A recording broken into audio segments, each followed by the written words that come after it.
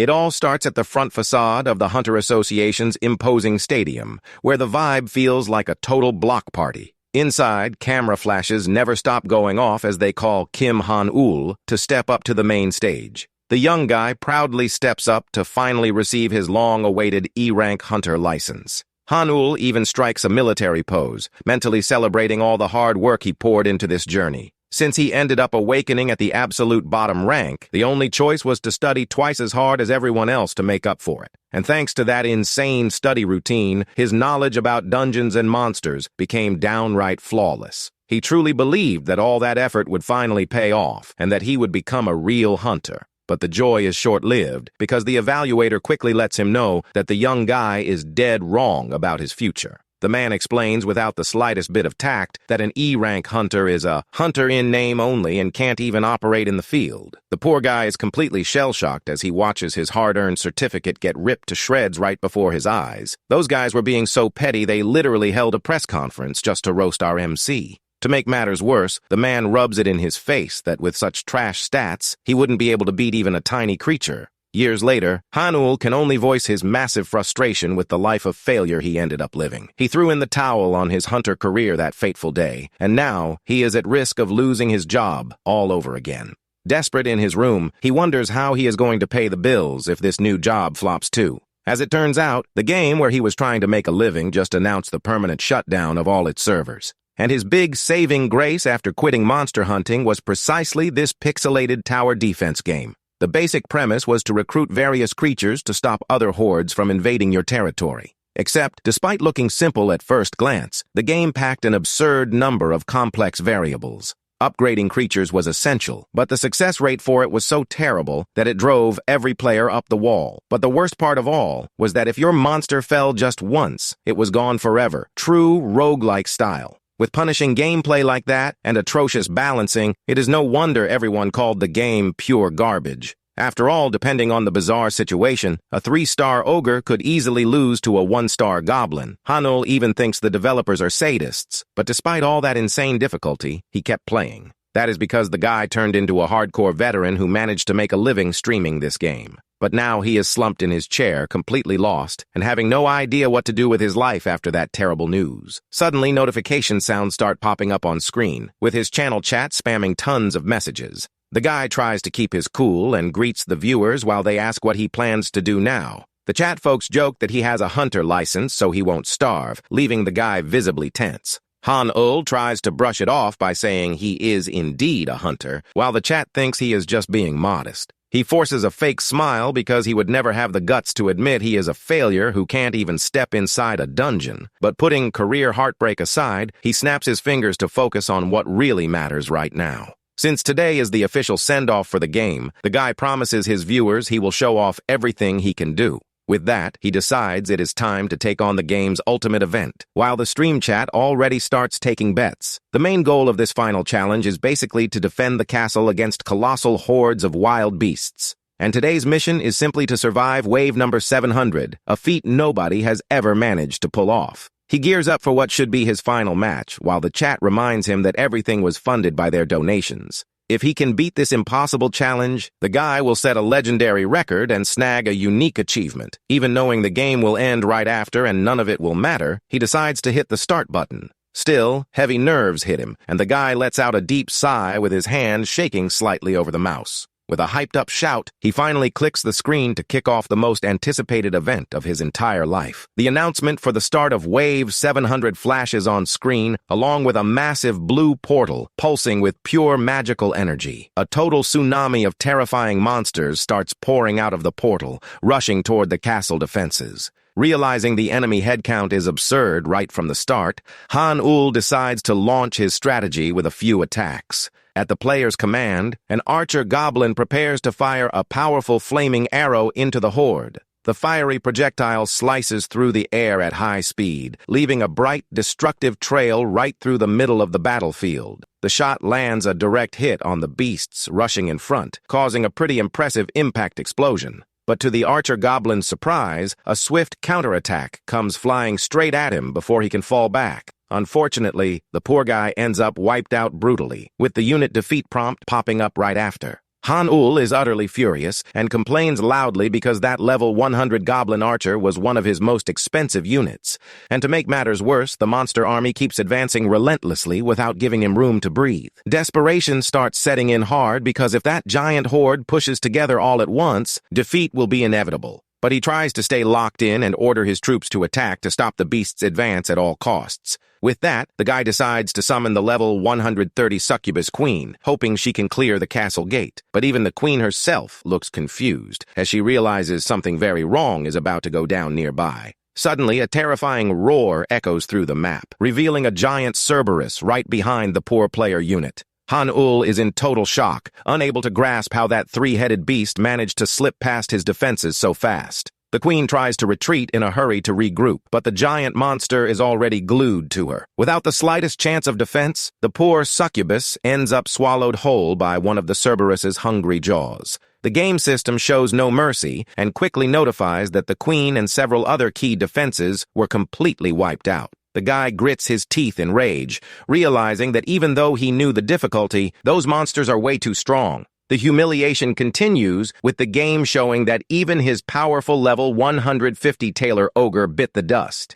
And even though the enemy Cerberus also went down in the process, the damage it left on the defenses was flat-out fatal. Han-Ul is crushed, seeing the units he trained with so much love and care get wiped out so effortlessly. After a massive explosion on screen, he realizes his strategy failed, and that defeat seems to be only a matter of time. With no defense units or structures remaining on the map, the main castle is left completely exposed to the horde. The massive shadow of the monster army begins to cover the fortress as inevitable defeat draws near. The guy wonders if everything is really going to end in such a bummer after so much effort to get here. The monsters finally burst into the throne room roaring loudly, but they come face to face with a mysterious figure sitting there. The glowing silhouette reveals an imposing female warrior in golden armor, patiently waiting for the invaders to arrive. The game system triggers a special message announcing that this is the first time anyone has ever challenged Wave 700. The guy is completely baffled, not understanding what is happening while watching the screen suddenly shift behavior. The warrior in golden armor rises from the imposing throne, with the game indicating that something extraordinary is about to happen.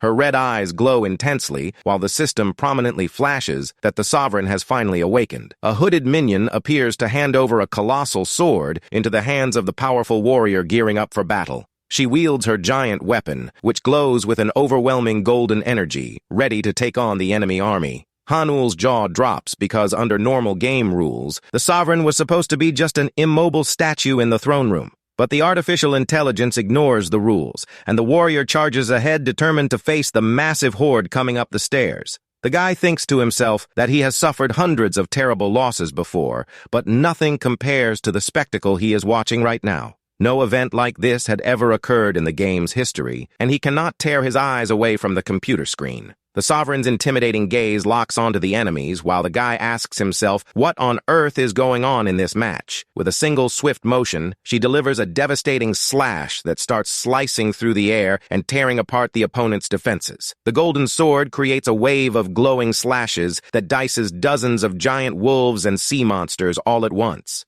Han-Ul drops an expletive in pure awe as he watches her casually annihilate entire hordes with total ease. The flash of light pushes the beasts back, and the player needs to take a second to process that absurd power. Even surrounded by a bizarre number of flying and ground monsters, the warrior doesn't show a single drop of fear. The guy thinks it is total madness for her to jump straight into the middle of that giant hornet nest, but she leaps without hesitating for even a second. Mid-air, the sovereign performs a flawless spin, creating a monumental arc of golden fire that engulfs everything around her. The strike triggers a chain reaction that disintegrates the flying beasts and makes monster pieces rain all over the map. She lands gracefully while continuing to swing her sword at almost imperceptible speeds. Takedown alerts for orc warriors and lizard heroes start popping frantically on screen, one right after another. Vipers and elite warriors are also sliced up instantly by the relentless sovereign's storm of golden blades. Even the giant salamanders are erased from existence, while she maintains her firm, elegant combat stance.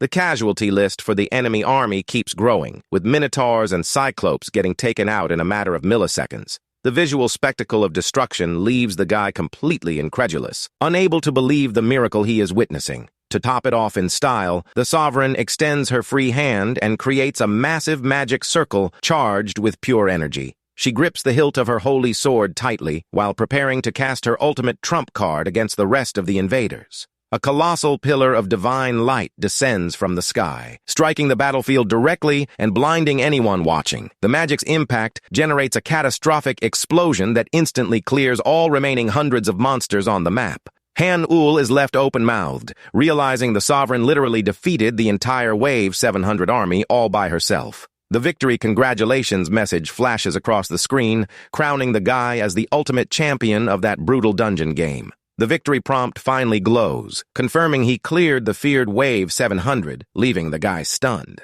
Han-Ul goes wild celebrating, with the chat commenting that the Sovereign was always treated as mere decoration, but she is totally overpowered. But suddenly the guy realizes no one is responding, and his entire stream seems to have frozen out of nowhere. However, a notification sound chimes on screen with a mysterious message from Viewer 1 thanking him for the achievement. Han-Ul is surprised to notice that account isn't a bot, especially since it is the first time in years that this user has commented.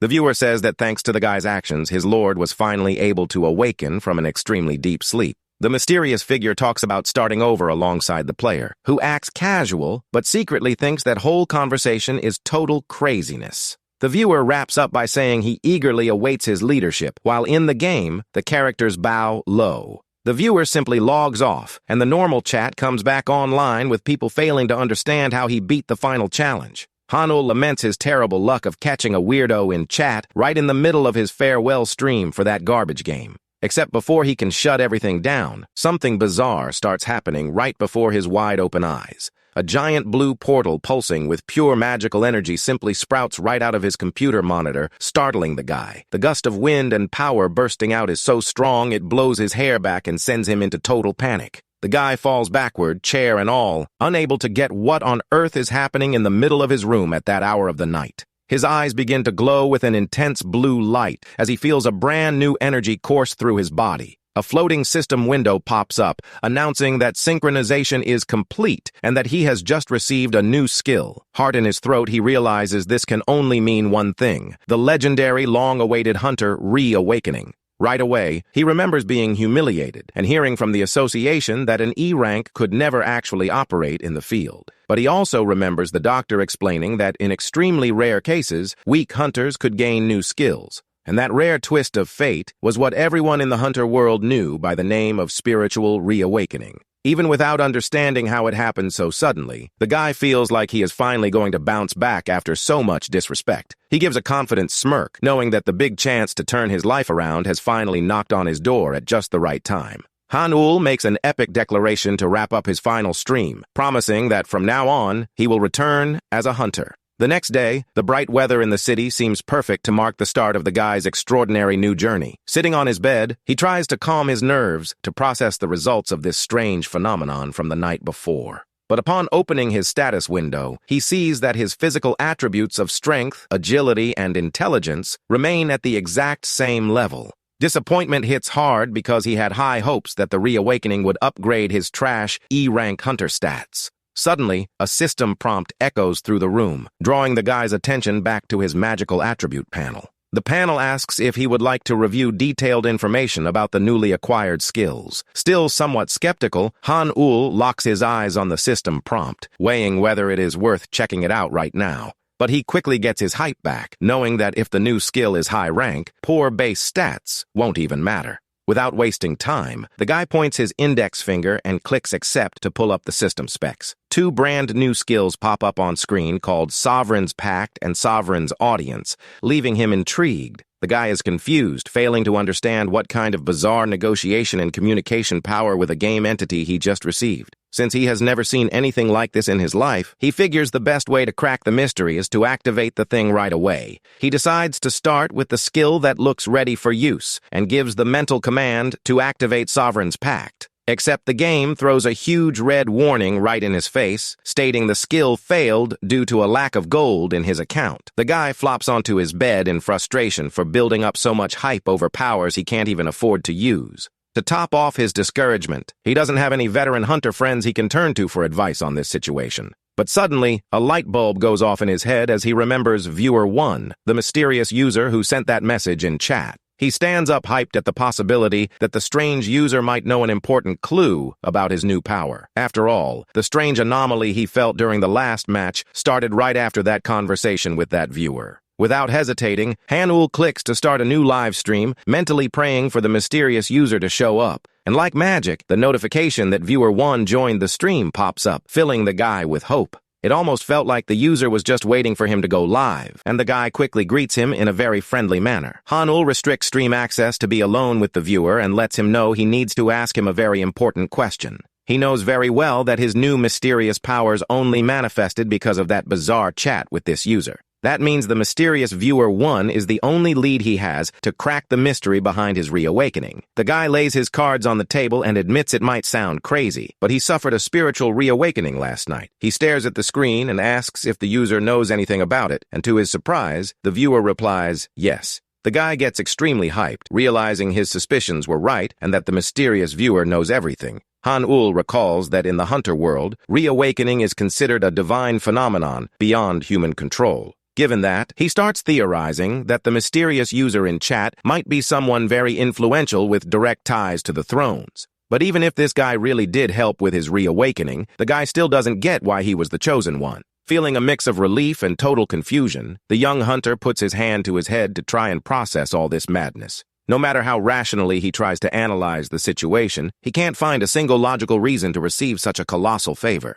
Then the mysterious viewer starts responding, revealing the secrets behind that massive event that shocked the guy during the match. The user explains that the sovereign himself chose the guy, and that thanks to him, his great lord was finally able to be awakened. Hanul is intrigued by the revelation that the sovereign woke up because of him and starts trying to remember if he did anything special during the match. He clearly remembers the chat message saying the lord had awakened from his long slumber and tries to piece this puzzle together. Everything indicates that all these strange real-life events are closely linked to that tower defense game he used to play. The mysterious viewer tries to calm the guy down, saying that while he might be confused now, everything will make sense in time. And he adds with an enigmatic smile that the skills received should simply be treated as a humble token of gratitude.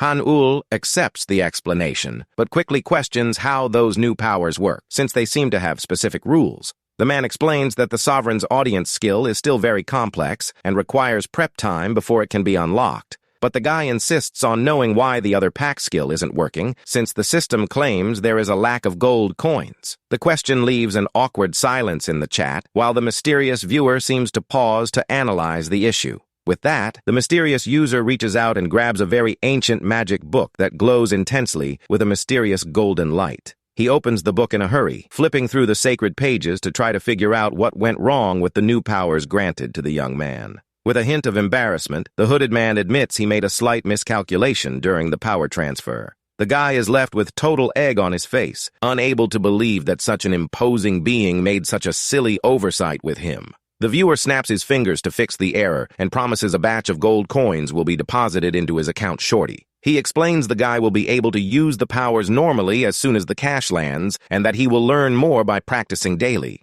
Before saying goodbye with a confident wave, the hooded man says he is very eager to work together with the guy in the future. The notification warns that the viewer left the stream, and the guy pinches his own cheek to make absolutely sure he isn't dreaming. The guy is now certain the user is involved in his reawakening, but he still has no clue who this so-called lord is. Suddenly, a notification chime plays, and the system announces that 50 gold coins have been deposited, activating Sovereign's Pact. Hanul's eyes widen as he sees the system panel light up and reveal completely unbelievable information right in front of him. A massive list of monsters available for trade appears on the magical screen, with the price of each creature detailed right next to it. The guy carefully reads through options ranging from a simple slave goblin to pricier, sturdier creatures in the system catalog. He is completely shocked to realize that the trade interface is identical to the monster recruitment menu from the game itself. The catalog features the same classic creatures he used to use in his defense strategies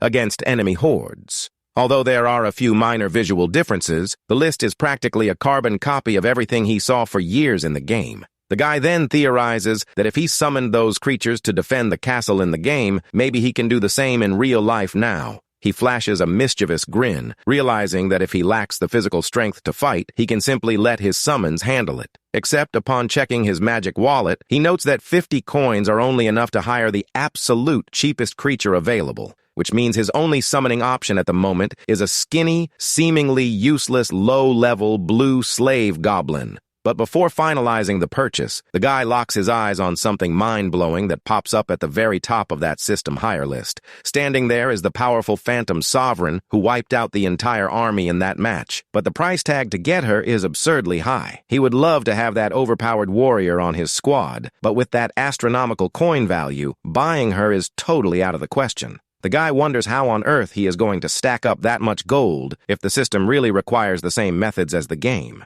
He starts racking his brain to recall how the gold coin economy worked inside that pixelated universe. Basically, there were only two efficient ways to make good money, the first being clearing dangerous dungeons, and the second option was hunting wild monsters across the map to sell off all the valuable drops and materials they dropped. Thinking about it, if that same game economy logic applies to his reality as a hunter, the path to getting rich is pretty straightforward. The guy will have to step into real dungeons and hunt dangerous monsters in the real world if he wants to stack gold coins in the system. The big problem is that with his pathetic physical stats, he couldn't defeat even the weakest creature in a dungeon. In this desperate situation, the guy realizes his 50-coin blue slave goblin is his absolute only hope for survival. With no other viable alternative, he extends his finger and taps the button to buy the goblin, praying the little monster will be of some help. The system confirms the hire and kicks off the summoning process with a massive vortex of glowing blue lightning appearing in the room. The lights begin to shine intensely in the guy's room, proving a real monster is being summoned right then and there. The creature's aura is so incredibly powerful that Han-Ul can barely keep his eyes open in the face of such an energy output. His eyes widen, completely jaw-dropped, as he realizes who the fantastic creature that just appeared right in front of him is. The scene completely shifts to the imposing Hunter Association building, where the guy decides to head the following morning. At the association front desk, a very focused employee begins typing the guy's registration details into the main system. The Hunter ID card shows he is an E rank with a clean activity history and level 1 regeneration. The woman double-checks if he really intends to do hunter work solo, and the guy patiently asks to complete the solo registration. She explains that there are only 4 missions available for beginners and asks if he would like to review the official list. The young hunter crosses his arms to decide which of those listed jobs would be the least flashy for him to test his new powers. After calmly analyzing the options, he locks onto a specific mission and decides it looks ideal for what he needs.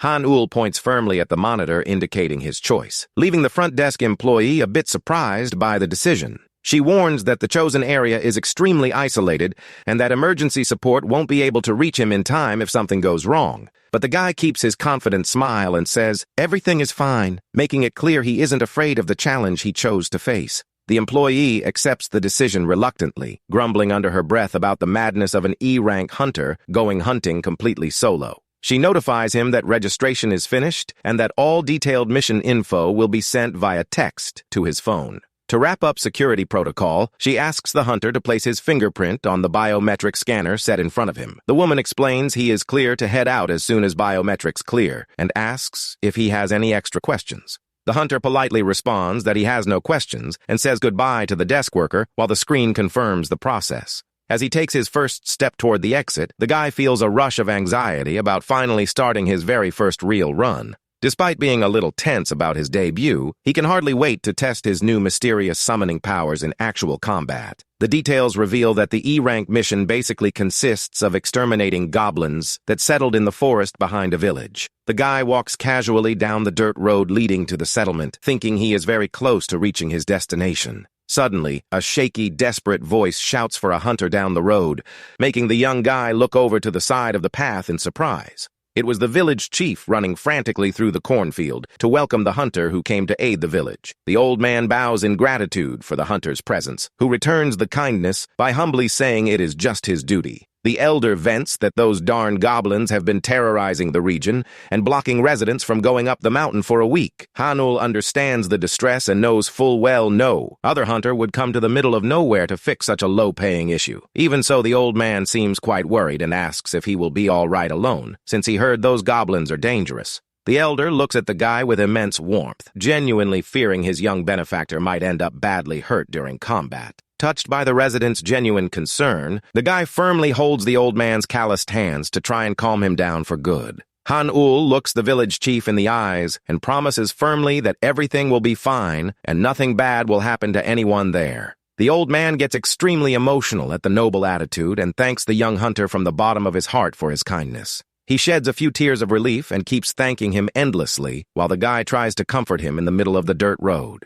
After managing to calm down the crying old man, the guy resumes his journey toward the dense forest where the monsters usually strike. He walks attentively, watching the trees around him, noticing things still seem way too quiet for goblin territory. Suddenly, a few sharp, high-pitched noises echo from behind the foliage, putting the hunter on high alert in the forest. Looking closely through the bushes, he spots a massive green-skinned goblin casually drinking water from a clay jar. The guy freezes completely, unable to make sense of the appearance of what was supposed to be a regular low-level goblin. To his horror, the goblins are gathered in a pack and are insanely ripped, looking more like gym bros than normal monsters. The giant creatures are drinking water together in a relaxed mood, like a bunch of uncles at a Sunday barbecue, leaving the hunter pale with terror. Despite the bizarre scene, the guy decides to take advantage of the beasts being distracted to try and plan a perfect ambush against them. He decides to summon his slave goblin to help in battle and mentally opens his magic inventory to pull out the summoning item. The hunter pulls a small, glowing blue sphere from his inventory and prepares to hurl it at the pack of monsters in the forest.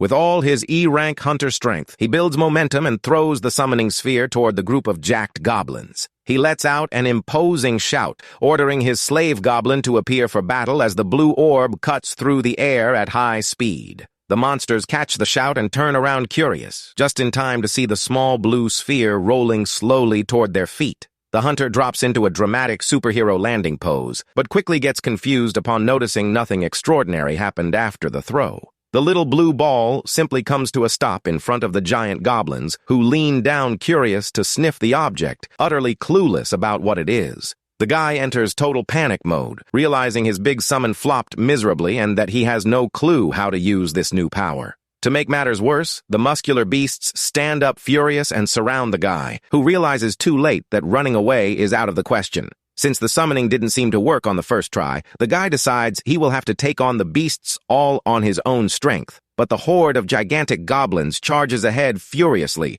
sprinting at high speed toward the unprotected hunter. Hanul clenches his fists tensely, wondering if he actually stands any chance of beating these bizarre creatures in a fistfight. One of the monsters leaps at him, swinging a terrible blow with sharp claws ready to tear the kid apart. With no other option, the E-rank hunter lets out a battle cry and throws a desperate punch at the advancing beast. Except at the exact moment of impact, a mysterious, blinding flash stops the attacks from hitting the fighters. As it turns out, the summon activated just in time, and a creature clad in armor and a black cape appears, slicing the enemy mid-air. Hanul is completely flabbergasted by the speed and overwhelming style of that mysterious unit that just arrived. He suddenly recalls that when he first started playing that defense game, his very first monster was a slave goblin. Because it was his first creature, he grew so attached that he decided to equip every single rare item he could find on it. Thanks to that obsession, he cleared over 100 stages using only that overpowered monster, who is the exact guy right in front of him. His name is Gono, and the guy came equipped with the wind helm, leather armor, boots, and a giant club, all A-rank gear. On top of that, the system announces a special perk activated to recover the entire inventory of the first hired monster. Gono shows off his full power with a phenomenal charge, creating a massive shockwave that knocks the beasts backward. The creature swings his colossal weapon in a clean, ruthless slash, cutting through the gigantic opponents like they were made of paper. Right after, he lands a brutal flaming dropkick straight to the face of another monster, dropping the big guy to the dirt without mercy. The force of the impact creates a massive boom that echoes across the forest and kicks up an immense dust cloud at the scene. Gono lands victorious atop a rock, surrounded by the bodies of the defeated goblins, while one survivor attempts to flee in panic. The last remaining monster runs frantically, screaming in terror as he realizes his pack was slaughtered in seconds by a single being. But Gono gives zero chance of escape and leaps high toward the runaway, letting out a sharp, pitiless hunter's screech. He drops from the sky like a black hawk, gripping his colossal weapon with both hands to crush the fleeing opponent for good. The system notifies the trigger of an A-rank special skill, while his winged boots glow with bluish energy. The impact of the drop generates a destructive lightning burst that comes crashing down from the sky right on top of the last survivor. The devastating force of the attack shatters the forest floor, creating a massive crater and launching giant boulders into the air. Gono wraps up the job spectacularly with a lightning slash that permanently seals the tragic fate of that monster pack. The guy is completely incredulous looking at the carnage, unable to believe his game goblin is this overpowered. He swallows hard, breaking into a cold sweat as he tries to digest the bizarre power level that creature displayed right in front of him. Gono walks back casually, letting out a few happy squeaks, while his master stammers out a slight thanks for the work. But suddenly the caped goblin gets way too close and tugs on the guy's shirt, leaving him confused as to what the creature wants to do now. Hanul awkwardly asks if he wants a head pat, and the creature agrees, nodding his little head in a super friendly way. Gono makes a super shiny, cute puppy dog face that leaves the guy intrigued, wondering if all his summons will be this needy. With that, a system prompt chimes and notifies that Gono's affinity level increased by 20 points on the guy's meter. The guy is confused seeing that digital panel floating in midair and questions why an affection bar even exists in this system. He thinks it is totally bizarre, complaining that this isn't a dating sim while the goblin keeps poking his arm. But the system quickly explains that once the affection level hits max, the player will be able to unlock a brand new hidden skill. The revelation about a new power makes the young guy's eyes light up with greed, and he instantly changes his tune toward the goblin. He starts hugging and praising the creature non-stop, saying if this gives him a new skill, he will pamper the monster all day long. And the over-the-top buttering up works like a charm, with the system immediately notifying that the little monster's affinity jumped another 10 points. Setting affection aside for a moment, the hunter refocuses on the forest to plan his next moves on the mission. He analyzes the area confused, because even though they defeated the monsters, no items or coins dropped for him to make some cash. At that moment, Gono tugs his clothes again, making a few signature sounds to get his hunter master's attention. The guy watches the goblin forage through the bodies of defeated enemies, picking up small, glowing blue stones from the forest floor. The creature holds out his calloused hands, showing 3 sparkling blue crystals of pure magic energy that he managed to collect. Hanul is intrigued, wondering if those rare stones came from inside the goblins since they don't look like regular rocks. The creature points with his finger toward a deeper section of the woods, indicating there is something very important in that direction. Following the goblin, the guy comes across a giant vortex of glowing blue energy floating in the middle of the forest trees. The guy deduces that it is some sort of magical dungeon portal, though its size is ridiculously smaller than a standard portal. Without wasting time, Gono gathers the 3 glowing blue crystals in his claws and prepares to do something surprising on the spot. The creature tosses the glowing stones directly into the center of the bluish vortex with high precision and without hesitating a single second. The mini portal absorbs the magic energy crystals and begins firing blinding light beams all across the dense forest setting. The panel notifies that the 3 low-level mana stones were sold and that 30 gold coins landed in the guy's account. Hanul puts his hand to his chin thoughtfully while trying to figure out how item trading works in this real-world system. He concludes that unlike the game, real monsters drop mana stones instead of regular loot, and that is how he turns a profit. Super happy, the guy gives a solid head pat to the goblin, who gets all blushed while his affection level goes up even more. With gold secured, Hanul announces it is now time to gather the necessary proof to confirm mission completion for the association. Except suddenly, a heavy tremor shakes the forest floor, forcing the guy to pause his gathering with a hint of concern. A colossal rumble scares off birds, which fly away in panic while the hunter wonders if there are more dangerous monsters in the area. Scary sounds of snapping branches echo from the middle of the dark woods, indicating a massive creature is heading straight toward them. Entire trees are straight up shredded with extreme violence by an unbelievable brute force, rapidly approaching. A gigantic tree crashes down into the clearing, startling the guy who watches the area get destroyed by a mysterious opponent. Hanul grits his teeth, realizing from the devastating noise that the incoming monster is definitely not a simple low-level goblin. A colossal, intimidating shadow begins projecting over the treetops, revealing the presence of a gigantic creature. The guy enters absolute panic upon seeing a monstrous ogre carrying a giant tree trunk appear right in front of him in the forest. That type of B-rank monster was only supposed to show up in advanced missions, leaving the guy outraged to encounter it in an easy zone. But before trying to turn tail and run, the hunter locks his focus on a few very uncommon details on the giant ogre's body. He notices the monster is covered in deep cuts and severe scars right over vital spots that seem to be bleeding heavily. Even knowing the creature is already wounded from another fight, he knows a B-rank ogre's raw combat power is still lethal to him. To make the hunter's panic worse, a countdown warns that there are only 3 minutes left before his only summon disappears. Hanul's eyes widen tensely as he realizes the extremely short time limit he has before being left totally unprotected in the forest. Knowing Gono's time is almost up, he starts seriously considering turning around and running away before it is too late. But to the guy's surprise, the summoned goblin grips his club tightly and starts marching resolutely to face the massive enemy. Gono positions himself right in front of the gigantic ogre without showing the slightest sign of fear before that rage-filled mountain of muscles. The goblin gives a confident smirk and nods at the guy, silently asking his master to place all his faith in him. With no other viable option, Hanul accepts the challenge and decides to trust all his hopes of victory to the small summoned warrior. He desperately roots for victory while the system triggers the agility special skill in the valiant goblin's magic boots. Gono sprints at absurd speed, leaving a trail of bluish energy behind as he charges to attack the giant ogre. He lands a swift, precise slash across the giant beast's belly, masterfully dodging the opponent's heavy claws. The ogre roars in pain and swings his huge tree trunk with full fury in a violent counterattack to try to crush the goblin.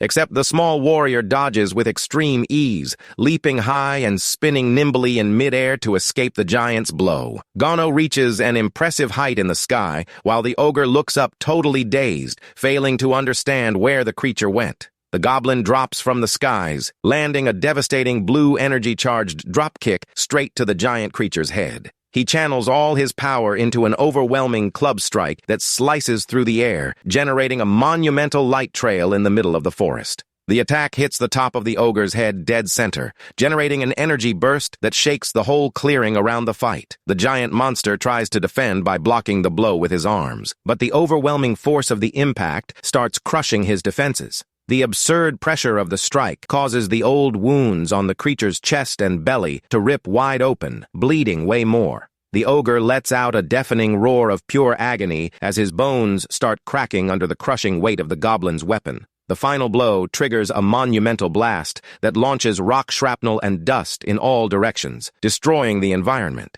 The impact is so absurd it creates a strong wind, and the guy has to cover his face with his arm to protect himself from airborne debris. Gono lands gracefully on the giant beast's back as it collapses powerless onto the ground, sealing the duo's unbelievable victory. Han-Ul is completely flabbergasted and speechless, seeing the colossal B-rank creature defeated in such humiliating fashion in the woods. He runs ecstatically toward his victorious little warrior, shouting his name while the goblin celebrates in his own cute way. The guy holds the monster's little hands, and the two start dancing with joy to celebrate the success of that absurd battle in the woods. Just then, a system alert pops up on screen letting him know there are only 5 seconds left before the little goblin's summon wraps up. Gono runs to grab the giant mana stone that dropped from the ogre and hands it to his master just in time before his time limit runs out. The guy thanks him from the heart for the flawless work, and the goblin waves back super cutely before vanishing from the forest map. The black-caped creature disappears in a flash of blue light, and the system notifies that the cooldown for the next summon is 1 day. Alone again, the hunter looks over the massive ogre mana stone, thinking he just made a boatload of cash, but not knowing what to do with it.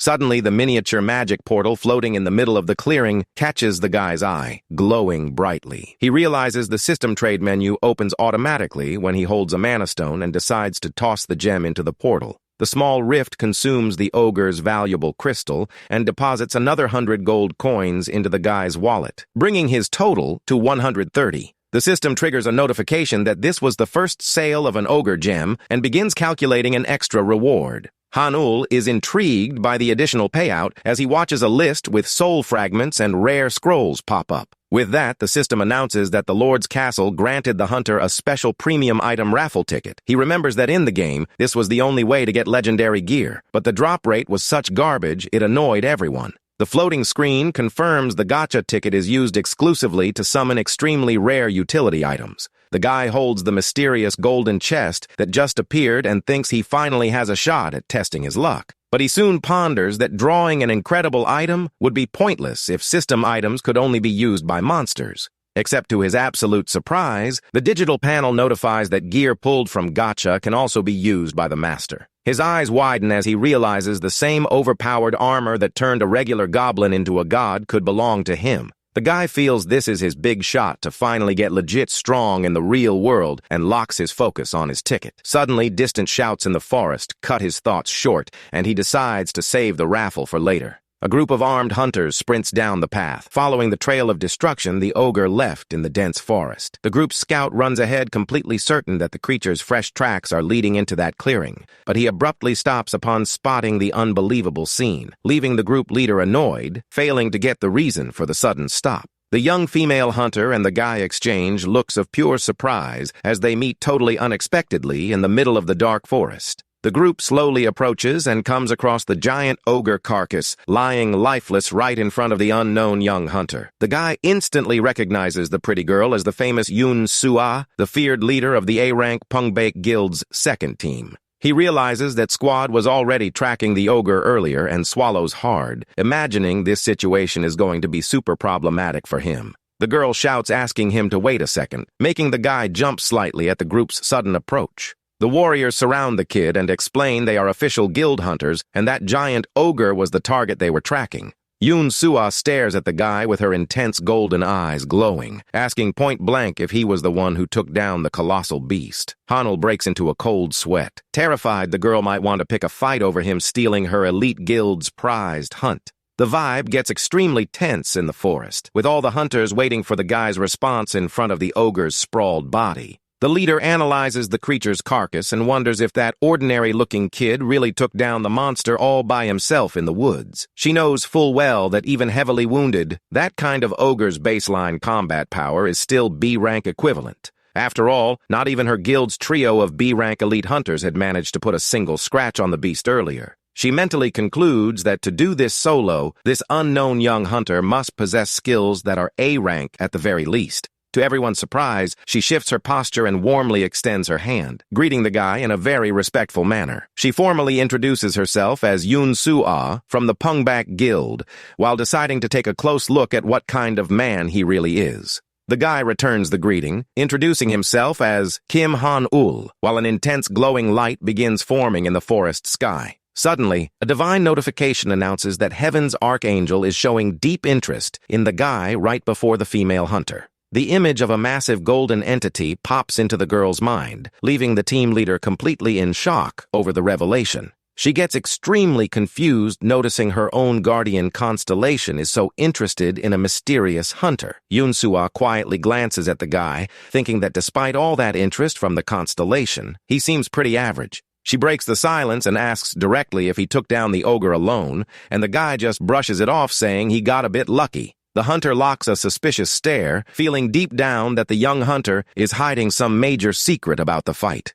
She explains the beast was a runaway target that would cause panic in the area and thanks him in relief for resolving the threat. However, she knows nobody beats a B-rank ogre on pure luck and gets even more convinced the guy is hiding something. Thinking fast, the young girl decides the best strategy is to hand over all legal rights to the hunted ogre to the kid. The hunter gets confused, failing to get why she is handing over the rights to a valuable kill so easily to him. She politely clarifies that her guild will handle the entire sale process of the body and ensure the money goes straight to him. The kid suspects how easy the situation is, thinking he basically stole their prey and that receiving this favor makes no sense. But the hunter gives a mysterious smile and warns that in exchange for this favor, she would like to ask a small special thing from him. The guild guards watch closely as their leader steps up to the guy to make her big, mysterious demand. The guy breaks into a cold sweat, already imagining some absurd or dangerous charge would come in exchange for the monster body he just hunted.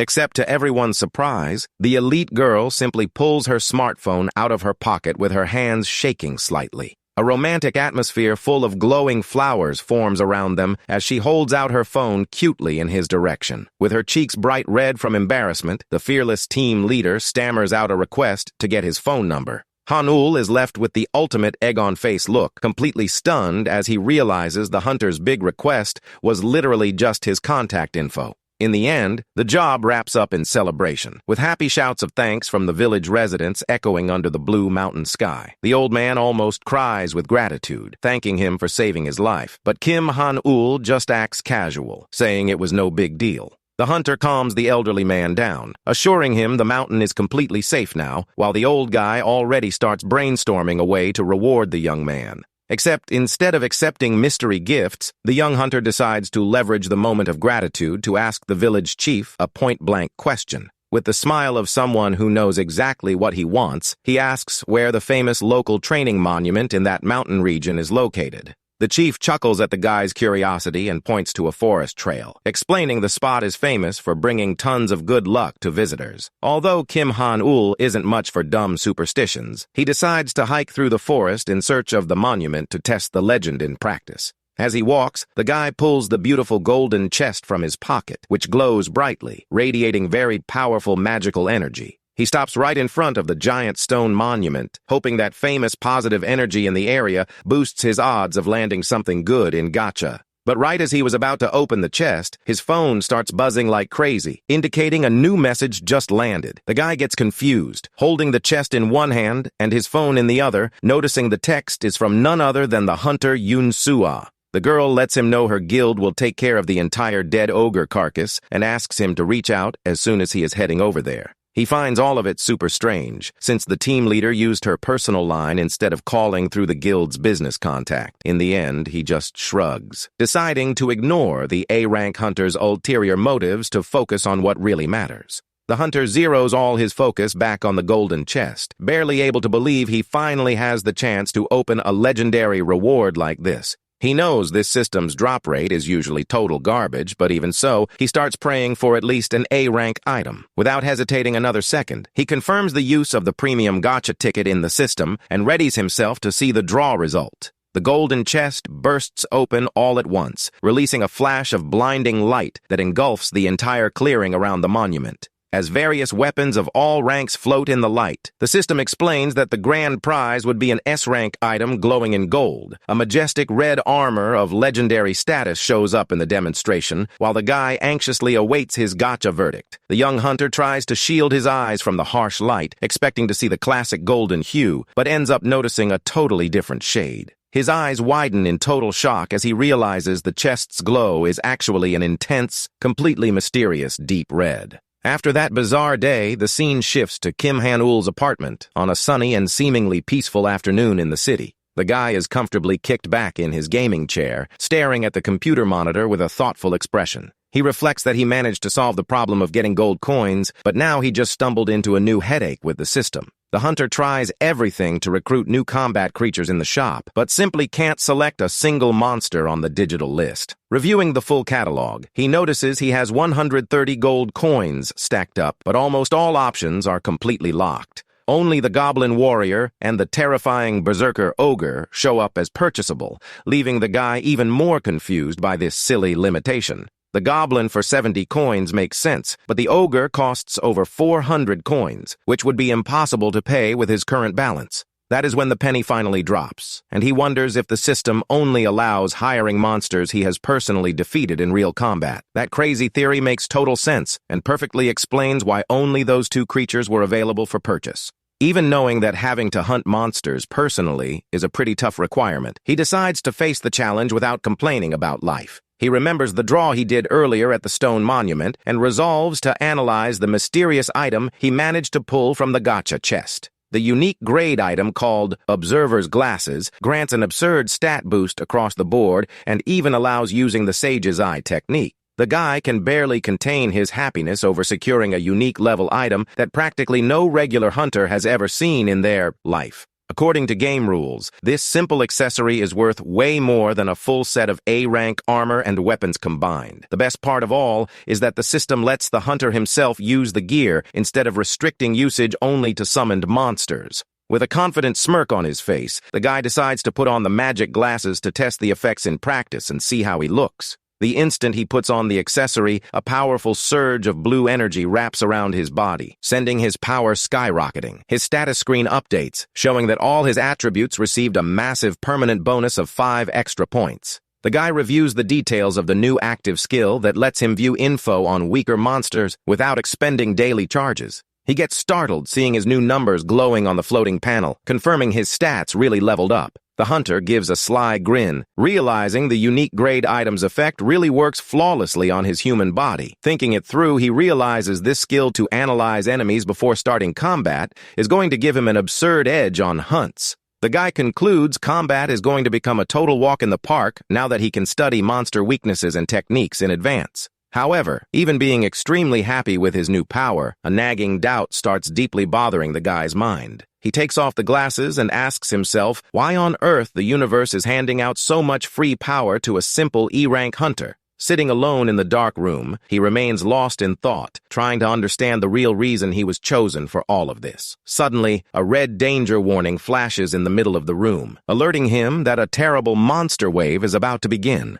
The message orders him to set up his defenses immediately, leaving the young hunter completely bewildered by the event's sudden arrival. Multiple red alert screens multiply, covering Kim Han-ul's entire room, sending him into a panic without understanding what is happening. The guy goes completely pale, realizing the warning prompt isn't a silly prank, but a real message from the system. Suddenly, a huge blue holographic projection appears in the middle of the room, and he realizes that is the exact screen from the game Manhwa.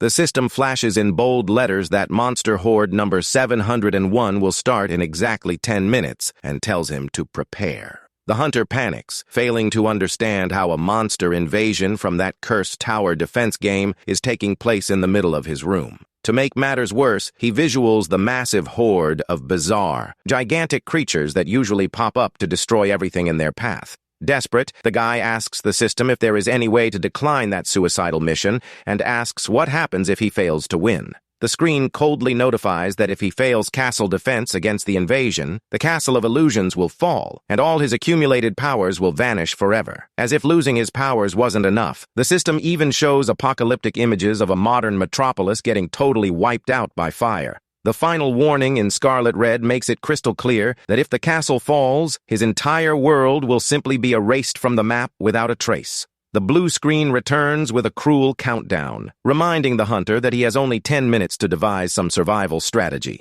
Kim Han-ul stares intently at the tactical map floating in front of him while trying to digest the idea that real life just became a game of life or death. He locks an extremely serious gaze, realizing there is nowhere to run, and that he will have to hold off that horde of bizarre monsters right then and there. Strong blue magic energy begins circulating in the hologram portal, showing the first enemy wave is already prepping to push forward. The guy notes the map is identical to the game's, but remains intrigued, failing to understand why the system is forcing him to play this so suddenly. With that, he considers it a massive injustice for the whole world to end just because he lost a match in a super hard, punishing mobile game. The system's digital timer keeps ticking down ruthlessly on screen, indicating that now there are little over 9 minutes left before the nightmare starts. He takes a deep sigh and decides there is no point frying his brain with unanswered questions since time is running out fast. The young man extends his hand toward the screen with determination, knowing the only thing that really matters now is focusing on blocking the monster's path. For context, the guy recalls the game basically consists of summoning allied creatures on the right lanes to protect the main castle.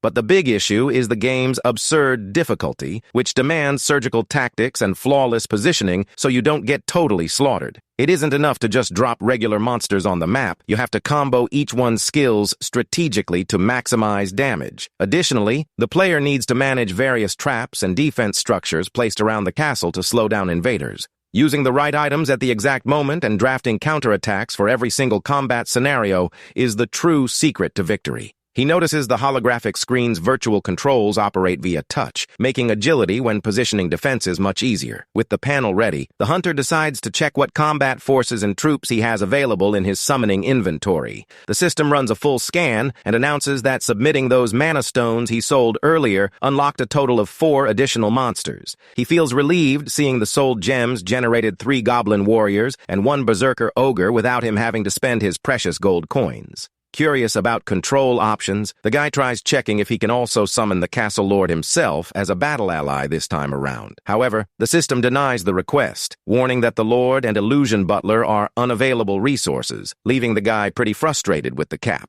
Unable to use the Lord, he tries opening the Monster Shop menu with his gold to see if he can recruit another creature at the last minute. But the digital panel blocks the action, warning it is forbidden to hire new troops after the wave notification starts, leaving him enraged. Next, the screen begins loading official data, revealing the types of monsters that will invade the location in wave number 701. The invasion leader is the feared 6-star Count Gular, accompanied by his elite unit of extremely dangerous shadow creatures. The enemy force packs no fewer than 40 wyverns and 20 half-dragons, totaling 61 super overpowered flying monsters. The hunter recalls that the star rating serves to measure each game creature's raw combat power in a very simplified way. He knows full well that when the star gap between allied and enemy monsters is huge, combat turns into a total, humiliating beatdown. With that, he realizes the absurd unfairness of having to face a 6-star boss using only 1-star goblins and a 3-star ogre.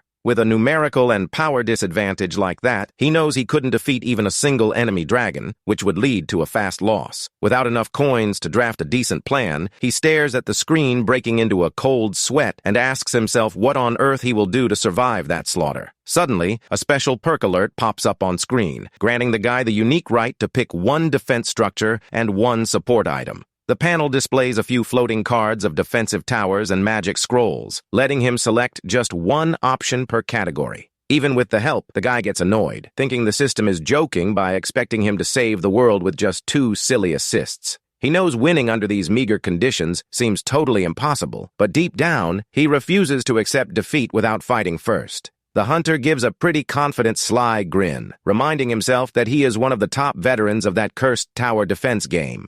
Eyes glowing with determination, he reaches out his hand, ready to use every drop of technical knowledge built up over years of playing that trash. Any other regular player would be in absolute panic, but to Kim Han-ul, that extreme scenario is just another tactical challenge to overcome. With little over 8 minutes left on the clock, he begins prepping his defenses, using every bit of technical game knowledge he possesses. The guy moves his arms quickly, arranging his few goblin warriors' positions on the map while time flies on the countdown. With less than a minute remaining, the hunter wraps up positioning his berserker ogre, feeling the tension rise with every passing second. In the final seconds, he locks his eyes on the last slave goblin card, totally confident his strategy will work out in the end. The guy swallows hard and wipes sweat from his forehead, knowing he did absolutely everything in his power to prepare for the worst. The timer finally hits 0, and the system lets out a bizarre warning, telling the monsters to charge full force at the E-rank hunter. A crazy horde of red dragons tears through the simulation sky,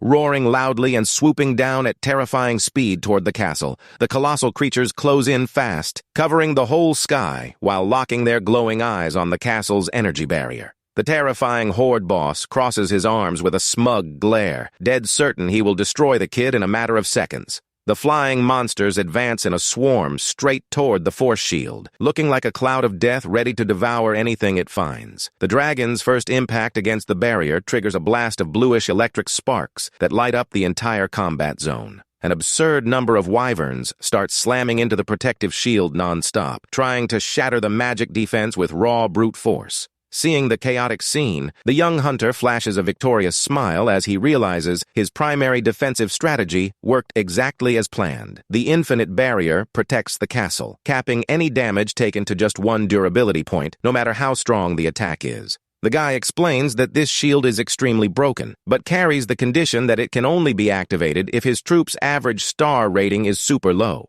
That silly limitation makes the barrier considered an item exclusive to beginners and players who run super weak creatures early on. One of the dragons preps to launch a concentrated blast of flames, aiming dead center at the castle's holographic defense hub. The monster hits directly, triggering an absurd explosion of fire. But the system notification alerts that the shield took only a single point of damage. Multiple back-to-back attacks explode against the energy barrier, causing its total durability to drop one by one with every creature collision. The kid knows capping damage to one is great, but the real threat lies in the overwhelming number of enemies attacking all at once. Since total durability is only 100 points, simultaneous strikes from over 60 monsters cause the shield to drop by half in the blink of an eye. Even watching his defense melt fast, the hunter stays calm and flashes a smug smile like someone who already has the perfect countermove up his sleeve. With that, he starts clicking on the holographic screen at insanely absurd speed, making his finger move faster than light itself. Every rapid click from the guy instantly restores one shield durability point, allowing him to cancel out enemy damage through pure speed. Despite feeling his hand nearly break from clicking so much, he manages to stabilize castle defense against the monster's aerial assault. With defense fully secured by his frantic clicking, he now needs to figure out an efficient way to take down those annoying dragons.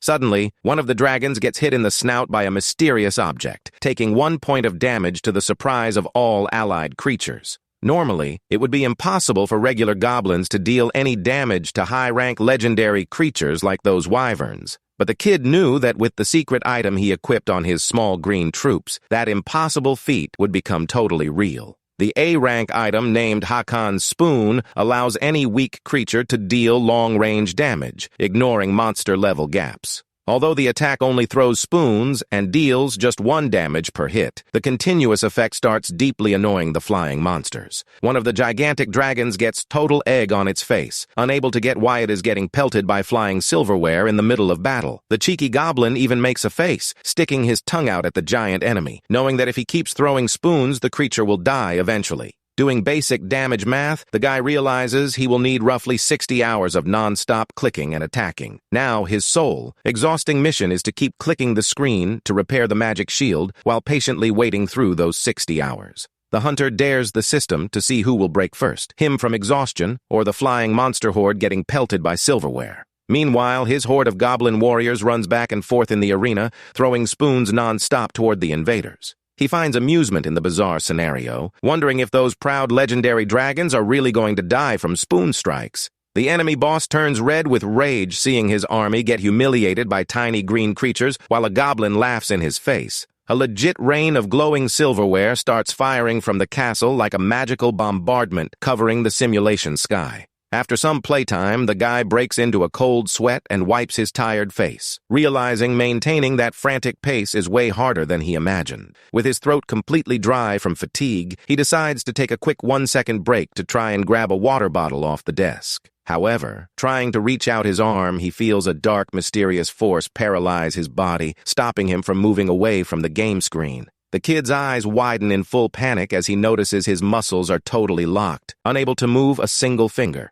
A new blue notification pops up on screen, flatly warning that any other physical user action is strictly forbidden during the match. He realizes the absurd jam he got himself into and understands he will be forced to stand there playing that trash without breaks. With all body movements locked, the only thing left for him is to stay focused on the screen and hammer his finger on the virtual buttons. The guy reflects that for any normal person, spending 60 hours clicking non-stop under that pressure would be enough to fall into total despair. But the Manhwa veteran just locks his focus on the flying beasts, knowing full well the real tactical challenge is only getting started. A massive red dragon emerges flying through flames, roaring loudly and gearing up to deliver a devastating strike against the shield. The colossal creature opens its mouth, gathering an absurd amount of fiery energy, ready to be unleashed against the castle defenses. The fire breath hits the barrier, triggering a huge shockwave that starts dropping shield durability points one by one. The young hunter gives a sadistic grin amidst the chaos, thinking that insane adrenaline is the exact reason he loved playing this trash game.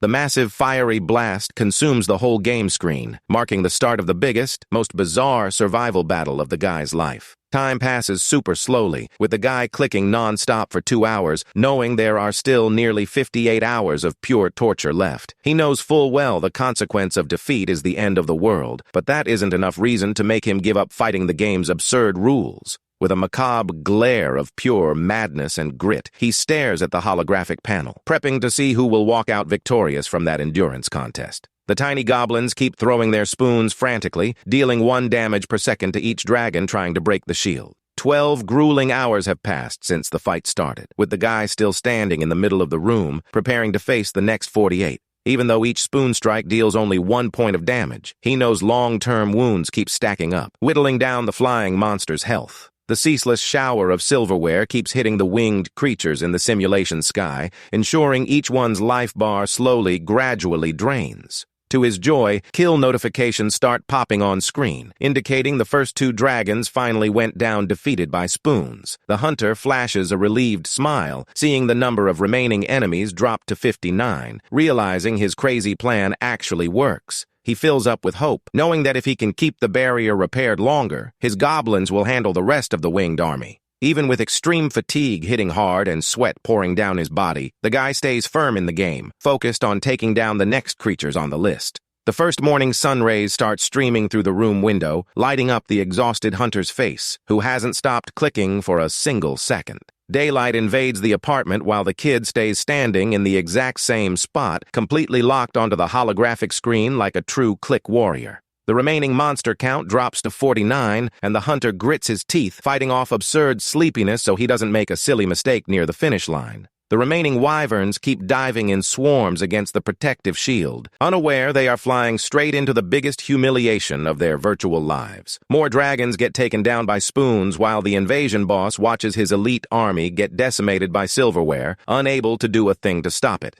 The feared Count Gular wears an expression of pure panic and disbelief as he watches his legendary monster army defeated in such shameful fashion. The dragon's last big charge triggers a massive energy blast in the air while magic silverware keeps hitting targets without a shred of mercy. The enemy count drops drastically, leaving only 2 creatures on the map for the hunter to finally breathe a sigh of relief after hours of torture. At that moment, the guy nods off for a fraction of a second and forgets to click, causing shield durability to plummet to a dangerous 5 points with danger alerts. One of the tiny allied goblins sprints frantically through the arena, trying to get into position for the final attack before the shield falls completely. The creature throws one last spoon that explodes against the enemy, but the dragon's final attack fires simultaneously toward the unprotected castle. The last surviving wyvern dives at high speed, taking advantage of the perfect defense opening to try and land the kill shot on the guy's castle. The monster fires 2 colossal fireballs that slice through the air, ready to destroy the whole structure and declare game over for the young hunter. Flames strike the castle directly, generating a devastating blast that makes the whole system screen shake violently with the massive force. Shield durability hits 0 completely, and the system blasts a frantic red alert warning that the defensive barrier was totally destroyed. The guy falls into full despair, realizing his 1-second catnap cost his entire defense and put his whole real life in extreme danger. He knows that if the main structure takes a single direct strike, the match will be counted as a humiliating loss, sealing his world's end. Suddenly, elite goblin Gono leaps heroically mid-chaos, holding his powerful magic club wrapped in a glowing blue aura. The green creature charges at top speed toward the last giant dragon that was about to finish off castle destruction. Gono leaps over the monster and unloads a brutal strike with his giant club right onto the winged beast's head, cracking its skull mid-air. With a devastating impact, the dragon's head explodes in blood, sealing the end of the terrifying creature that threatened to destroy the guy's whole world. The goblin warrior lands stylishly while the hunter stares at him, completely shocked and relieved to be saved in the game's final second. Gono floats impressively in the sky as the defeated dragon's remains disintegrate into dust, securing total safety for the Lord's castle.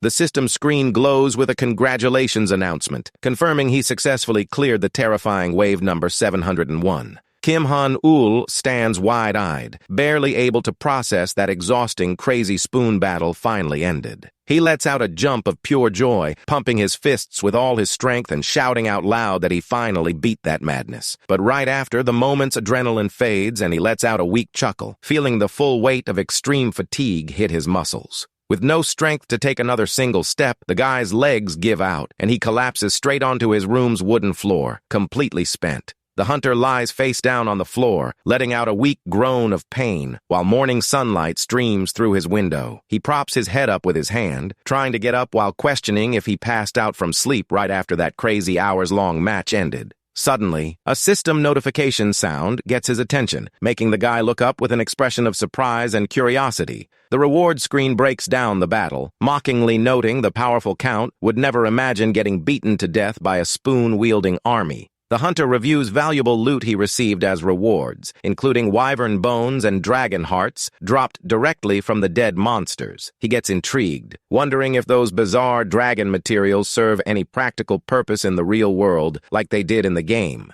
The system alerts that only 3 pending conditions remain to unlock the legendary active skill Sovereign's Audience. He discovers 2 requirements were already met successfully, leaving only the final 3 objectives to unlock contact with the entity. Despite annoying requirements, the guy decides not to stress too much about it, since he is very close to finally using the ultimate power. Just then, a new message pops up floating in midair, drawing the guy's attention by announcing the system is about to load his grand final reward. An extremely bright, blinding blue light beam explodes in the middle of the room, revealing the most valuable prize of that whole crazy dragon hunt. The panel's intense blue light keeps glowing in the middle of the guy's room, while the screen loads final details of the special prize. Kim Han-ul stands totally bewildered and jaw-dropped, coming face to face with the unbelievable reward he just got from the game system. Meanwhile, on his desk, his phone starts flashing frantically, revealing something very important is going down. Checking the phone, the guy gets startled seeing the device has no fewer than 7 missed calls from A-rank hunter Yun Sua.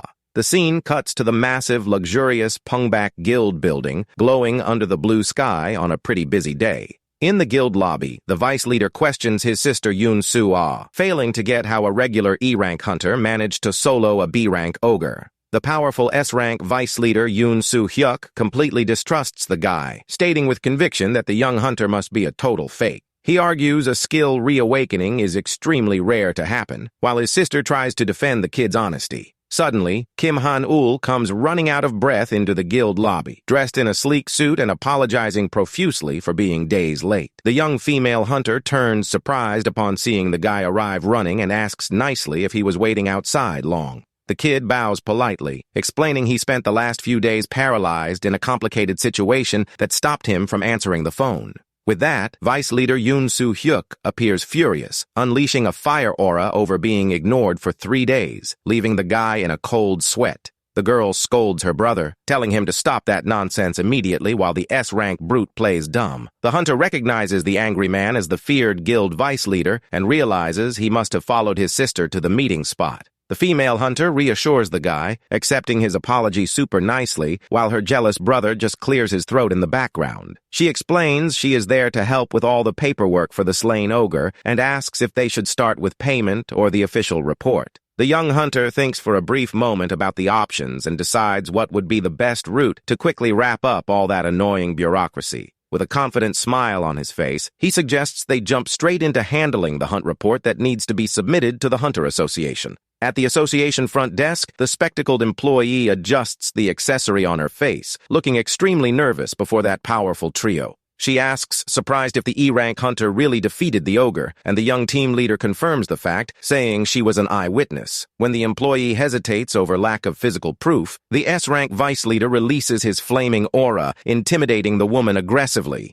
The lady gets startled and explains that while she trusts the guild's word, law demands a formal verification test since a powerful ogre is involved. The kid gets confused by the procedure, and the receptionist clarifies he needs to undergo physical attribute and magic energy measurement. The test is conducted using a huge mana meter consisting of a gigantic glowing pink crystal jewel positioned inside a chamber. Yoon Soo-ah gets quite worried, since despite knowing about the guy's reawakening, she hasn't had the chance to see his stats yet. She tries to step in, asking if there isn't another test alternative, but the guy calmly interrupts her, saying there is no problem at all. With a very calm smile, Kim Han-ul agrees to take the mana test right away to prove his worth once and for all. The mana meter starts running full blast while wrapping up stat analysis on another hunter who was using the machine prior. The panel shows the previous candidate reached only D rank, making the hunter attentively watch the mysterious machine operate. The vice leader thinks the test is perfect, curious to discover the true potential of the kid who caught the attention of his own constellation.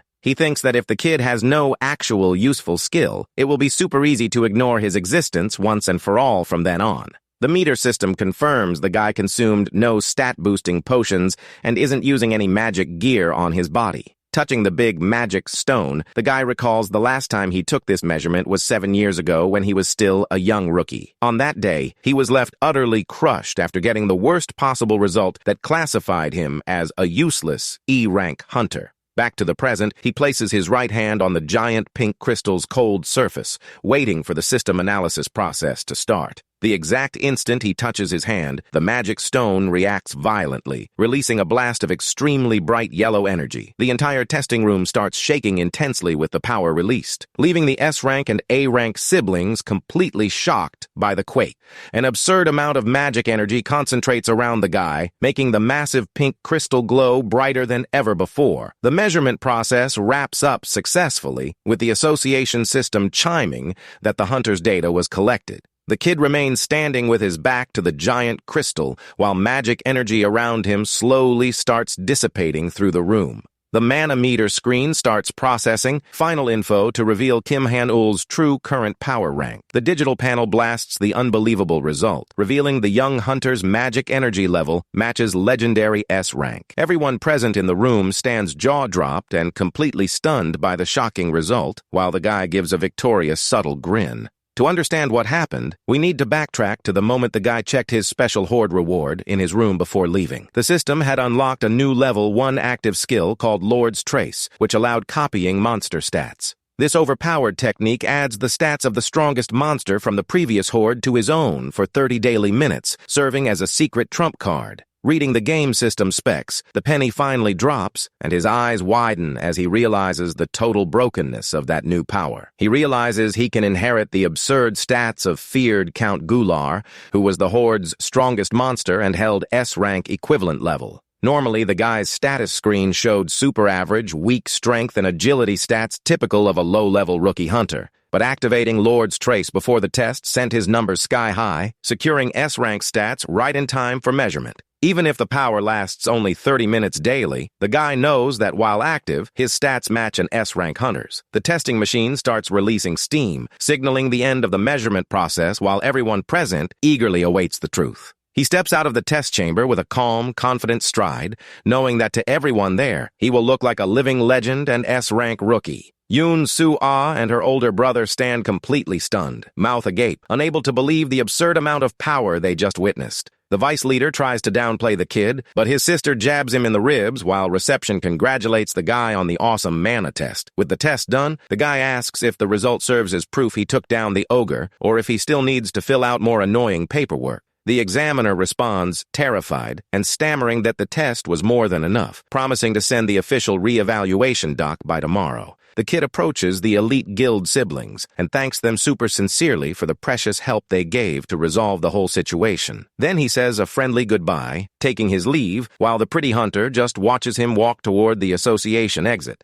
But before he can take another step, the powerful S-rank vice leader calls his name in a serious tone that makes everyone in the hallway pay close attention. The man in the brown trench coat changes posture, suggesting they set up a time for coffee sometime to chat about important business. He makes it crystal clear he is extending that friendly invite on behalf of his official role as feared, influential vice leader of the renowned Pungbek Guild. People around start whispering in shock, realizing a mysterious hunter is being personally recruited by a mega guild's vice leader. Except to the whole lobby's shock, the kid gives an arrogant smirk and coldly turns down the rich guy's invite, saying he will pass on the coffee. He adds that if he needs to deal with the guild, he prefers contacting Hunter Yoon Soo-ah directly, leaving the girl bright red. The guy turns his back and walks away with firm steps, leaving all the gossiping hunters in the lobby jaw-dropped at his cocky, genius attitude. The S-rank vice leader stands shaking with rage and totally speechless, failing to understand who on earth that insolent kid thinks he is to reject him like that. Quickly, news of a new mysterious S-rank hunter appearing at the testing center goes viral online, generating thousands of curious comments. Back in his apartment, the guy tracks news reactions on his computer from his streaming desk, unable to believe he became a celebrity. The system alerts that his license was bumped straight to B rank, since association rules block jumps of more than 3 ranks at once. He laments a bit not being able to skip straight to the top, but decides not to dwell on it and starts his live stream on his classic stream channel. Kim Han-ul's stream chat starts blowing up with viewers asking if he saw recent news about the country's new prodigy S-rank hunter. The guy relaxes in his chair, answering subscribers casually and playing totally dumb, commenting he also ended up reading that article. The audience keeps commenting in stream chat about rumors of the guy being personally recruited by big names from the elite Pungbak Guild. Viewers debate whether the young prodigy will actually sign the multi-million-dollar contract or if rumors of him rejecting the S-rank offer are real. The hunter laughs off online rumors and changes the subject, announcing to fans he prepared brand new, super special content for today's stream. He reveals today's theme will focus on real-world hunter content, leaving his longtime followers surprised and hyped over the news.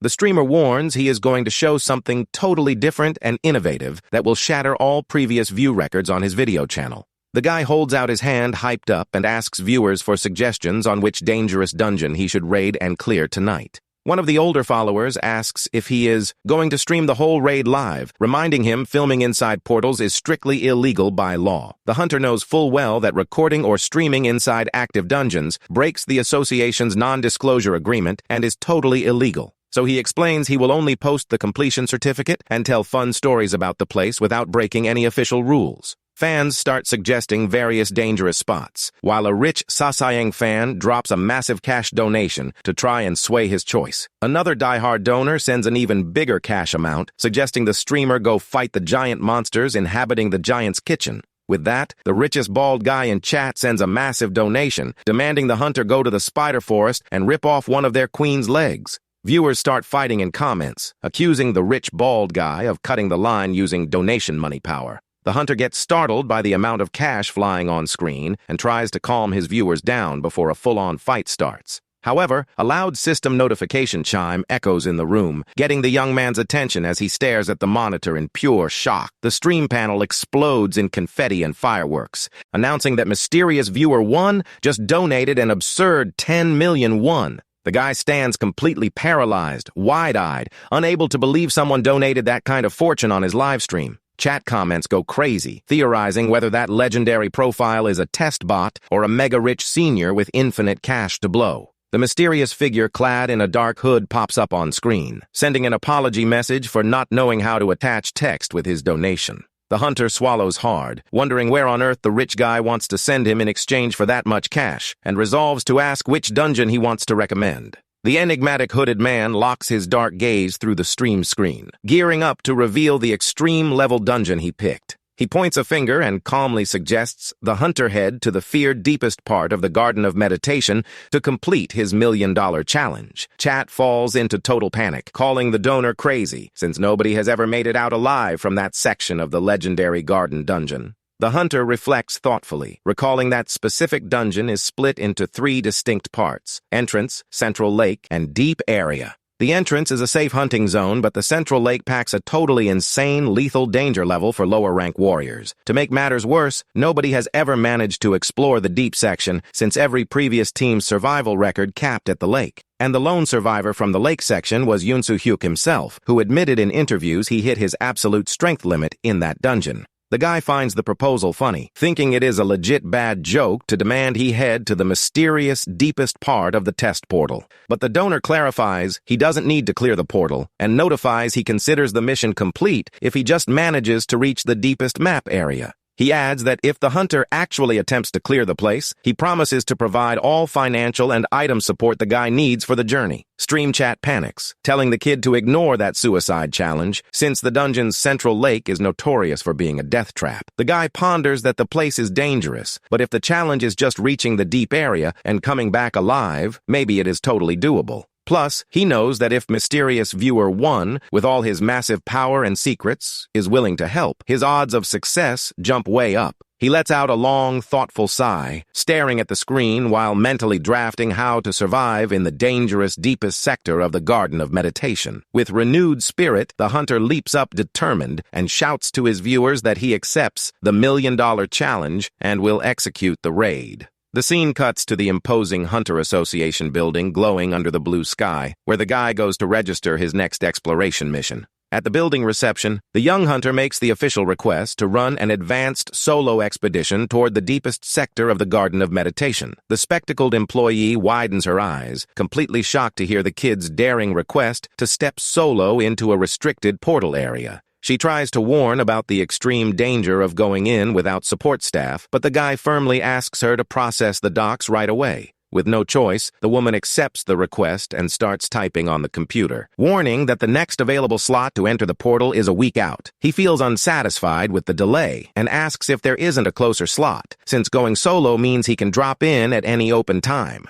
The receptionist checks the system and alerts a slot just opened up for tomorrow afternoon, leaving the guy super satisfied with his sudden luck. She schedules the guy's solo expedition for 4 in the afternoon the next day, and the hunter thanks her before stepping away from the service counter. On the set day, the guy arrives at the portal location wearing a handsome brown coat, walking with an imposing posture that turns heads at the entrance. Suddenly, he catches an unfamiliar voice calling his full name and slowly turns around to see who is interrupting his path to the dungeon. A sharp duo wearing black suits approaches very respectfully, asking for a minute of his time to chat about an important matter. The man and woman formally introduce themselves as recruitment team leaders from top guilds Aegis and Samurai, handing over business cards. The guy immediately realizes their presence there is due to his recent evaluation test, where he hit the impressive S-rank mark on the machine. The recruiters explain with friendly smiles that their respective guilds always welcome talented hunters like him with open arms. He reviews cards, recalling Samurai and Aegis are part of the elite group of top 3 biggest, most influential guilds nationwide.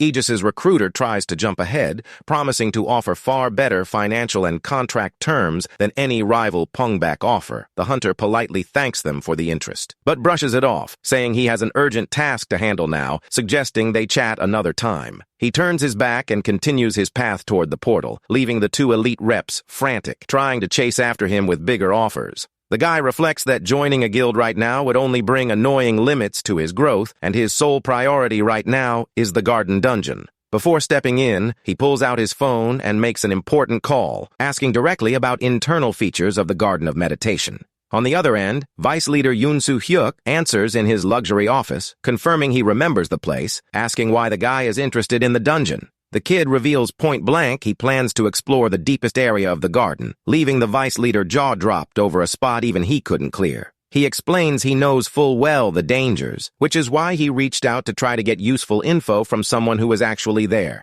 The S-rank warrior laughs at the kid's audacity, asking sarcastically what real reason he has to share his guild's secrets for free. The young man responds casually that he should hand over info because he unlocked a bulletproof method to clear the Garden of Meditation completely solo. The man in the trench coat stands totally speechless at the bold claim, asking in a serious tone if the guy is actually telling the truth about that. The kid promises that if he clears the place, he will declare to the press he had help from the Pungback Guild, securing all the event glory for them. The warrior realizes the guy actually holds a secret ace up his sleeve, asking curiously if he really has the ability to clear everything solo in the portal. The young hunter gives a very confident, subtle grin, responding with absolute certainty that a solo win is a done deal for him. The vice leader accepts the info deal, but decides to counter, suggesting the kid sign an exclusivity contract with his guild first. The guy turns down the contract immediately and coldly, leaving the man frustrated as he reminds him Pungback is the only guild eyeing him right now.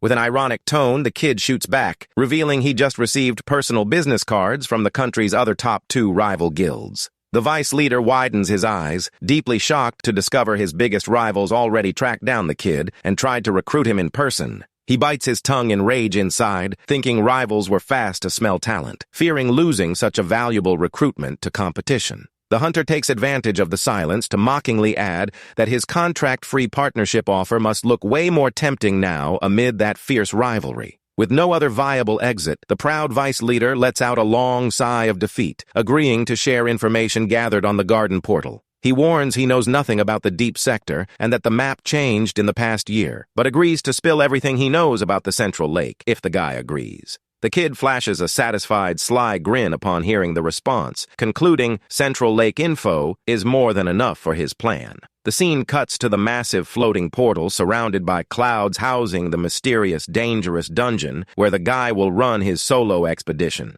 Arriving at the temple entrance, the guy spots a gathered group of hunters chatting near the portal, realizing everyone is already set for the raid. The young hunter walks in style, wearing his observer's glasses, ironically commenting to himself that he seems to be the last one to arrive at the spot. The other warriors turn around, watching him curious, commenting among themselves whether that average-looking kid is really the hunter going solo. The group's bald leader approaches with a friendly face, holding out his hand, formally introducing himself as Cho Kwang-soo from the Bulgul Guild. The young hunter shakes the bald guy's hand, returning the greeting, introducing himself as Kim Han-ul, while the leader mentions he already knew his identity. The man comments he heard rumors the guy was the mysterious rookie who just pulled S rank on the recent official manometer test. The bald guy lets out an envious sigh, complaining that having S rank must be great, while regular hunters like him have to wait months to form a party. He adds the guy was super lucky to jump in solo so fast, but makes it clear that once they step into the portal, he will be on his own.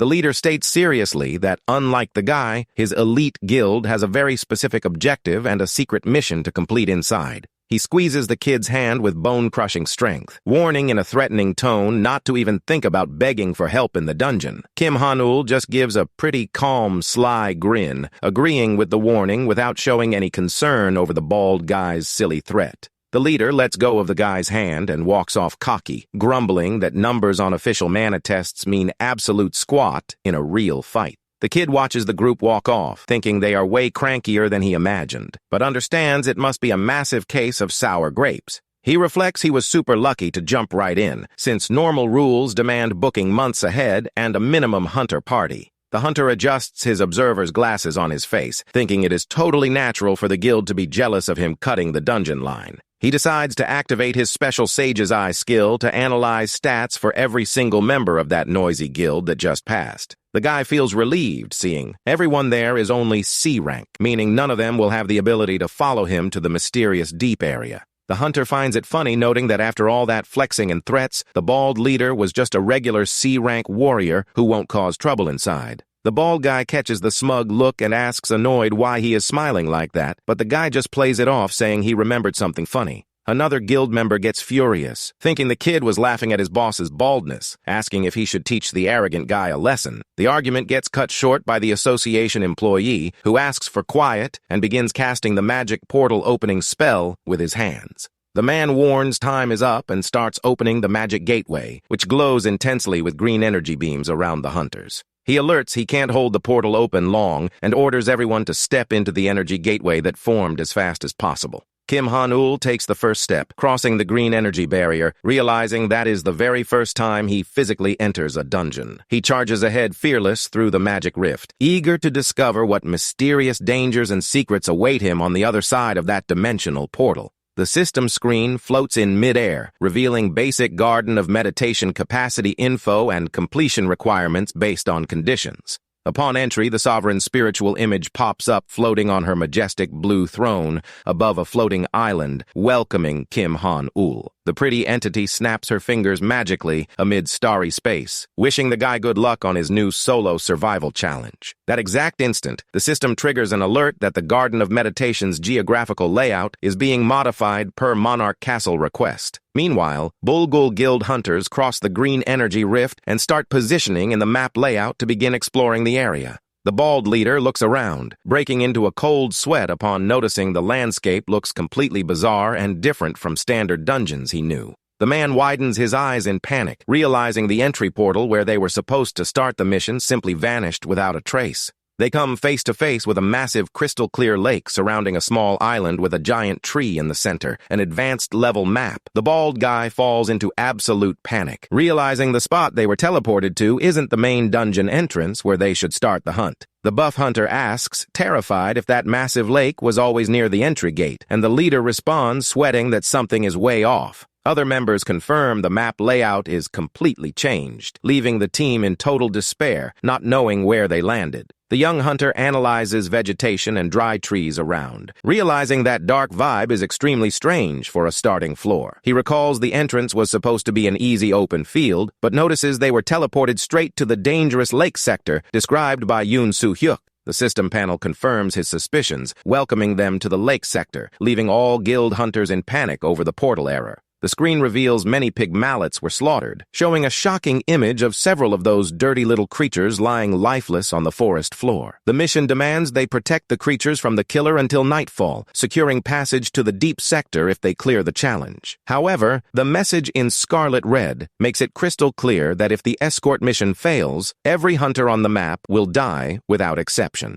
The bald leader screams horrified at the imminent death penalty, realizing the whole team was thrown into a trap with zero chance of defense. Kim Han-ul maintains his extremely serious look, while the guild leader rants furious, unable to get how the association could mess up the portal rank. Members beg the boss to forfeit the mission immediately, telling him to open the status screen to activate the escape feature and get out of that hell. The bald guy tries accessing settings every which way, but alerts through gritted teeth and a panicking face that he can't open the escape menu. He screams in despair, revealing the holographic system screen is totally frozen, locking the forfeit button inexplicably. The system timer triggers, indicating the countdown started with 130 tiny pig mallets remaining on the map under their guard. Next, an alert prompt shows up notifying that 2 of those tiny creatures were just brutally murdered by the dungeon's mysterious hunter. The count updates rapidly in red, showing the number of surviving piglets dropped to 128 instantly.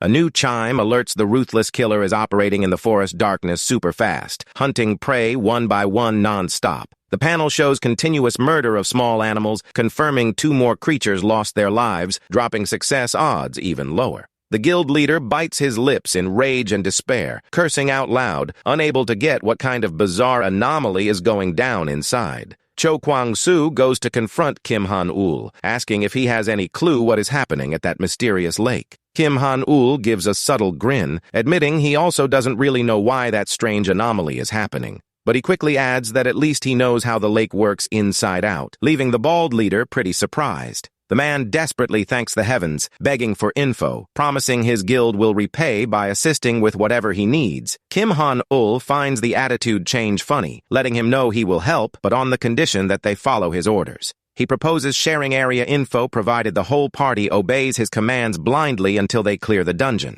The young hunter looks at the group seriously, asking if they are actually capable of accepting his temporary leadership terms. The bald leader and the brute from his guild get outraged, realizing they are about to hand over command to a rookie. That exact instant, a system alert notifies that 4 more tiny pig mallets were taken out by the forest's terrifying killer. Feeling time pressure drain away, the proud Cho Kwang-soo swallows his pride and reluctantly accepts the proposal. The bald guy warns that if the plan flops, the kid will take the fall, but Kim Han-ul shoots back, saying he only offered a fair choice. He adds, cool as ice, that final accountability for the choice rests entirely on whoever accepted the deal. Out of arguments, the bald leader chokes down his anger and demands to know right away what the kid's brilliant plan is to save the creatures. Kim Han-ul points to the water and begins explaining that the first key step is to fully master the region's geography. He crouches down to sketch a layout of the lake sector in the muddy ground while all guild hunters gather round. The kid breaks down that a gigantic lake sits in the map center, fed directly by several smaller streams cutting through the forest. Cho Kwang-soo questions how he knows so much, and the kid makes up that he has a stellar tracking skill to generate maps.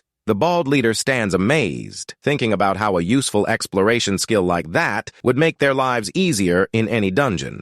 Kim Han-ul gives a subtle smile, knowing those precious details were actually a hidden gift from his own system. The holographic panel confirms he gained full access to the secret map supplied directly by the mysterious Castle of Illusions. With the virtual guide floating before his eyes, the young hunter knows he holds an absurd edge over any danger in that environment. He points out 8 swamp zones where pig mallets usually hide, based on those creatures' natural survival habits. The main idea consists of outrunning the killer to gather all piglets into a single, safe, easy-to-defend spot. The guy stands up calmly, wrapping up his detailed breakdown, making it clear this is the only viable plan for them to survive. The system notifies 3 more piglets turned into dried meat in the forest, prompting the kid to order the party to move out immediately. Panicking over the kill alert, leader Cho Kwang-soo yells frantically for his party to realize their time is ticking away. Hunters take off running toward outposts, following the combined watch rotation to save the animals. The bald guy asks what the kid will do, and Kim Han-ul calmly responds he prefers hunting down and searching for pig mallets completely solo. Despite finding the kid a total arrogant punk, the bald leader accepts the decision and says goodbye, wishing him luck on his solo search. Sighing in relief, seeing the annoying guys leave, Kim Han-ul celebrates finally being alone to start exploring the area. A new system window pops up glowing in mid-air, revealing an extremely valuable hidden quest tucked away in the lake's depths. The hunter locks his gaze on the water, knowing he needs to unlock the secrets of that secret quest to secure his extra rewards. Showing immense grit, he cracks his knuckles and mentally gears up to kick off exploration work in the dark forest. The guy starts walking through the dense woods, well aware there are 2 crucial big mysteries he needs to solve during this search. Besides finding that hidden quest, the young hunter needs to urgently uncover the true identity of whoever is slaughtering the piglets. He deduces other dangerous creatures inhabit that area besides defenseless prey, wondering what kind of monsters they might be. Suddenly, a suspicious noise gets Kim Han-ul's attention, and he quickly ducks behind a tree to observe movement up ahead. To his surprise, a group of gigantic lizard warriors appears, marching menacingly, wielding sharp weapons in hand.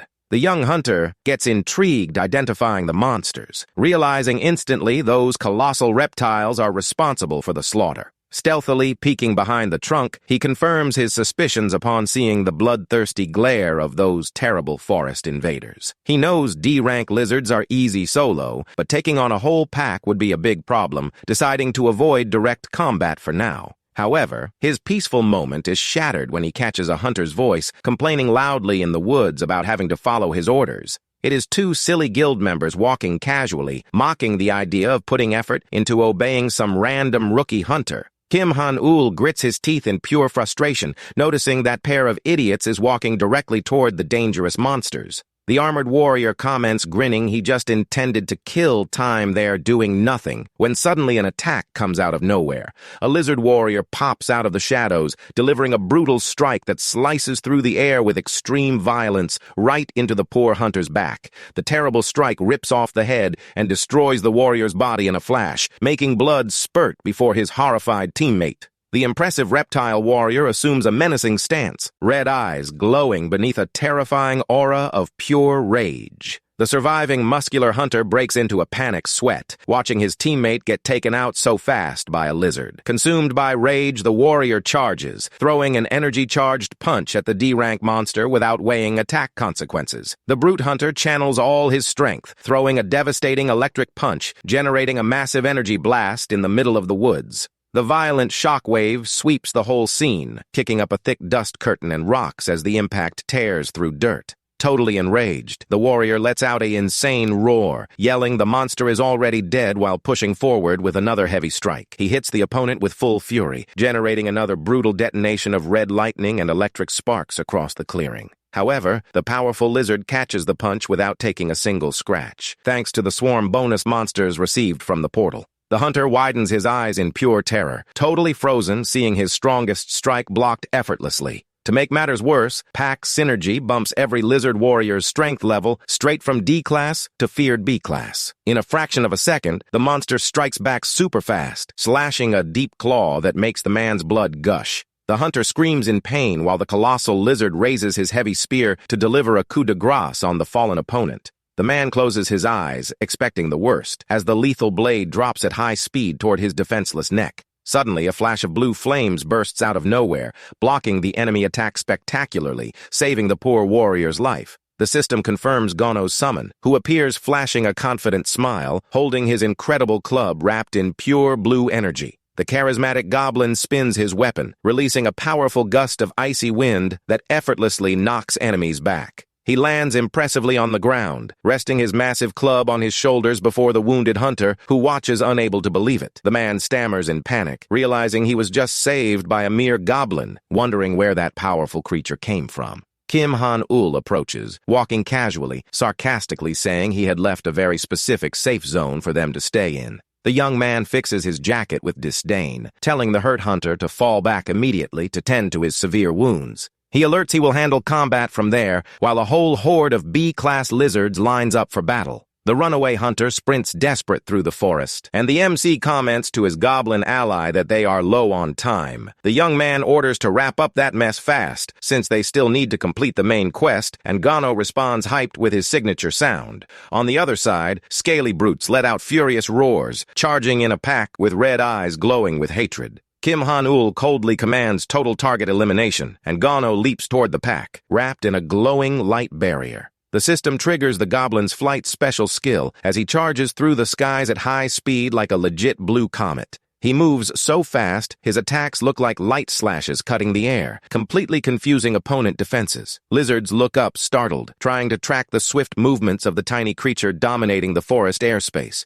Giving enemies zero chance to react, the brave goblin dives, delivering a violent blow onto one giant monster's head. Gano executes a flawless aerial flip, spinning his body with the heavy club, hitting multiple targets all at once. He smashes opponents against solid ground, kicking up heavy dust and dirt chunks, spreading panic among survivors. With back-to-back destructive spins, the green warrior clears the battlefield, leaving a glowing blue energy trail wherever he passes. Another giant lizard gets launched into the air by the absurd impact force, screaming in pain as he ascends toward the clouds. The summoned goblin finishes off another enemy with a devastating top-down strike, opening a huge crater in the dungeon floor. Gano lands the final airborne strike, crushing the last scaly warrior effortlessly, wrapping up one-sided combat. Kim Han-ul watches everything calmly, thinking monsters were no match for his goblin, who already soloed an ogre before. Suddenly, a surviving lizard bursts out of smoke, executing a flip to try landing a surprise attack on the guy. The young hunter catches the dangerous approach, getting confused, noticing the monster chose to ignore the goblin to attack him directly. He sarcastically concludes he must look like a way easier target than his monster goblin, but readies himself for a counterstrike.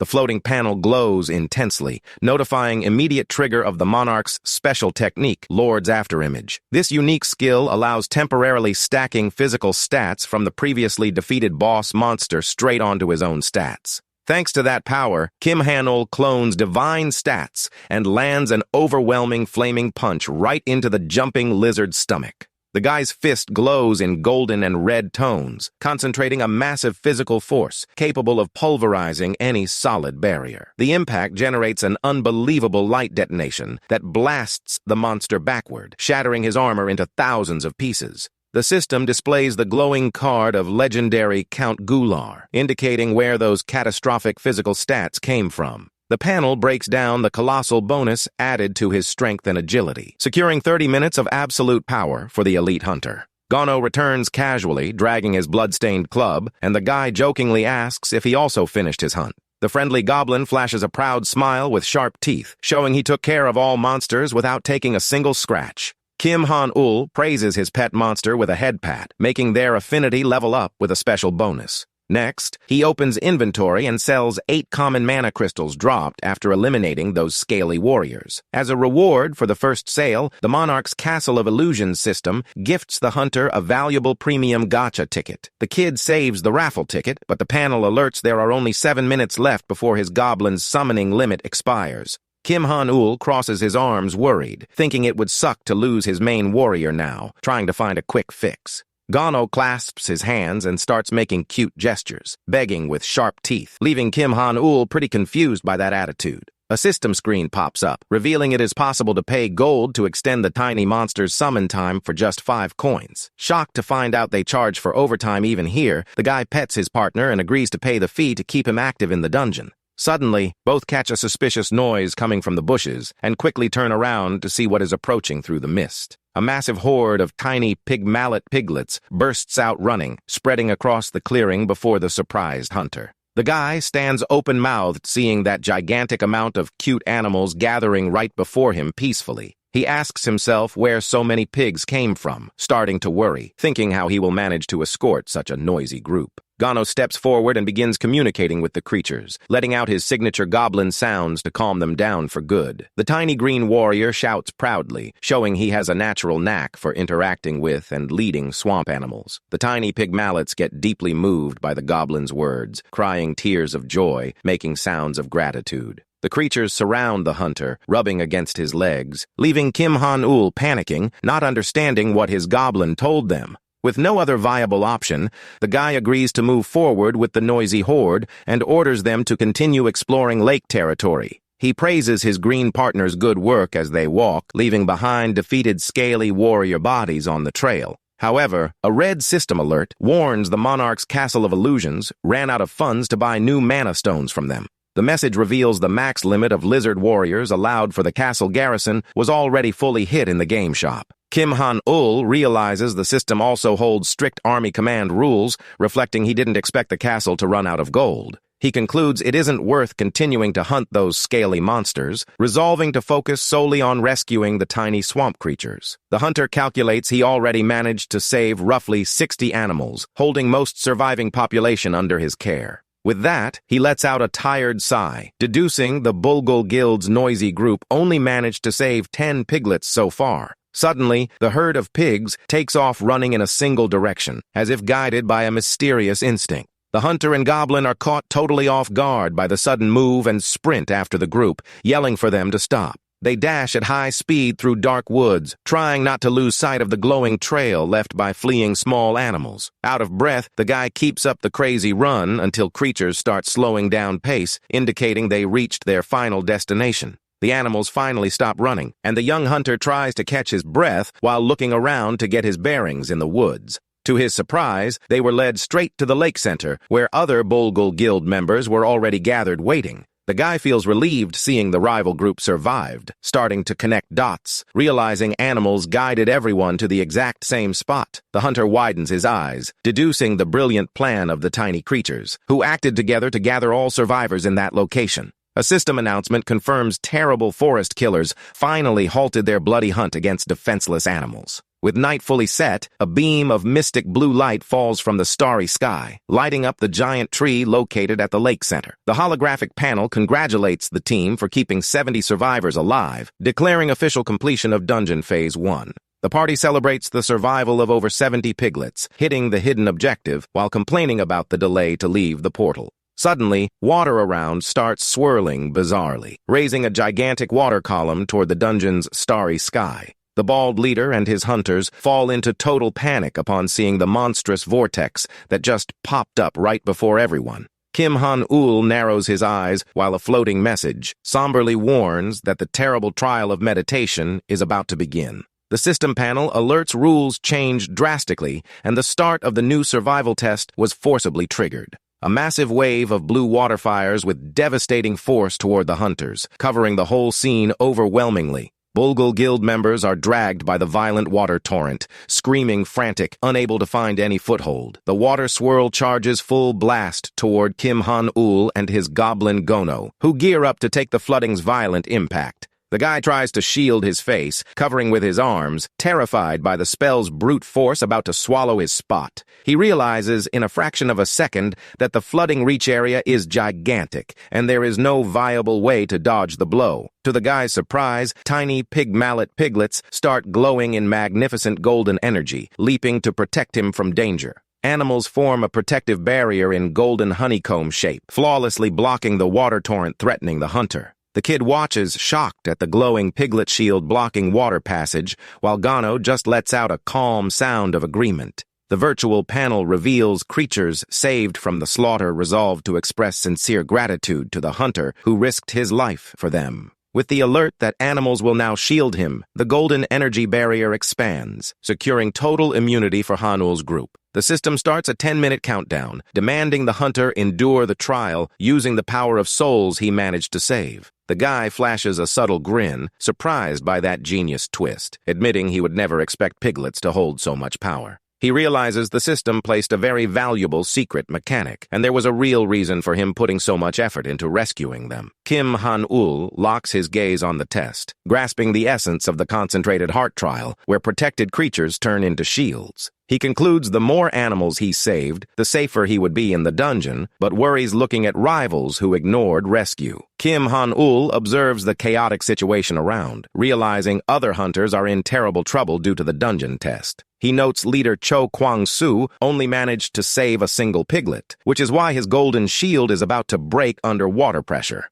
With over 9 minutes left in the test, the guy asks himself, worried if the enemy party can survive until the timer hits 0. He sees other warriors' situations are equally dire, since all saved very few animals and are nearly getting swallowed by the torrent. Suddenly, one piglet from the leader's shield collapses spent on the ground, proving the amount of saved animals is indeed the secret to defense. The protagonist goes on high alert, realizing everyone there will die shortly if he doesn't quickly find a way to interrupt the test. While brainstorming an exit, his eye starts glowing intensely as the system panel notifies he just discovered a new hidden quest. The message reveals that to immediately end the trial of meditation, he needs to find and defeat the mysterious monster that is the test source. He recalls secret castle info already predicted the existence of a massive submerged mystery right in the center of that gigantic lake. The guy ironically realizes he searched the whole map and found nothing because the true answer was hidden in the lake all along.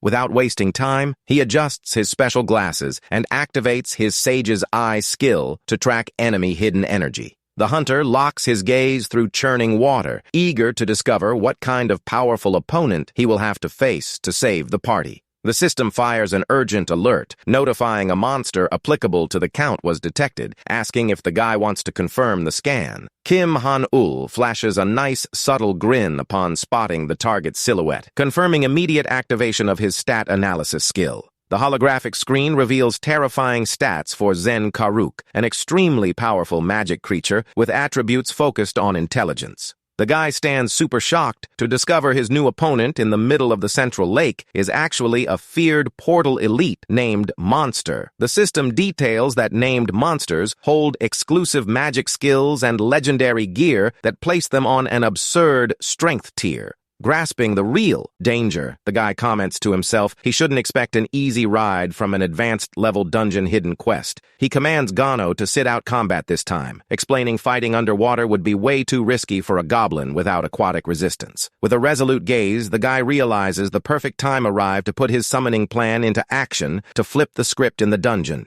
He opens the monster list available for trade at the monarch's castle, analyzing purchase options that fit his stacked gold coins. The hunter decides it is the ideal moment to hire a new ally, activating the special trade feature from his personal system's summon list. The guy holds his hand up stylishly while the system's holographic interface glows intensely in blue tones before his eyes. He chooses to buy the Berserker Ogre for 420 coins, knowing the creature holds excellent natural resistance to water attacks. However, the guy ponders that unlike Gano, the freshly summoned ogre has no equipped items, and his base stats might not cut it for combat. The hunter realizes he needs to secure a solid stat-boosting item immediately, deciding to access resources stored in his inventory. He zeroes his hopes on the premium gacha ticket he just won, praying to pull solid combat gear for his new ogre. Displaying massive guts, the young hunter decides to gamble all his luck on that ticket while holding the mysterious box wrapped in blue lightning. The system confirms premium ticket consumption, generating an absurd blast of golden energy and magic sparks that light up the forest clearing. The kid widens his eyes in surprise, seeing a strong golden glow emanate from the chest, realizing that color signifies a super rare result. He gives a wide smile, seeing his gamble paid off big time, and that he just pulled an S-rank legendary item from the system gacha draw. However, the guy stands completely speechless reading the description of the mysterious item that just appeared glowing brightly before him. His train of thought gets cut short by violent water noise, showing the Central Lake's current is getting even stronger and more aggressive. The kid yells annoyed, saying there is no time to overthink details, resolving to act fast before the whole guild gets swallowed by flooding. The system's holographic screen confirms successful gold payment, officially starting the feared Berserker Ogre's summoning for battle. A magic light portal opens in the air, releasing an absurd amount of mystic energy while the colossal creature begins materializing. The massive Berserker Ogre pops up, letting out a deafening roar in the dungeon, wielding his giant club with monstrous hands. Kim Han-ul hurriedly commands the ogre to equip the new S-rank item he just won in the draw, praying the weapon works miracles in the fight. The system panel confirms the Berserker Ogre successfully equipped the powerful legendary item, and a strong light begins covering the creature's body. But suddenly, the giant monster collapses face first onto the ground, passed out, leaving the protagonist and goblin Gono completely shocked, failing to get anything. The young hunter stands totally open-mouthed, unable to comprehend why his elite monster simply passed out right after equipping the powerful item. Suddenly, a desperate cry for help echoes across the map, getting the guy's attention as he quickly turns toward the water vortex. He sees one of the enemy hunters drowning in the current, begging for help while fighting desperately not to get sucked to the bottom. With no other option, Kim Han-ul grits his teeth in rage and resolves he will have to dive into that dangerous lake himself to save the guy. The hunter charges sprint full force toward churning water, eyes glowing in flames, determined to resolve that mess solo. The system confirms the Lord's afterimage skill is still active for 12 more minutes, securing his boosted combat stats. The young man leaps fearless into the middle of the violent water wall, defying the strong current trying to drag him down every which way.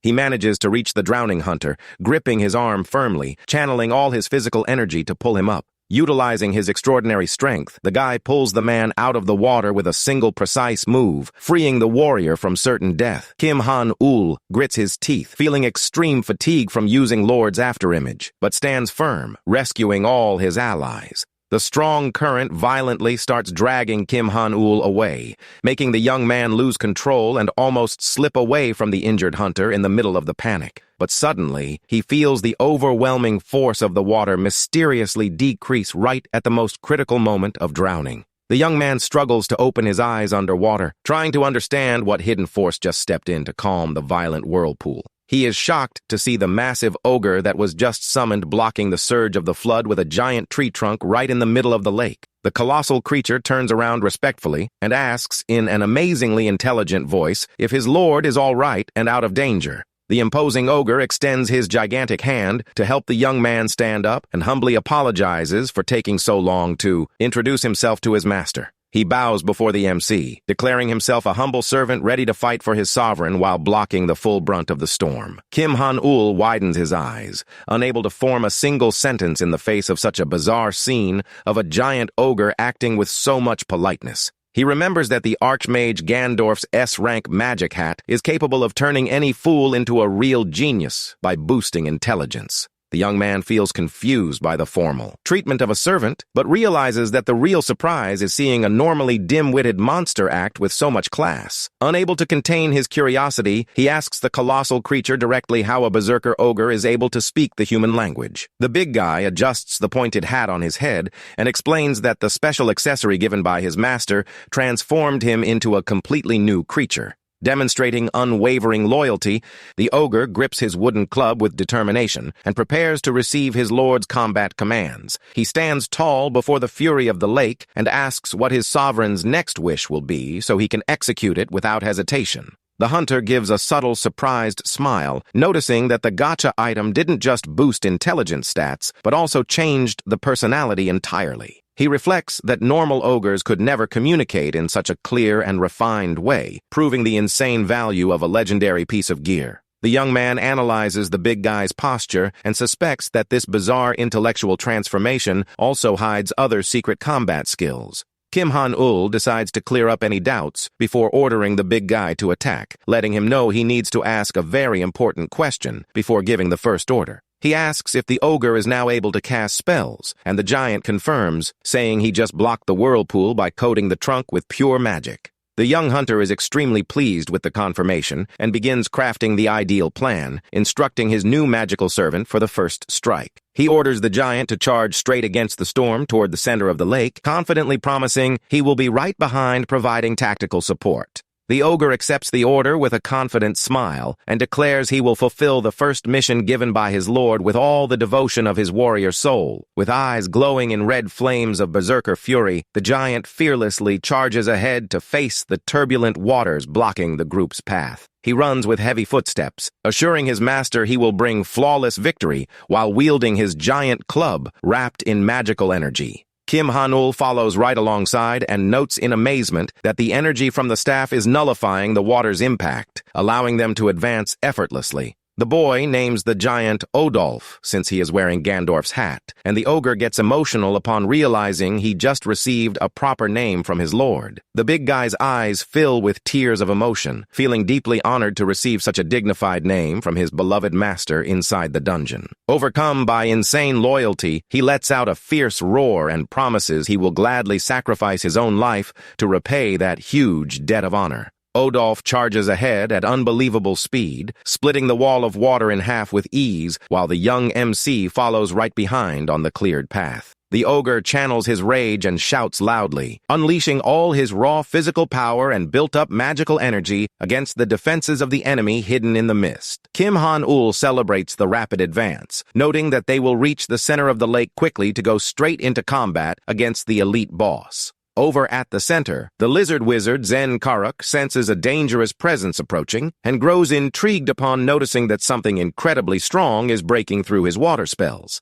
He widens his eyes in shock upon realizing that the lake's magic barrier is taking insane pressure from a force that has surpassed his own magic. The wizard raises his skull staff, determined to stop the invaders' advance, and conjures a new layer of magical defense to protect his position. But Odolph slams into the energy shield with a brutal blow from his club, generating a burst of blue sparks and a violent crash across the entire center of the lake. The ogre warns that a special magical barrier is blocking the way, and Kim Han-ul orders him to just keep attacking the exact same spot non-stop. Odolph tries to explain that the shield has a complex elemental formula, but the boy cuts him off and tells the giant to focus solely on using pure brute force. Understanding his master's direct tactic, the massive warrior in the pointed hat raises his giant club, concentrating every bit of power from his colossal muscles. The massive impact makes the energy shield shake violently, and the force of the strike echoes throughout the enemy wizard's defensive structure. The lizard wizard Zen Karuk is surprised to see they broke through his current, assuming his mysterious opponent must be an extremely powerful ogre. However, he trusts the strength of his shield, believing no one can break through a barrier that requires both physical strength and magic combined to shatter. The reptile smirks arrogantly, thinking that mastering both forces at once is impossible, while Odolph delivers another massive strike against the barrier. The ogre lands another crushing hit on the barrier, causing the lizard's expression to change instantly as he senses the first crack appear in the magical structure. The wizard starts sweating nervously upon seeing the giant continue to hammer the physical defense without showing any fatigue, and that his impenetrable shield is giving way. Kim Han-ul encourages his ally to keep hitting the same spot, assuring him that even bulletproof glass breaks if struck repeatedly in the exact same area. The shield completely shatters under Odolph's blow, leaving the dreaded elite wizard in total shock as he sees his fortress crumble right before him. The lizard screams in desperation, unable to comprehend what kind of bizarre monster he is facing and how his ultimate magic was overcome so quickly. Without giving the enemy time to escape, the colossal ogre delivers the final strike, bringing down his heavy club to crush the lake wizard's remaining resistance for good. The reptile widens his eyes in horror during his final moments, incredulous that a mere ogre mage was able to tear apart his most powerful spell. Odolph's crushing attack triggers a massive explosion of dust and rocks, discharging all the built-up physical rage and magical power directly against the boss.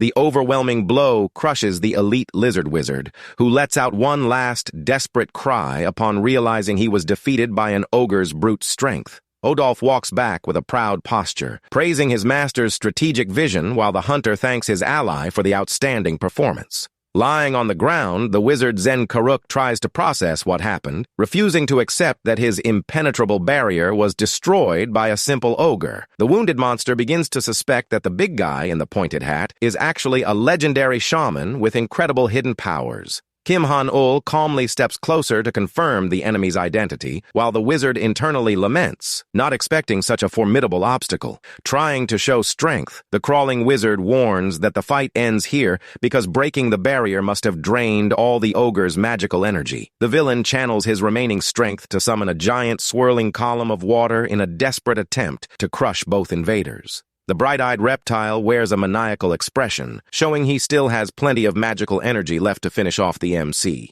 He fires the terrifying storm with all his rage, swearing up and down that he will eliminate Kim Han-ul right then and there without giving the boy any chance to escape. Odolph warns his master that the power behind the enemy spell is enormous, and that even the Lord would struggle greatly to block a direct hit. The young hunter stays calm and asks if the ogre can use any long-range spell to interrupt the enemy wizard's continuous casting. Quick to grasp the order, the imposing giant gives a confident grin and promises he will handle the problem for his master right away. Kim Han-ul plans to use his ally's magical distraction to go on a direct attack, but is interrupted by a completely unexpected move from the ogre. Without casting any magic, Odolf simply hurls his giant wooden club with ridiculous speed and devastating physical strength. Zen Karuk is startled by the attack's speed, but tries to stay focused on his magic defense, assuming the opponent is using a wind spell. He deems the ogre's move amateurish and readies his water shield, confident that no simple wind spell will ever penetrate his defense.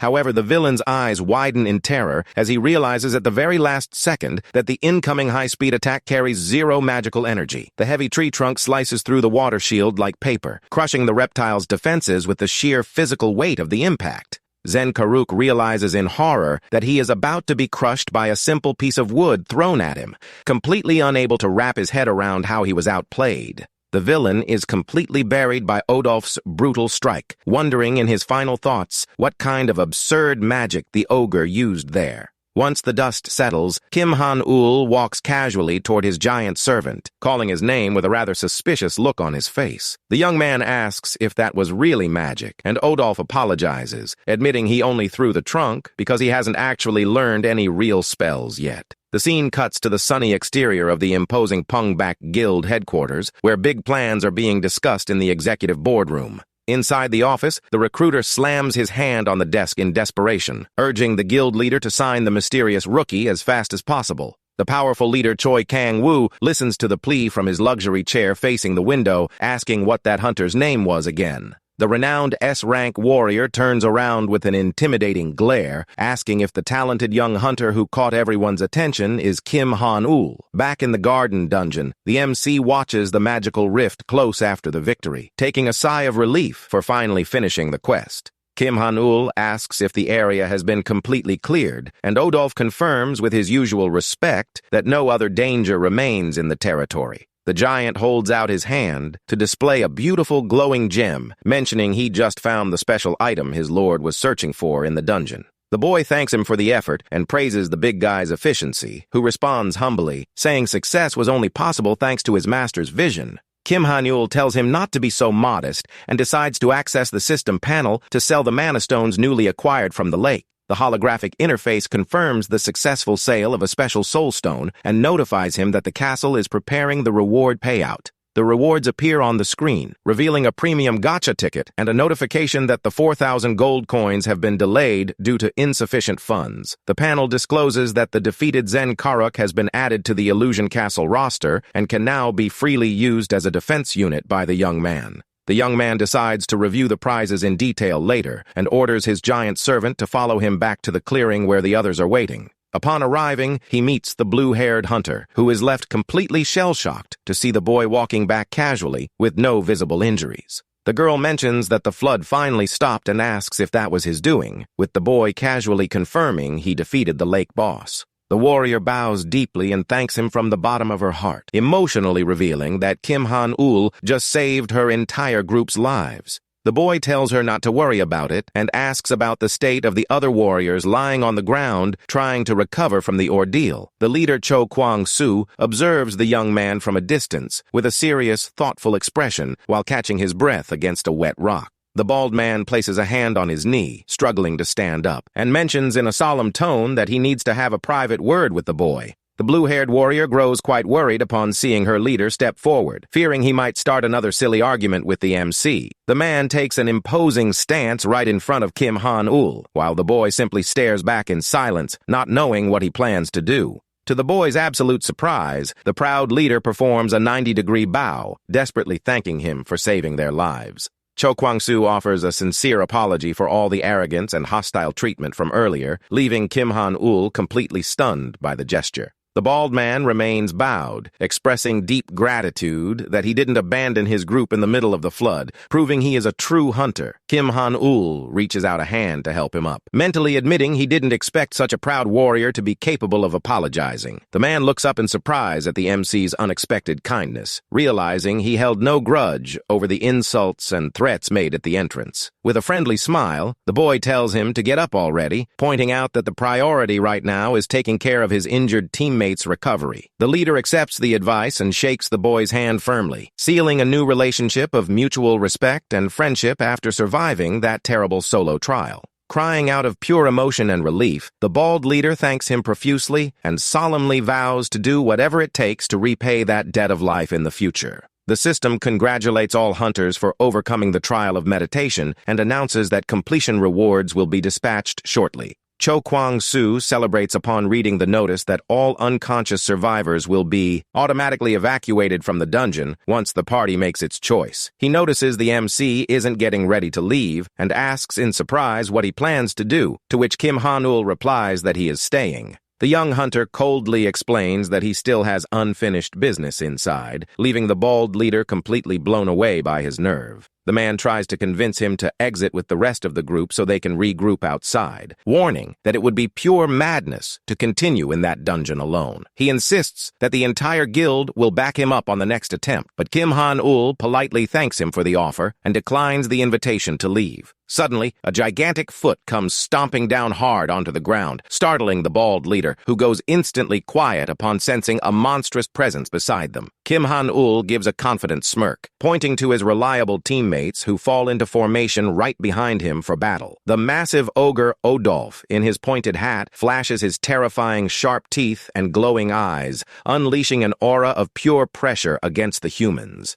The bald leader almost faints from shock, coming face to face with a colossal elite ogre, swallowing hard and changing his mind on the spot regarding the boy's safety. Stuttering in terror, he agrees, and says his group will head out, while the boy finds it amusing to see how much fear Odolph caused in the rivals with just a pose. The system's magical interface confirms that all challengers have made their decisions and initiates the teleportation process out of the portal. The hunters from the Bulgul Guild thank Kim Han-ul profusely once more before beginning to fade away in a swirling vortex of bright blue light. They tell the young man to stay safe in the dungeon and completely vanish from the map, finally leaving the boy free of witnesses to make his move. Breathing a sigh of relief now that he is finally alone, the MC prepares to begin the true exploration of the mysterious dungeon's depths. The system glows in mid-air, congratulating the boy on successfully completing the tough hidden quest to defeat the wizard behind the flood. The holographic screen notifies him that he will receive a very special reward in addition to the standard prizes, leaving the young hunter eager to check it out. Meanwhile, the scene shifts to the Pungbak Guild office, where a serious conversation regarding recruitment directions is wrapping up in the room.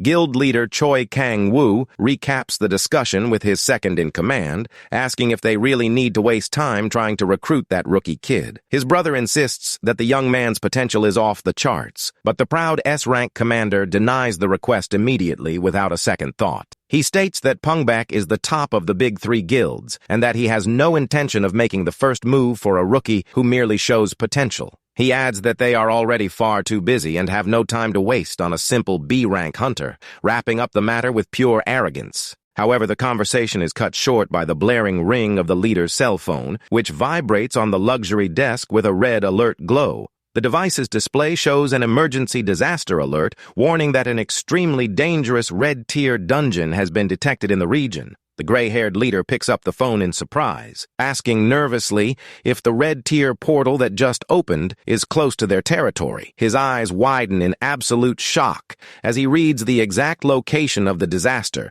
discovering that the unstable portal is none other than the Garden of Meditation. At the dungeon site, hunter squads are rushing around evacuating civilians from the area and trying to gather information on any survivors. Vice Leader Yoon Soo-hyuk arrives running at the makeshift command center, demanding an urgent report on the current status of the unstable portal. The official confirms in panic that the Garden of Meditation suffered a dangerous structural anomaly, which serves as a prelude to a dungeon break. The warrior states that the evacuation is already complete, but is interrupted by a worker who frantically asks about the fate of the hunters still inside. The man in sunglasses checks the data and reveals that 6 members managed to make it out alive, but warns that one of them took a different path. He discloses in a serious, tense tone that the remaining solo hunter made the unbelievable decision to head deeper into the dungeon's lower levels alone. The imposing leader of the Aegis Guild, Ma Dong-pal, arrives at the scene with his elite squad, asking in surprise if a hunter actually dared to do that. The muscular S-rank warrior greets his Pungbak colleague mockingly, commenting that he didn't expect to run into him here at the dungeon so early. He asks if the leader heard the latest reports, inquiring what he thinks of the crazy news about a hunter heading into the deep sector by himself. Suddenly, a beautiful woman appears floating on pink magical energy, commenting that the mysterious hunter must be the sole cause of the portal's shift. Guild leader Choi Kang-woo turns around quickly with wide eyes, recognizing the striking presence of yet another top S-rank authority on site. It is none other than the influential hunter Sana Ray, the powerful absolute commander of the Sana Ray Guild, arriving at the rendezvous point in her stylish violet coat. The Aegis leader praises the woman's punctuality and agrees with her theory, noting that no regular hunter has ever managed to reach the deep levels before. The gorgeous and imposing woman reinforces with absolute certainty that to this day, no elite hunter squad had ever managed to reach that level of the portal. The head of Pungbek mentally agrees with his rival's logic, but eats himself up with curiosity, trying to guess who could be strong enough to go in.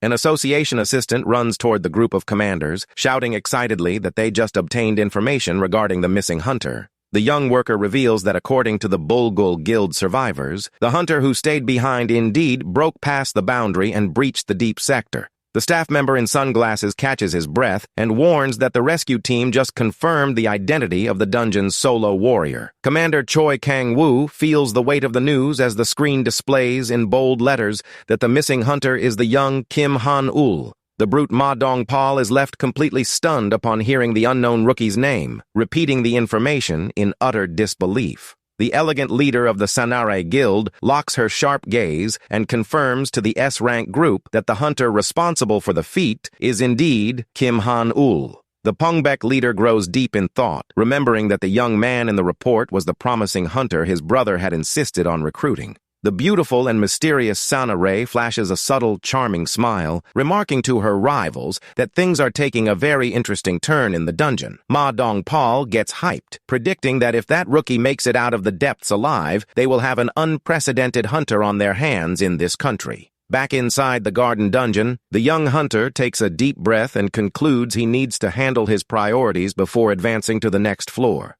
He opens the system panel to manage the rewards received for completing the hidden quest before moving on to the portal's deepest level. Kim Han-ul taps the floating holographic screen and begins verifying the special prizes awarded by the Monarch's system. The rewards pop up on the screen, granting an overall boost to all his physical stats and handing over a very rare item called High Priest's Dimensional Bag. The system details that the A-rank bag holds up to 100 kilograms and comes pre-stocked with lizard hearts, hides, and blood vials collected as drops. The hunter breaks into a satisfied smile upon realizing the absurd value of all that elite loot, concluding the items will be extremely useful. He also finds a special spatial expansion ticket, realizing instantly that it's a rare permit to expand the monarch's castle. The young man decides to stash the prizes so he can test out the new features later at his leisure, letting his allies know it's finally time to enter the deep sector. At that exact moment, a large system notification flashes blue in mid-air, confirming that the secret portal leading to the deepest level has opened.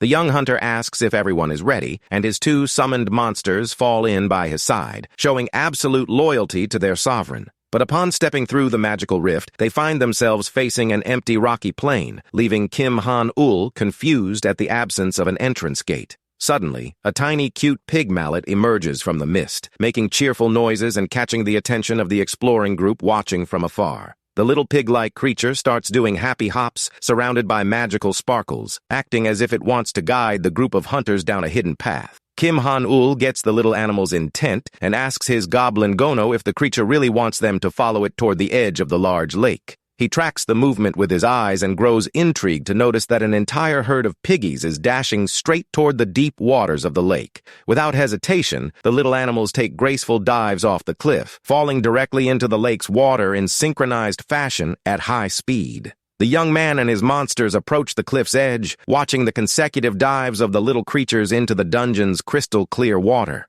He realizes that the entrance portal to the floor is submerged, commenting in surprise that he had never seen a magical passage hidden underwater before. The hunter decides to take on the challenge and orders his allies to jump right behind him, sprinting to take a huge leap off the cliff. The young man and his two monsters leap through the air together in an impressive display before diving headfirst into the depths of the great blue lake. They sink rapidly into the clear water, leaving a trail of air bubbles as they swim toward the mysterious bottom of the dungeon. The young hunter opens his eyes underwater, amazed by the calm subaquatic scenery, and focuses his attention on finding the floor transition gate. He spots a glowing blue portal floating at the bottom, thinking with relief that they would have been lost forever if the little piggies hadn't shown the way. The tiny pig mallets swim happily around the underwater rift, releasing air bubbles and celebrating the safe arrival of their human savior. Kim Han-ul gives the little creatures a gentle farewell pet, thanking them for the valuable help, and crosses the blue energy passage with his 2 summoned servants. Stepping through the portal, he opens his eyes on the lush green grass of the deepest sector, recalling the grim warning he received from the guild's vice leader. In the memory, Yoon Soo-hyuk questioned his bold decision to go there and explained why he had given up on exploring the most mysterious part of the garden. The elite warrior revealed that his own guardian constellation had issued a stern warning of extreme danger, ordering him to never set foot on that floor. He warned with absolute seriousness that the place hid terrible secrets and would definitely be far more dangerous than any hunter could anticipate. Lying on the grass, the boy reflects on the fact that a stellar deity gave such a strict danger warning to the strongest warrior in the guild. He stands up thoughtfully, admitting to himself that this time he will truly have to put his own life on the line if he wants to emerge victorious. A blue screen floats before the young man, confirming that challenger Kim Han-ul has officially entered the mysterious lands of the deepest sector. The sun shines brightly in the cloudless blue sky, illuminating the beautiful natural landscape of the new floor, which looks like a true, untouched paradise. The boy slowly opens his eyes, lying on the soft grass, trying to recover from the sudden dizziness caused by the magical passage through the underwater portal. Suddenly, Gano's curious green face pops up right before his eyes, scaring the living daylight out of the resting young hunter. He jumps backward with a yell, while the little goblin stares at him blankly, unable to understand why his master is panicking so much. The boy tries to catch his breath, grumbling that it was just a silly jump scare, and asks if he passed out for a few seconds during the portal transition. He sits up on the grass, looking around carefully, beginning to realize that the atmosphere of this place is completely bizarre and unlike anything he has seen.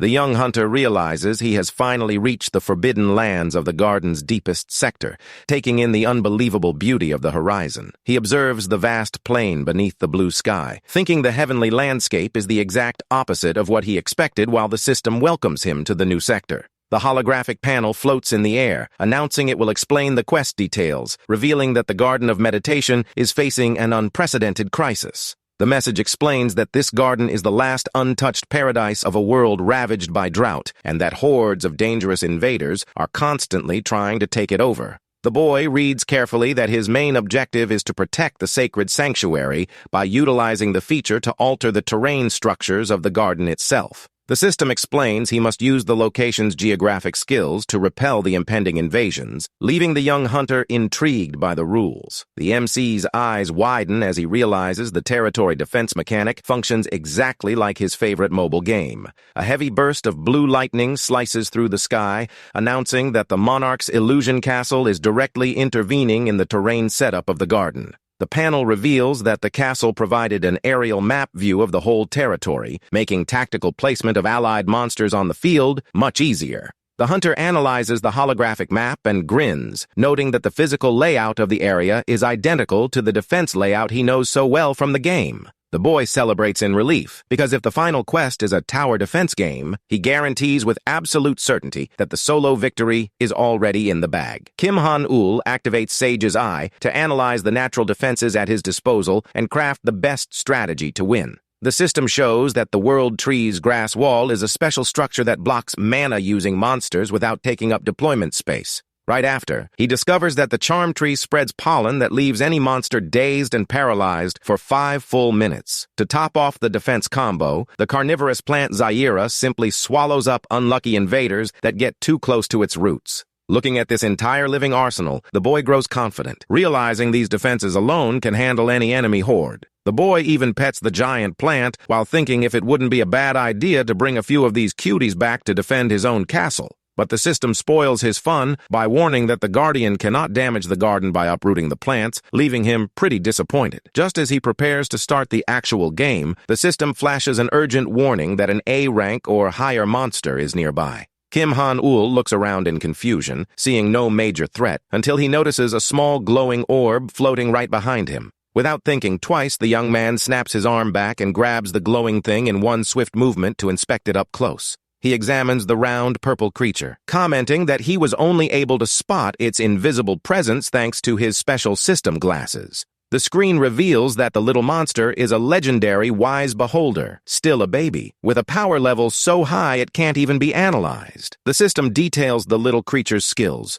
showing it can spy on anyone undetected and even paralyze enemies. The hunter pokes the cute creature, recalling that the beholders he knows are usually gigantic, deducting that this one is still just an infant. Thinking the unique named monster could come in handy, he orders the goblin Gono to hold the little guy so they can send him to the monarch's castle. Instantly, a beam of energy shoots across the sky carrying a divine message from a mysterious constellation demanding the immediate release of the baby. The boy is surprised to see the entity named Gardener of the Mother Goddess, shouting once again in massive letters for him to let go of the monster. Kim Han-ul grows intrigued, wondering what on earth a divine constellation is doing keeping a cute little monster in the middle of this dungeon. He deduces this deity is the owner of the dungeon, which explains why Yoon Soo-hyuk's constellation gave that strict warning for nobody to step inside. The deity yells again through the blue screens, startling the young hunter, who can't take seeing so many messages screaming in his face anymore. He looks at the small beholder in his hands, realizing the divine gardener is in absolute panic just thinking about losing his little purple pet. Seeing an opportunity to profit, he cheekily asks if the pet is valuable, and the desperate deity confirms, begging him to drop it right away. With a mischievous grin, the boy realizes he holds all the leverage, while the poor purple monster starts sweating cold in fear. He sarcastically warns that the deity shouldn't be shouting at the guy holding his precious pet hostage right there. To add more pressure, the boy threatens to make the monster disappear and orders his loyal goblin Gono to raise his club to give it a beatdown.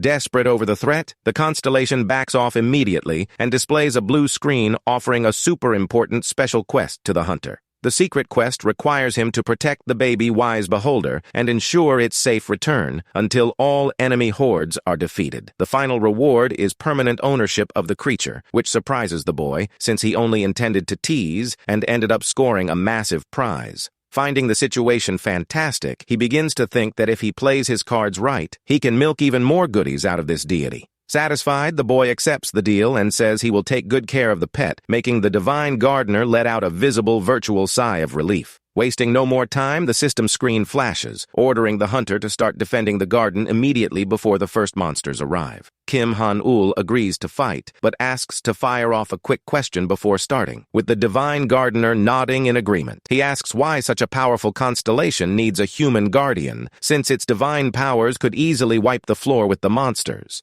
The deity explains he used to defend the place with the beholder, but hit his fatigue limit and decided to hire a substitute. The hunter understands the attachment but grows a bit worried, thinking that if a divine entity hit its limit, the enemy monsters must be insane. But the system's reply catches him completely off guard, revealing the real reason they gave up is simply because defense games are super boring. Hearing that extremely lazy excuse, the boy stands there speechless, unable to believe the deity's absolute lack of shame. He repeats the line in disgust in his mind, feeling a deep personal insult to his all-time favorite game genre as a streamer. To make matters worse, the constellation makes a scoffing sound, reinforcing on-screen that it's an undeniable fact defense games are the most boring thing ever. The boy lets out a confident chuckle and responds that the deity only says that because he has yet to grasp the true art and fun of the genre. He flashes an OK sign and offers to give a free strategy lesson in exchange for a few extra hidden rewards during the match. Completely ignoring the offer, the deity just scratches his virtual belly and warns on the blue screen that he has zero interest in learning anything. Seeing the divine being's disdain, the boy simply squeezes the poor baby beholder tightly again to make it squeak and force the constellation to cooperate. He shouts, summoning his faithful elite warrior to show he isn't playing around with idle chatter and to get defense operations underway. Gono takes a spectacular leap into the air, unleashing his powerful blue aura as he prepares to smash the first invaders with his club. Terrified by the unprovoked violence against its pet, the constellation shakes its head frantically, giving in to all the boy's demands. The giant carnivorous plants spring into action, chewing up and swallowing the enemy hordes effortlessly in the middle of the green lawn. With a victorious smile, the young hunter ironically asks the divine spectator if he paid close attention to the masterclass. He points to the remnants of the enemies and arrogantly explains that setting up defenses that way makes any invasion ridiculously easy to stop. To wrap up the first round, the boy opens his tactical control panel and asks if they can move on to the next monster horde already. The system displays detailed info for Wave 10, revealing that the party will have to face 3 Cerberuses, 10 golden bees, and 5 iron golems. Kim Han-ul looks at the floating baby beholder provocatively, asking how the great constellation of the garden would clear this monster wave. In response, the panel comically shows the gardener of the mother goddess just scratching his belly, not showing the slightest concern for the danger. The young hunter gets annoyed by the divine disdain and complains that the stellar entity has zero intention of taking the challenge seriously. He decides to tease a bit more, asking if the constellation doesn't actually find defense games boring, but is simply terrible at playing them. The deity takes the bait instantly and sends a furious message claiming he can clear that basic level without any effort at all. To prove his worth, the divine gardener finally makes a move and sends over a tactical defense layout, leaving the MC quite satisfied. Seeing that the entity decided to collaborate, the boy locks in his strategic gaze and concludes that now is the perfect time to put the plan into action. But upon looking at the plan, he stands incredulous, asking if the big genius idea was just piling 20 Zaira carnivorous plants right at the entrance gate. He decides to keep mocking, telling the entity to its face that this dumb tactic is completely useless and stands zero chance of working in a real game. The deity insists the firepower is more than enough, but the boy shakes his head in disagreement, explaining that Zaira's movements are far too slow. He demonstrates the carnivorous plant's slowness, teaching that it is mandatory to place the charm tree right next to it to create the ideal defense combo. The hunter explains that the tree's charm effect will freeze enemies in place, perfectly compensating for the plant's low attack speed. He points out that the queen bee is immune to charm, and the golems are immune to magic, requiring a different strategy to slow down those 2 enemy types. While the deity watches the explanation curiously, the boy breaks into a cocky grin and announces he has the ideal answer tucked up his sleeve for the problem. He opens his hand, revealing a tiny pea seed, leaving the garden constellation completely bewildered, unable to grasp the value of such a simple item. The boy squeezes the sticky goo, explaining that the projectiles fired by the peas have strong adhesion and that they are going to use precisely that in battle. The entity argues that this glue seems way too weak, but Kim Han-ul sarcastically agrees, saying 1 or 2 really won't make a difference. He asks with a grin what would happen if thousands of them stuck together on the enemy, finally making the divine gardener understand the potential. To prove his point in practice, the boy orders the peas to fire in sequence, showing the monsters getting completely immobilized by the green goo. With the enemies totally stuck to the ground, the giant carnivorous plants have a field day devouring the queen bee and the other threats with ease. Kim Han-ul points to the pile of defeated monsters, showing that even the smallest defense can cause insane damage if used the right way. The hunter asserts that this is the true charm of defense games, and then asks if they can move on to the next level already. In the face of such a display of intelligence, the gardener of the mother goddess begins watching the whole match with massive interest and hype. The panel indicates Wave 25 is approaching, bringing a giant dragon and 11 other smaller monsters of various types to the field. The boy turns back to the screen, asking how the stellar entity would handle this new setup of rapidly approaching enemies. After giving it careful thought, the divine gardener finally displays a new action plan on the blue screen, eager to receive his young master's evaluation. The hunter analyzes the defense layout and notes in surprise that the constellation plans to corner the beasts in the center and blow them all up at once. The panel flashes happily, confirming that is indeed the strategy, showing that the deity has finally learned to draft smarter tactics. Kim Han-ul praises the good logic and says that this time he will set up defenses on one side of the map, strictly following the suggested instructions. The divine gardener gives a virtual thumbs up on the blue screen out of sheer excitement, while the boy snaps his fingers to kick off the monster slaughter. Multiple system messages start popping up in rapid succession, confirming the party's overwhelming victory against the forces of Wave 25. The main floating panel wraps up the combat, officially offering congratulations for the brilliant tactical win and the successful defense of another garden floor. The boy celebrates the great result and asks what the next move will be, while the divine gardener meticulously draws out a new layout on the map. Following the newly drawn tactic, the defenses perform flawlessly, and the party manages to effortlessly clear all the way up to Monster Wave 57.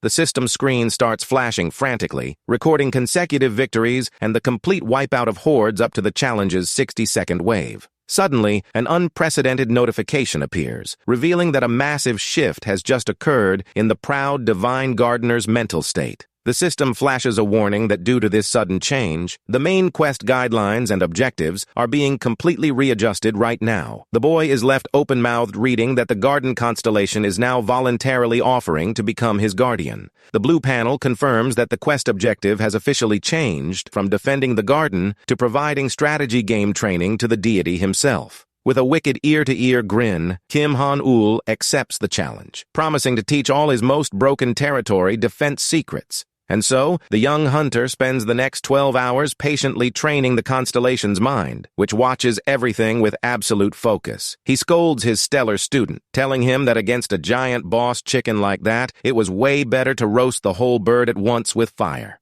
At another moment, he sighs in disappointment, correcting a placement and warning that that's not the dumb way you use the special tree's charm. But after seeing the new plays, he puts his hand to his chin thoughtfully, admitting the deity's progress isn't half bad for a beginner. The panel glows, congratulating them on the victory over Wave 99, making the hunter let out a long sigh of exhaustion after so many consecutive hours of lessons. Sitting on the grass with his servants, the boy praises his stellar student's evolution, commenting that the constellation has finally learned how to play properly. Feeling extremely proud, the deity shrugs through glowing text messages, displaying a nice smile of satisfaction and superiority. Even his summoned servants start shouting and celebrating in their language, agreeing that the garden gardener's tactics have improved drastically. Kim Han-ul agrees and says the deity can now clear the final wave on his own, until the system triggers the dreaded warning for Monster Wave 100. A massive roar shakes the entire garden scenery, making the dirt ground tremble and kicking up a huge curtain of dust and rocks into the air. Kim Han-ul, the tiny beholder, and the goblin Gono look over in shock toward the deafening sound, trying to understand where all that impact came from.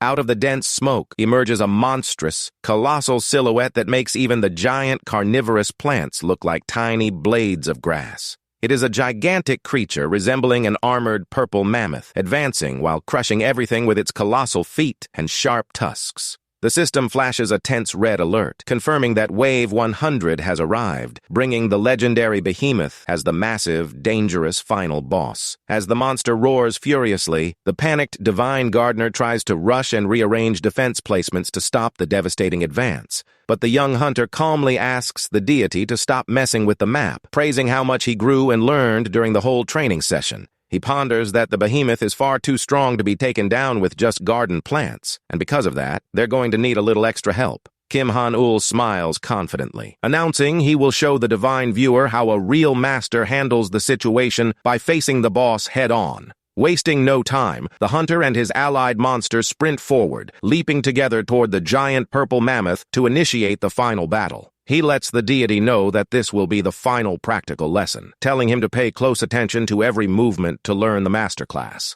Suddenly, vines from the world tree sprout from the ground at high speed, wrapping tightly around the monster's colossal legs in a surprise attack. The magical vines squeeze hard, binding the behemoth's hind and front legs to stop it from pushing forward and destroying the garden. The hunter cheers upon seeing the mammoth's giant feet completely trapped in the vines, leaving the terrifying monster vulnerable for a brief moment. With the enemy immobilized, he flashes a winning smile and orders everyone to charge together with full power to finish off the monster once and for all. However, the behemoth lets out a piercing roar of rage, releasing a mysterious glowing red energy from inside its furry body. Kim Han-ul stops his advance in confusion upon noticing thousands of tiny glowing red dots flying off the giant mammoth's back. The boy gets startled, and the system reveals that the insects are blood fleas, fast, dangerous monsters that attack by draining every drop of life from their victims. He realizes in panic that the insects are swarming out of the behemoth's fur in massive numbers, noting it will be impossible to dodge so many attacks at once. With nowhere to run, the hunter guards his face with his arms while swearing in frustration, watching the hungry swarm charge straight at him.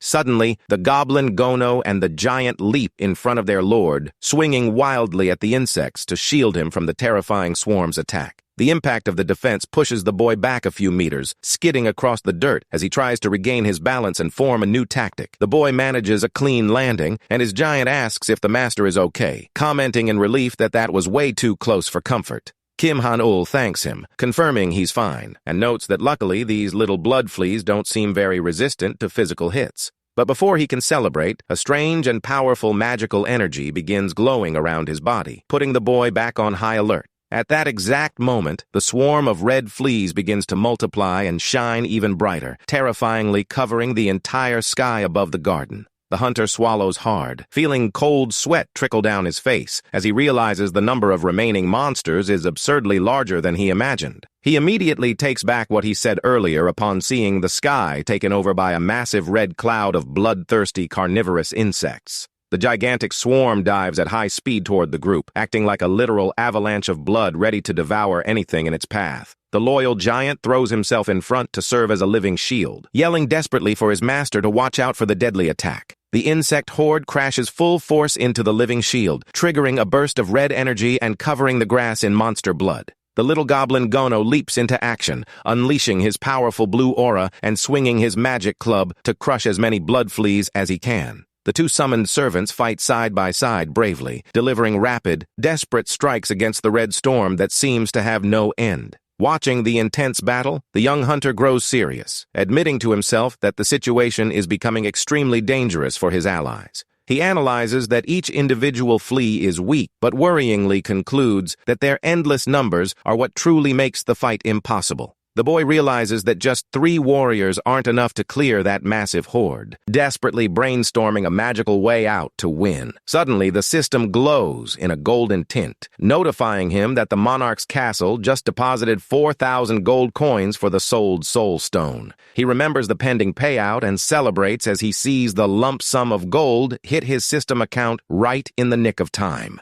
Finding the timing absolutely perfect, the boy quickly taps the floating blue screen, preparing to summon a powerful new ally for battle. The system screen flashes bright blue, confirming the monarch's transaction was successfully activated, triggering the ally's summoning process. A large orb of blue magic energy crackling with electricity drops from the sky at high speed, blasting a path through the dungeon's smoke. In the center of the blue glow emerges the imposing figure of Zen Karuk, the powerful elite crocodile mage, arriving while unleashing an absurd mana aura across the field. The system confirms the summoning of the Lizardman High Priest, while Kim Han-ul celebrates, saying he is going to sweep every flea off the map at once. But the summoned wizard pops up completely confused and startled, making strange noises while looking around, unable to figure out where on earth he ended up this time. The young hunter shouts from the back, telling the high priest to hurry up and cast that powerful special magic he used in their last battle. The wizard sweats nervously, asking what the master means, while the boy yells in annoyance for him to just use that water blast from before already.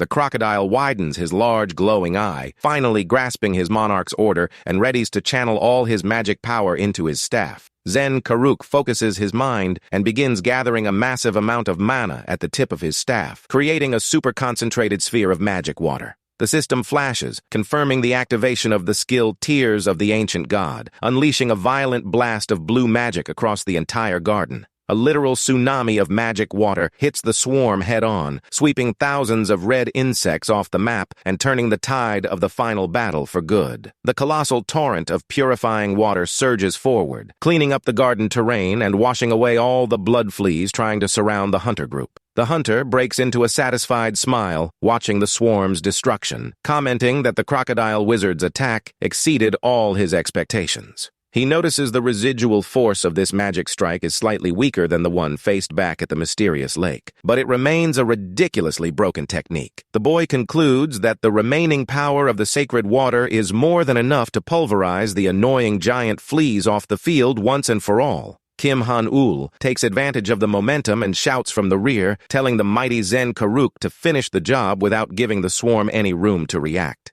The crocodile mage releases an even larger burst of blue light, sweeping away the rest of the red beasts and restoring peace to the ruined garden lawn. With the terrible swarm wiped out, silence finally returns to the area, leaving only the defeated bodies of blood fleas scattered across the green ground. The hunter praises his wizard's great work, while the big guy gets all bashful and red, sheepishly commenting that it was an absolute breeze. Now that the terrible army of blood fleas has turned to dust, the boy locks his confident gaze onto the actual main target of Wave 100. The behemoth lets out another monstrous roar of anger, shaking the garden ground upon noticing its little helpers were destroyed. Without hesitation, the MC calls on his giant Odolph to kick off the final phase of combat, and the loyal brute responds promptly to his master's command. The hunter firmly orders the giant to grab the goblin Gono and throw him with full force straight at the giant purple-armored mammoth's head. Hearing the bizarre fastball plan, poor goblin Gono widens his eyes in terror, letting out a scared squeak, refusing to believe the cruel fate awaiting him. Kim Han-ul shouts that there's no time to explain the tactic right now, telling them both to blindly trust his genius leadership as a pro streamer. The big guy offers a sincere apology to his small green partner, grabbing him by the neck without mercy to load him up like a piece of live artillery. The giant winds up his muscular arms and hurls the small ally through the air at high speed, wrapped in a powerful surge of glowing blue energy. Gono streaks across the dungeon sky, spinning like a literal glowing blue bullet toward the giant mammoth's colossal tusks as it watches on in confusion. The hunter tracks the trajectory with a tense glare, shouting at the top of his lungs for his loyal soldier to activate his special rapid acceleration skill. The goblin focuses his sharp gaze and activates the legendary skill Raven's Wings, unleashing a blue burst of speed to accelerate his lethal flight. As the monster roars, the MC reasons that if his game database is correct, that colossal beast must have a hidden weak point. He recognizes that Gono's strength alone could never pierce the behemoth's ultra-resistant hide, making the next step essential to victory. That's why he used acceleration to build up maximum kinetic energy, drastically boosting his flying warrior's penetration power on target. Next, he orders Zen Karuk to fire a focused water blast to coat the flying goblin's body, creating an indestructible hydraulic drill in mid-air. The blue screen glows in the air, confirming the activation of the barrier Tears of the Ancient God, serving to coat the launched ally in armor of pure water. The system details that this water shield protects the designated target while concentrating all energy into a single point to pierce through anything.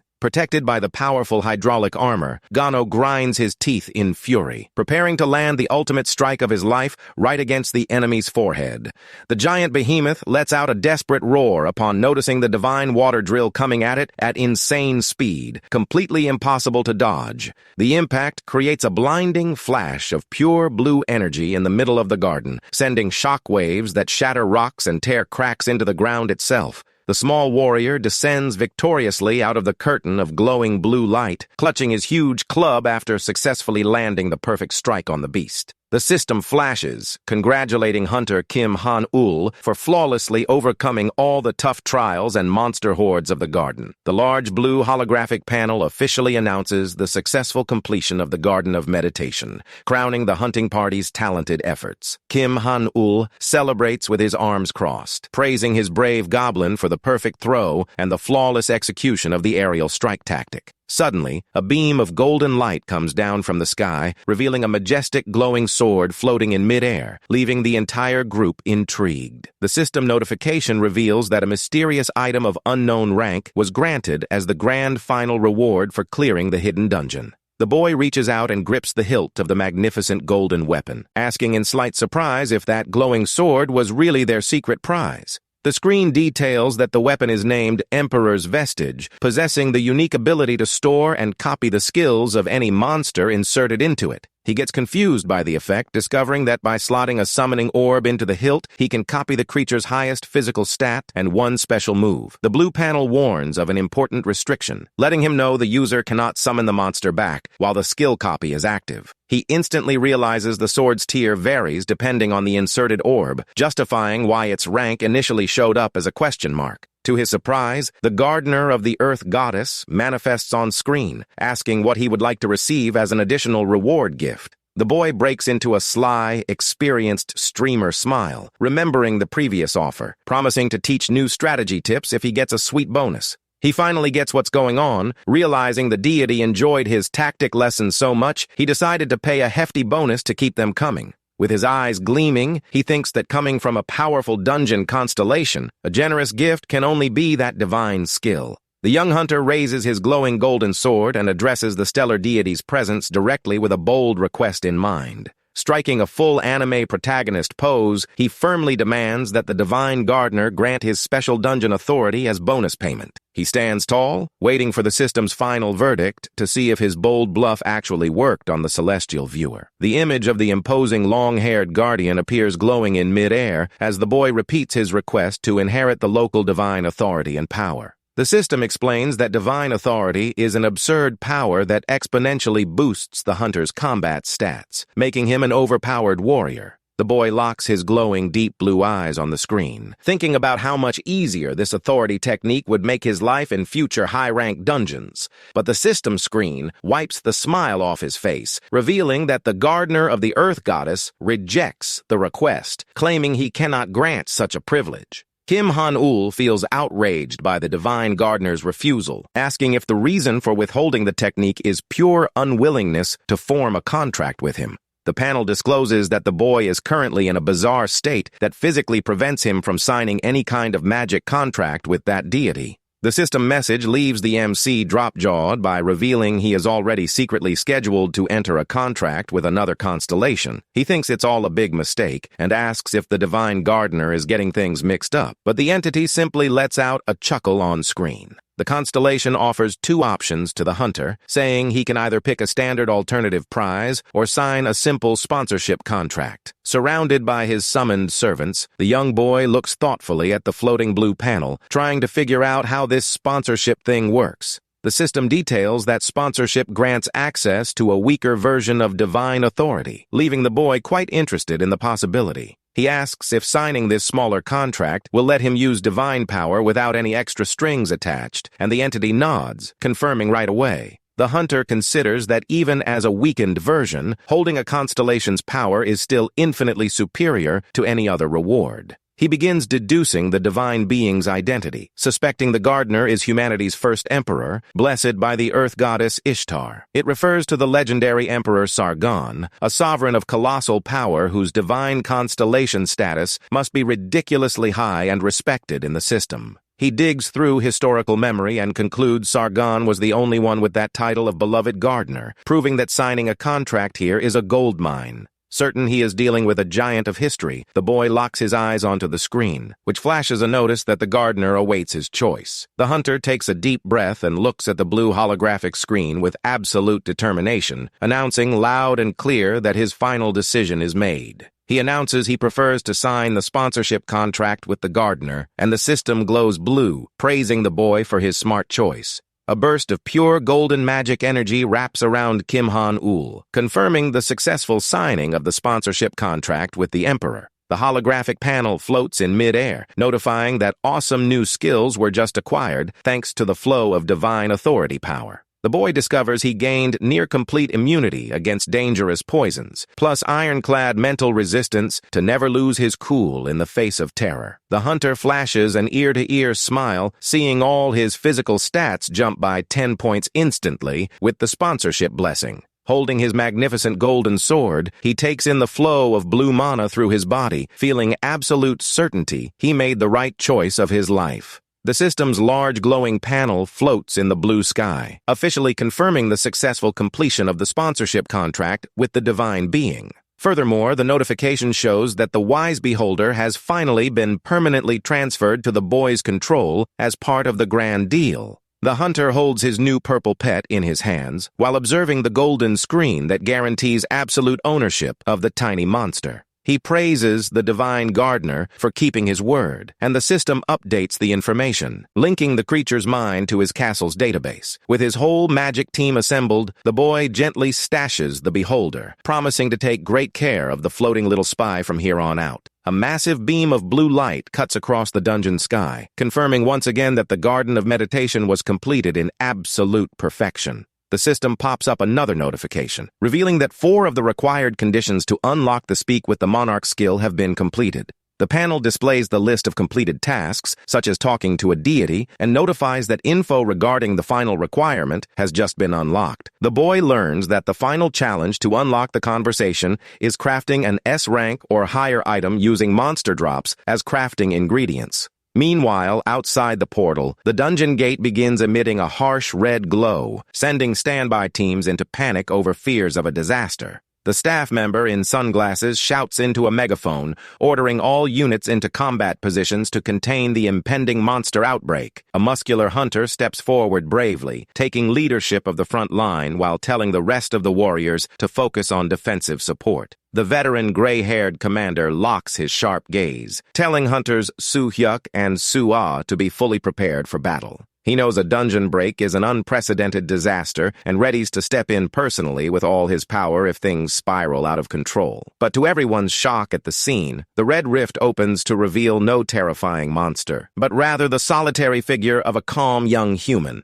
The crowd of elite hunters starts screaming in absolute shock upon recognizing that the survivor returning from the red portal is Kim Han-ul. The muscular guild warrior widens his eyes in terror, realizing the boy's exit means he alone managed to clear the entire red dungeon. The large red portal of unstable energy begins shrinking and shutting down completely in midair, confirming the total destruction of the dungeon core. The elite warriors comment in fear that it makes zero sense, admitting it's unbelievable for a simple hunter to pull off all that on his own. Walking calmly across the grass, Kim Han-ul observes the massive reception in surprise, seeing so many people gathered waiting for him at the closed portal exit. He finds it intriguing to spot the illustrious presence of the country's top 3 S-rank guild leaders observing his every step with sharp glares. The imposing commander Ma Dongpal of the Aegis Guild locks a serious look on the boy, trying to gauge the power of this rookie who pulled off an impossible feat. The proud commander, Choi Kong-woo, also watches the black-haired young man in silence, seemingly finally recognizing the boy's monstrous potential. The employee in sunglasses rushes toward the young hero with a stack of reports in hand, calling him by name with great respect. The man in the suit bows respectfully, introducing himself as Kim Jung-soo from the Hunters Association, thanking him immensely for his services in the dungeon. Kim Han-ul politely thanks him for the greeting, but wastes no time asking the real reason why so many legendary S-rank commanders are gathered there. The official whispers confidentially, explaining that since the portal shifted to red tier, they issued emergency alerts to all major guilds. The boy realizes they assumed a dungeon break was going to happen, which explains the presence of so many hunters armed to the teeth at the site. The man in the suit confirms the theory, saying it was a mass summons for maximum security, but admits things took a very unexpected turn there. He reveals in surprise that the association never expected all the big guild leaders to show up in person over a single call for help. Kim Han-ul finds all this movement very odd, thinking that if it were just an ordinary dungeon break, their regular guild members would have been more than enough. Other hunters start whispering in shock, mentioning the legendary bloodstone that serves as raw material to craft S-rank weapons. The gray-haired veteran leader seriously confirms the precious ore's importance, explaining that obtaining a stone like that is a massive deal. Commander Sana-Rae completes the thought with a nice smile, revealing that the boy successfully hunted the Deep Zone's main boss. The background hunters lose their minds, commenting fearfully on whether that promising young man before them is really just a regular B-rank hunter. Breaking the silence, the imposing Ma Dongpal steps forward, formally introducing himself as the absolute commander of the famous elite Aegis Guild. He decides to get straight to the point without beating around the bush, asking point-blank if the boy would be interested in officially joining his winning elite team. To everyone's surprise, the boy politely turns down the offer with a smile, stating he still has zero intention of joining any guild. The brute goes into total shock at the answer, fuming in anger, unable to believe he was rejected so fast and directly right in front of everyone. Suddenly, the boy's attention shifts to Vice Leader Yoon Soo-hyuk, who watches the whole mess with crossed arms, keeping his usual calm and elegant composure. Kim Han-ul gives a light bow, thanking the Vice Leader for the valuable tips he received from him, leaving the other guild heads quite confused. Ma Dongpal loses his temper, remembering that Soo-hyuk had denied him that exact same kind of help in the past, grumbling indignantly over the unfairness. The vice leader unfazedly retorts that choosing who they share confidential dungeon intel with is entirely up to them. The brute lets out a defeated sigh, deducting he was rejected because rival guild Pungbaek had already moved ahead and secured a deal with the boy. The gray-haired leader ironically agrees, commenting that spotting talent early is part of the business, poking his rival by saying he wouldn't have stood a chance anyway. The Aegis boss snaps in anger, shouting that this is complete nonsense, demanding respect and hyping up the qualities of his wonderful hunter guild. While the two S-rank giants argue loudly, Kim Han-ul takes advantage of the distraction to slip away, wondering if they really came out there just for him. Suddenly, the gorgeous Sana-rae pops up right beside him with a mysterious smile, commenting that the boy seems to have a lot of important things on his mind. Without mincing words, the elegant woman slides a purple business card between his fingers, telling the young hunter in a seductive tone to call her later.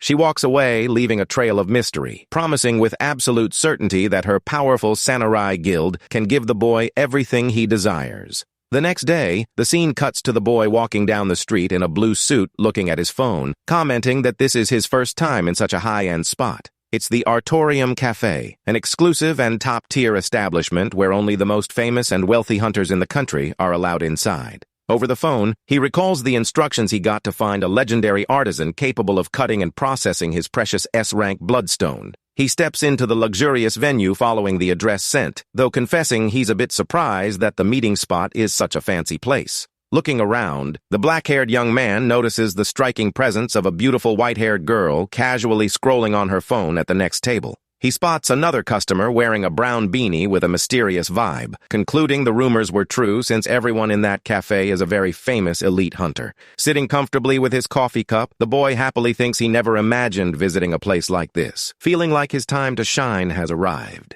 He takes a sip of the hot drink with a smile of pure satisfaction stamped on his face, mentally celebrating the success of his incredible rise as an elite hunter. But his moment of peace is shattered by firm footsteps and a sarcastic voice approaching his coffee table, completely ruining the calm vibe. A stylish young blonde man stops right before him, asking if he's the famous hunter who cleared the Garden of Meditation, extending a hand with a smile. The guy in the leather jacket introduces himself as Hong Han Sol, proudly revealing he belongs to the feared and mysterious mercenary group known as Bone Breakers. Hearing the organization's name, Kim Han-ul freezes instantly with a very serious, tense look, knowing all too well the dark reputation of that ruthless group. The panel reveals the purple skull emblem of the Bone Breakers faction, one of the most feared and relentless black market forces operating behind the scenes. It's a ruthless mercenary guild that will do any dirty work for cash, world famous for the extreme cruelty of its members.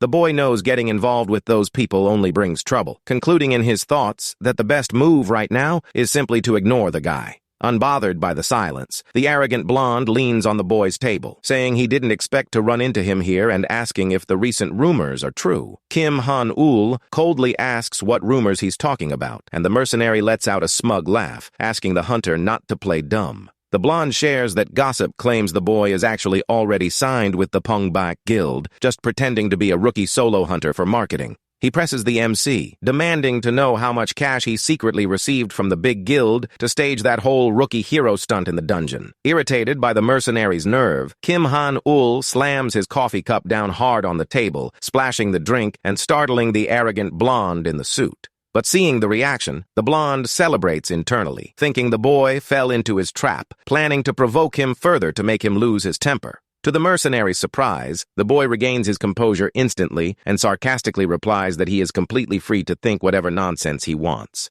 Hong pushes on, asking if that's a confirmation of the rumors, but the hunter simply shrugs, reiterating he couldn't care less about his theories. The mercenary warns that everyone in the cafe is watching the scene and that this arrogant attitude will only feed the rumors, but the boy says he doesn't give a hoot. He wraps up the chat saying, "Gossip is just silly gossip," leaving his opponent speechless with his absolute coldness under pressure. Humiliated, the blonde's face turns into a furious, threatening glare, warning that as an innocent rookie, the boy has no clue what he's getting into. But before a real fight breaks out, the sharp click of high heels echoes across the Artorium Cafe floor, catching the attention of every customer present. It is the elegant and powerful Sana-rae, stepping into the venue with her commanding S-rank aura, asking with a charming smile if she ended up running late. Recognizing the commander of the Sanari Guild, the arrogant mercenary stutters in fear as she mockingly asks if a fight is taking place. Hong Han Sol swallows hard in terror, seeing the legendary S-rank guild master right in front of him, realizing he picked a fight with the wrong person in the worst way.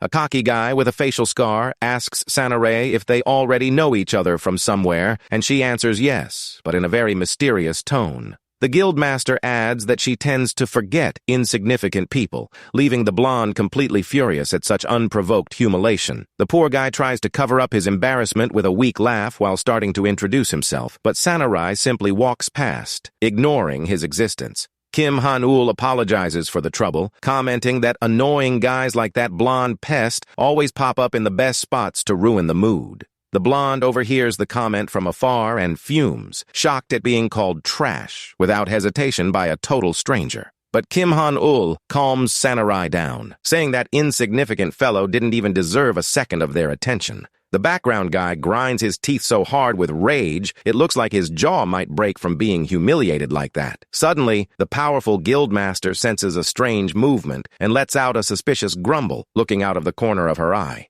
Sanurai stares the arrogant blonde down, asking if he hasn't left yet or if he has any pending business left there, leaving the guy stuttering in terror. Completely intimidated by the lady's overwhelming presence, the guy decides to turn around and runs away with his tail between his legs. Kim Han-ul watches the scene, finding it funny how the tough bully ended up totally helpless before Sanurai's power. With the nuisance finally out of the way, she shifts her tone and suggests they finally start discussing the terms of that sweet proposal. The MC agrees, but makes a point of asking what her real motive is for offering such a huge favor without asking for anything in return. Sanurai looks him straight in the eyes and enigmatically replies that she is doing all of this with the future in mind. She explains this favor is like an extra weight on the scale to ensure the boy's heart leans toward the Sanurai Guild, and she guarantees the weight she is offering right now will be far bigger and more advantageous than any offer from rival. Pungbaik. The truth is, there are only two clear reasons why the Sanurai Guild is considered one of the top 3 in all of South Korea.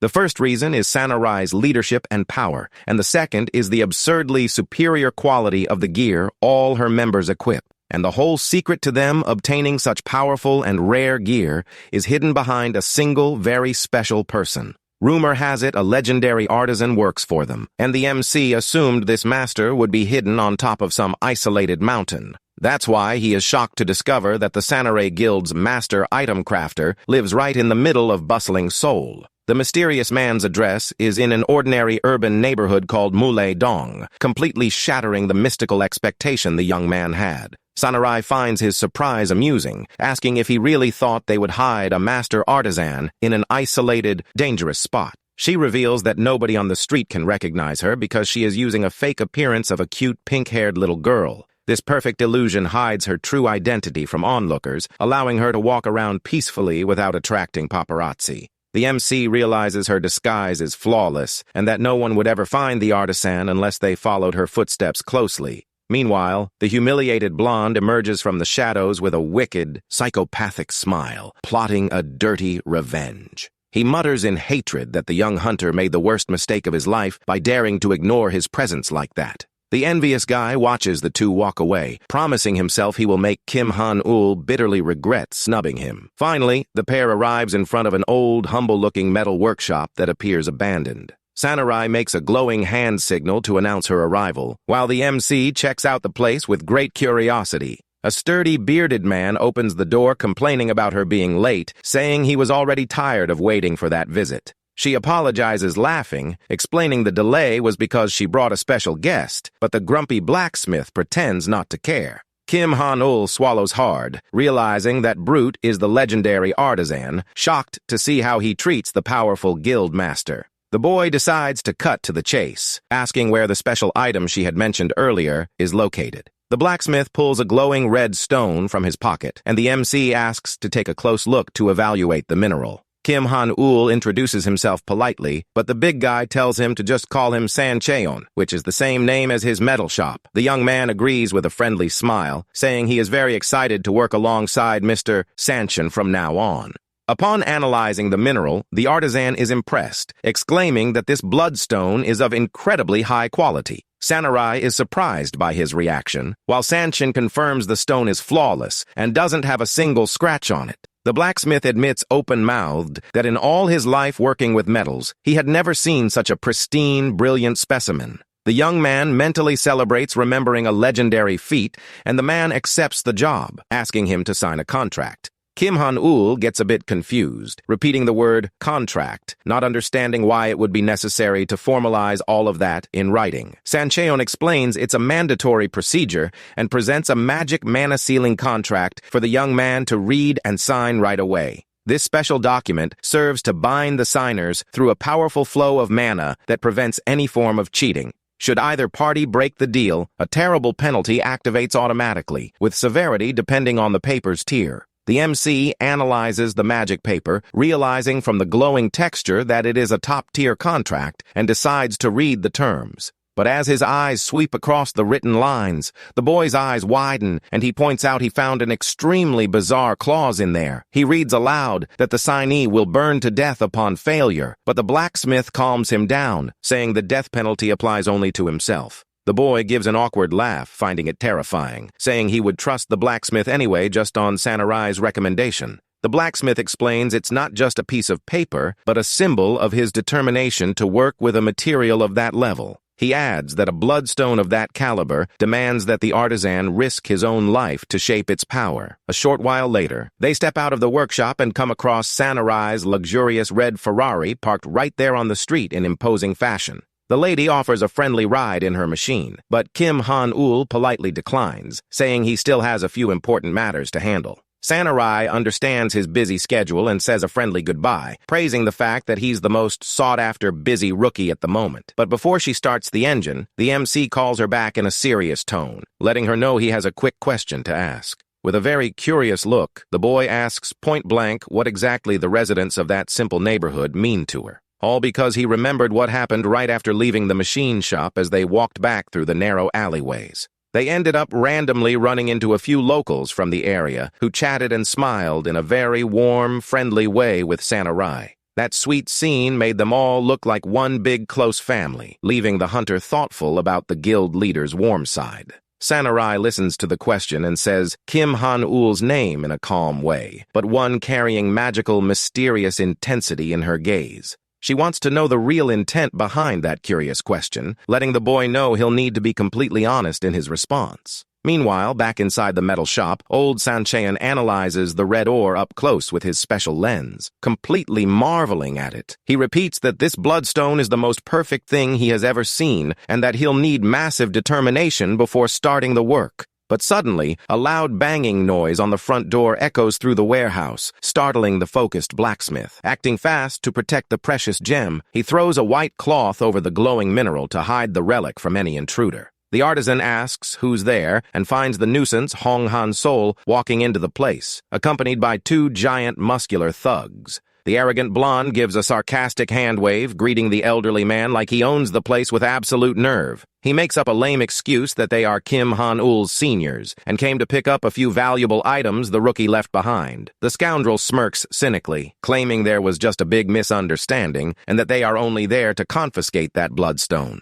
Sancheon listens to that cheap talk, thinking to himself that such a blatant lie wouldn't fool even a 7-year-old child. Out of patience for talk, the arrogant blonde steps forward, harshly demanding the old man hand over the precious magic stone right now. The elderly man plays dumb, saying this is just an ordinary workshop, that he has never worked with hunter items, let alone seen any red gem. But Hong Han Sol doesn't buy the act, and with a wicked grin on his face, asks how a simple neighborhood blacksmith would know the real value of a gem. He slams his hand hard on the table to intimidate the old man, throwing it in his face that he knows all about the bloodstone's existence and value. Sancheon realizes he fell into his own contradiction, starting to wonder how much info that gang of crooks actually holds. The villain warns it's no use lying because they saw Kim Han-ul enter there accompanied by a mysterious woman demanding the gem at once. The blacksmith realizes the thugs were tailing the young hunter, but breathes a sigh of relief upon noticing they didn't recognize Sanurai's true identity. Keeping a firm stance, the artisan refuses to hand over the item without its rightful owner present, telling them to go fetch Kim Han-ul if they want the stone. The arrogant guy lets out a sarcastic laugh, finding the old man very brave, asking if they look like clowns to be disrespected like that. With an arrogant gesture, he points his index finger forward, calling his muscular thugs to resolve the situation using physical force. He orders the giants to show the old man who they're dealing with, but warns them to be careful not to kill the poor guy during the beatdown. But right in the middle of the order, the crook's leader feels a strange chill down his spine, letting out a confused grumble as he senses imminent danger. It's Kim Han-ul, suddenly appearing right behind them, asking what on earth they're doing in the workshop and if they happen to be deaf. The thug in the blue shirt starts trembling from head to toe in pure terror, unable to utter a single coherent word to explain the situation. The other muscular thug with long hair also freezes in cold sweat, feeling an absurd magic pressure crushing his entire heavy body. Not understanding what's going on, the blonde turns around in rage, shouting furiously, asking what's wrong with those useless idiots. The long-haired accomplice stutters desperately, revealing to the boss that he simply cannot move a single muscle in his body, as if turned to stone. Hong Han-sol feels outraged, thinking it's just a dumb, bad-taste joke, asking what kind of senseless nonsense he's talking. Irritated by the apparent weakness, the boss throws a full-power right hook straight into his own thug's face, calling him a useless fool. But to the attacker's shock, the hit strikes the giant's face with a dry stone crack, without the thug showing even a hint of pain. He panics upon realizing his ally's body is literally stiff as a wooden plank, starting to wonder what bizarre magic that is. The MC watches from afar, mentally lamenting that the baby's petrification spell doesn't work on A-rank hunters like the blonde leader. Hong Han-sol sweats cold in desperation upon noticing the boy who was supposed to be far away, going into high alert over the threat. Kim Han-ul smiles victoriously, a floating eye glowing purple in his hand, praising the great work of his loyal magic ally Sage.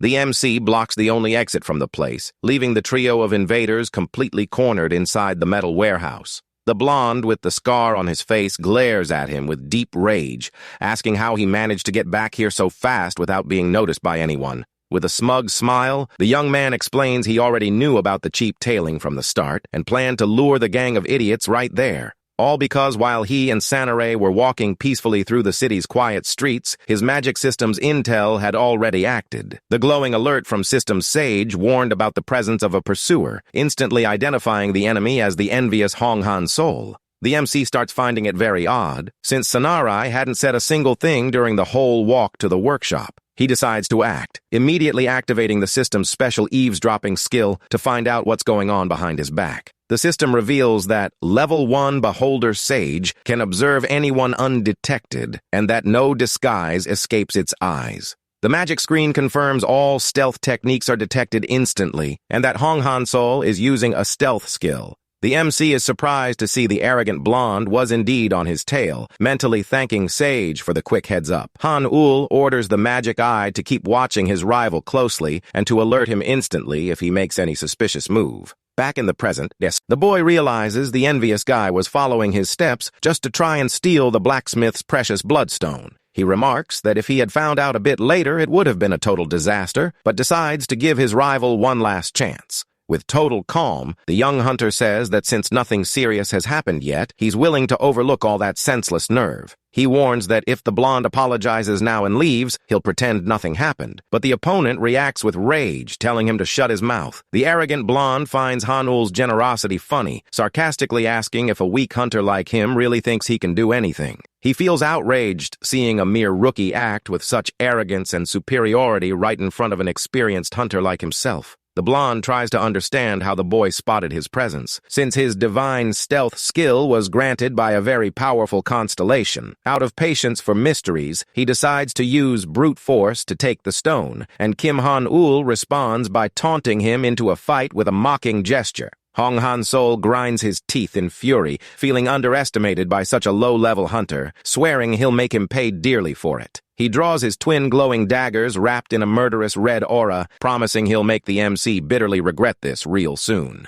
The villain charges all out to strike, but is caught off guard by a large explosion of bluish smoke appearing right in front of him, blocking his view. Coughing amidst the smoke, the blonde gets confused by the distraction tactic, wondering what his opponent is planning with that smoke screen. He starts looking for his opponent through the fog until he spots a gigantic, dark silhouette with glowing eyes emerging from the mist. The blonde takes a step back in fear, realizing that monstrous, imposing figure is far larger than any ordinary hunter. The smoke clears, revealing a giant, muscular goblin holding a massive club, letting out an intimidating grunt right in front of him. Seeing the monster, the blonde bursts out laughing, mocking the MC, asking if summoning a weak little goblin is the best skill he's got. He keeps laughing loudly, asking if the young hunter really thought he could win a fight using a monster considered trash by everyone. On the other side, Kim Han-ul feels silly for getting tense for a second over all that tough guy act his rival was putting on earlier. The MC draws an absurdly bright golden sword, warning his rival to talk all he wants, because real soon he's going to shut that big mouth.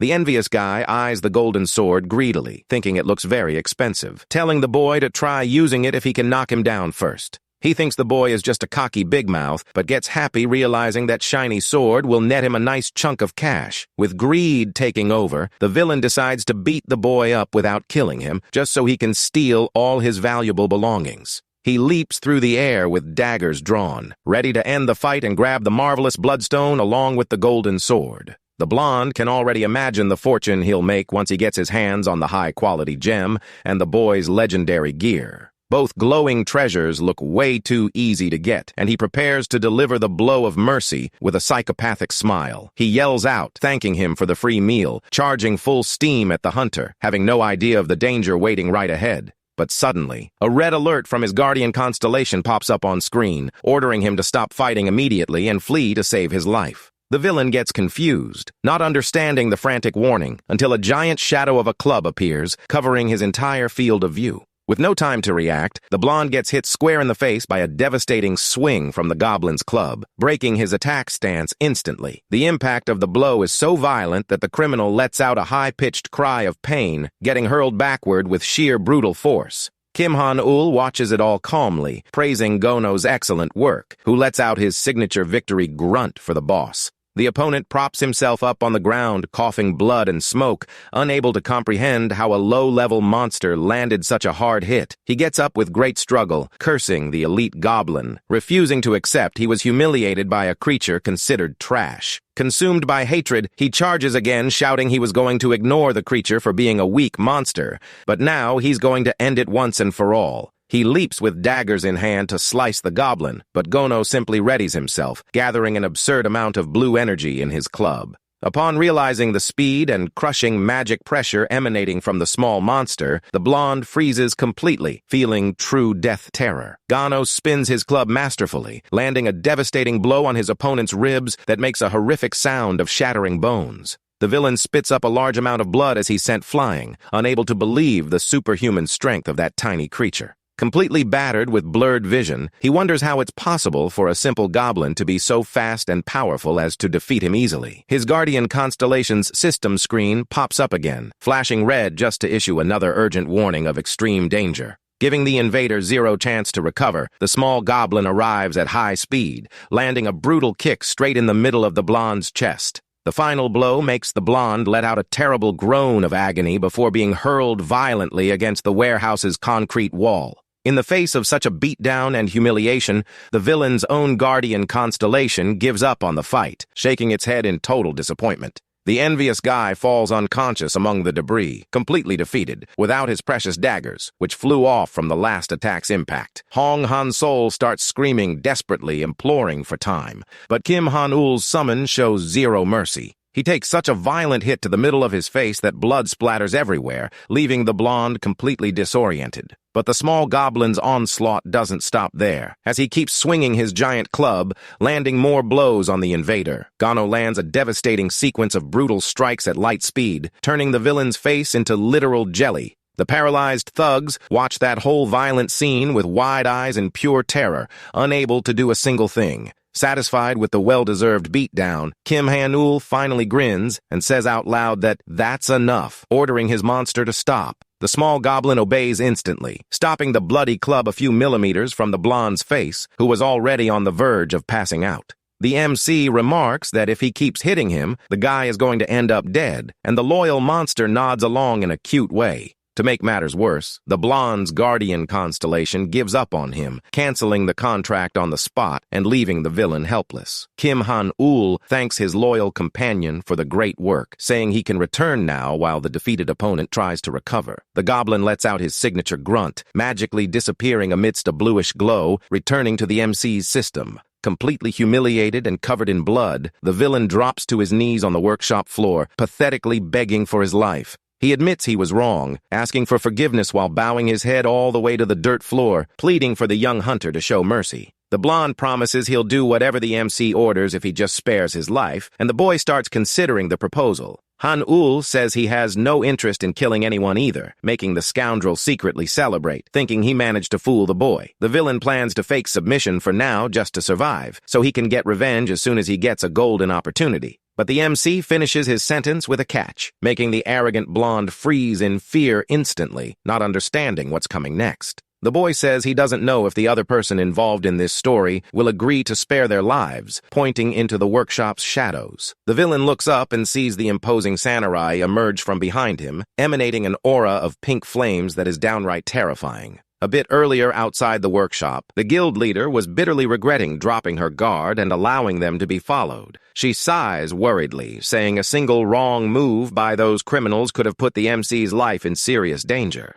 Kim Han-ul apologizes for what happened, but she reassures him, saying what matters is that everything ended well with no serious injuries. Even so, the boy feels guilty, commenting that the old man had to go through all that terrible ordeal because of his problems. Samurai tells him not to talk nonsense, since the only ones at fault are those worms who decided to invade the place like cowards. With a tender smile, she calms the young man down, repeating that he has absolutely no reason to keep apologizing to her for that. The boy smiles back relieved, taking the chance to ask what she intends to do with the 3 thugs tied up in the room corner. Sanchean suggests they call the Hunters Association to handle the case, but the guild leader refuses immediately with a firm look. She shouts angrily, saying just arresting those worms would be too little, warning she'll personally handle putting a permanent end to them. The startled blacksmith asks if she's really planning to kill the guys, and she confirms, saying she wouldn't leave trash like that alive. But the artisan steps in, begging her please not to do that, as he wouldn't want to see the lady hurting or taking anyone's life. She feels indignant, asking if he already forgot that if not for Kim Han-ul's help, he himself could be dead right now.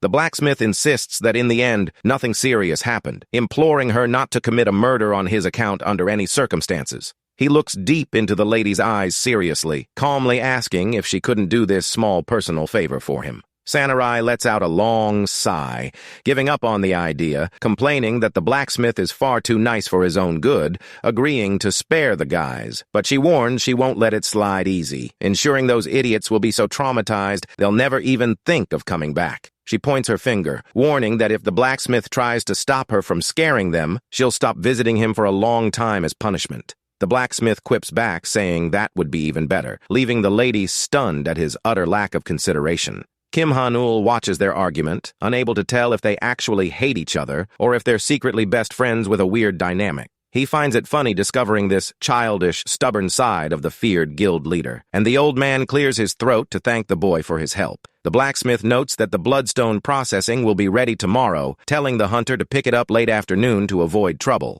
The boy suggests he get some rest after the shock of the attack, but the old man replies that focusing on work is the best therapy at times like these. The MC understands the blacksmith's point and agrees with a friendly smile, eager to see the results of the gear that will be forged. He says goodbye, leaving the material under the master artisan's care, getting back into Samurai's red Ferrari to take off. Midway back through the dark city streets, the elegant guild leader calls his name, to which he answers with full attention. The lady deeply thanks him for everything he did that day, but the boy downplays it, modestly saying he didn't do anything that amazing. Samurai tells him not to be so modest, because if not for his quick actions, she would have lost someone very important to her that day. She vows she will definitely return the favor, asking him to let her know immediately if he needs any kind of help from the guild down the line. The MC steps out of the vehicle, thanking her for the kindness, confirming with a smile that he'll reach out to her if he needs anything. The beautiful guild leader nods with a friendly, warm look, saying she'll be eagerly waiting for his call.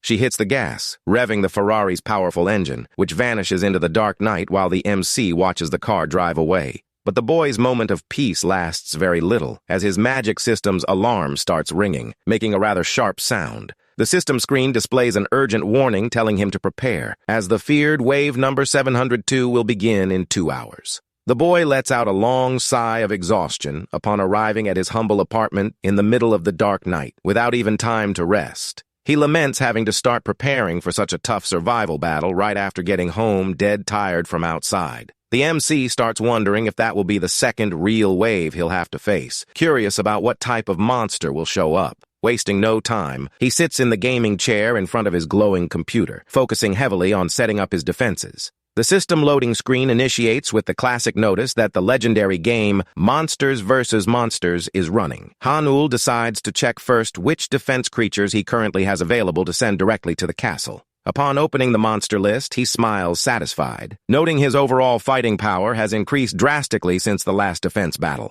But just as he readies to check the defense structures, a special message alerts him that an exclusive perk was granted to him. The hunter gets quite confused by that sudden message, wondering what unique benefit the system is about to unlock. The magic panel reveals that a rare item merchant will make a special, exclusive appearance only during the duration of that upcoming wave. The system explains this character is a cute, friendly dwarf carrying a giant backpack full of items that can help out immensely in battle. The boy gets excited about the possibility of buying combat utilities, and the merchant makes his official entrance into the royal castle courtyard. The screen displays the small vendor opening his magic bag right in front of the sovereign's throne, asking the player to hold on a second. The dwarf displays a roster of goods including monster power bars, explosive Molotov cocktails, an ice horn, and incense. Han-Ul analyzes the interesting variety of items, resolving to carefully examine each one's properties to see what could be useful. Suddenly, the MC's eyes light up as he finds a specific consumable that catches his attention on the market list. It's a bundle of 25 monster power bars that can fully restore the health and mana of his allies. The boy realizes having a healing item for his monsters is a massive edge, as it would practically grant them multiple lives in battle. He finds the other buy options good, but concludes that the power bar is a must-have item he needs to secure, no matter what. With a tight budget, he remains undecided on the rest, thinking it would be way easier to decide if he knew which monsters were coming in the wave. As if reading his mind, the game's AI displays a message asking if he'd like to check the wave intel. He is blown away by the convenience, since last time, the system only revealed enemy details after combat had already started. The panel glows, confirming full intel on round enemy forces will be displayed in detail on the boy's screen. The hunter gives a subtle grin, finally understanding the hidden reason why the system is making his life so easy this time around. The monitor displays a scary image of a colossal army of red skeletons marching under the leadership of a terrifying skeleton king. The report highlights that the wave will feature no fewer than 1 7-star monster and 1,192 2-star creatures. Han-Ul swallows hard reading that absurd amount of opponents, realizing the mission difficulty just jumped to an utterly insane level. The MC goes into panic, thinking that even knowing everything in advance, stopping that bizarre amount of monsters is nearly impossible. Suddenly, the small, floating-eye sage starts tapping frantically on the screen to catch his master's attention, who looks over, quite intrigued. The small, floating monster moves side to side frantically, pointing to a specific section the boy had forgotten. The MC recovers his confidence, agreeing with Sage, saying that when a player gets stuck on a hard stage, gacha is the only way out. The boy opens his virtual inventory, revealing he still has a very rare premium gacha ticket saved alongside another special ticket. With a firm tap on the monitor, he uses the ticket, starting the special pull, praying luck is on his side at that moment. Kim Han-Ul widens his eyes in anticipation, waiting for the pull result, praying to land a high-tier summon. An explosion of extremely bright bluish light emanates from the computer screen, lighting up the boy's whole dark room with magical power. In the middle of the summons, a huge armored foot in heavy metal armor stomps violently on the stone floor, announcing the giant's arrival. Meanwhile, wave number 702 officially begins, and the dark undead army starts marching toward the castle. The skeleton king raises his sword, ordering a total assault from his troops, who advance running in a coordinated, ferocious manner. The MC observes the enemy advance on the monitor, noting the undead king is positioned right in the middle of the massive army. The system sends a concerning alert warning that the 7-star monster resisted the light blessing, reducing the bonus damage it would take. The boy stays unfazed, saying he already figured the blessing wouldn't work on a boss of that level, but guarantees he already set up other defenses. He opens the fortress tactical map, displaying the 4 defense routes into which he split the passages to break up the enemy invasion forces. The strategy consists of baiting the undead into narrow channels to prevent the massive army from using its numerical advantage all at once. By limiting the number of enemies entering each path, the MC manages to isolate the skeletons at the first outpost. Weakened by salt traps and lacking numerical power, the invading creatures end up becoming very easy targets.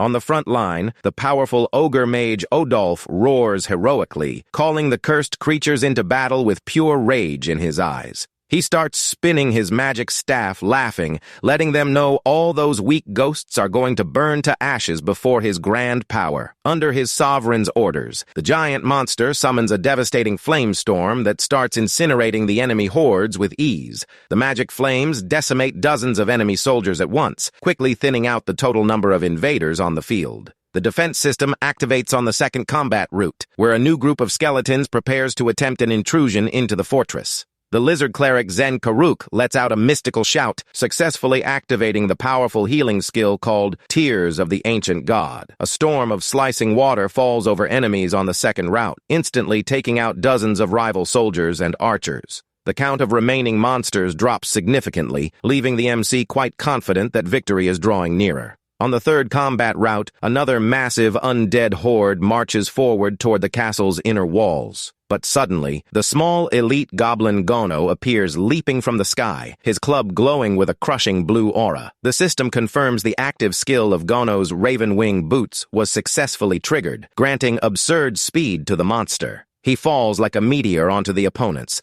clearing the entire third row, taking out dozens of enemies in just 1 second. A few more skeleton knights are destroyed by the brute force of the blow, and the surviving monster counter drops even faster. Meanwhile, the fourth combat route initiates, readying the castle's last defenders to face the rest of the horde. The Lizard Warrior Battalion receives a special swarm bonus, setting up a flawless shield wall. The skeleton warriors charge aggressively, crashing violently into the lizard's defensive shield wall. The impact of the collision is brutal, but the lizard warriors hold the front line with steel resolve against the undead swords. The relentless defense leads to the swift elimination of several knights and archers from the invading army, who start turning into pure bone dust. The invader count drops drastically, putting the MC's army in an extremely comfortable position of advantage. The MC grins, thinking combat is under control, since the Salt Room debuff made everything very easy to deal with, but his smile lasts very little when his eyes narrow,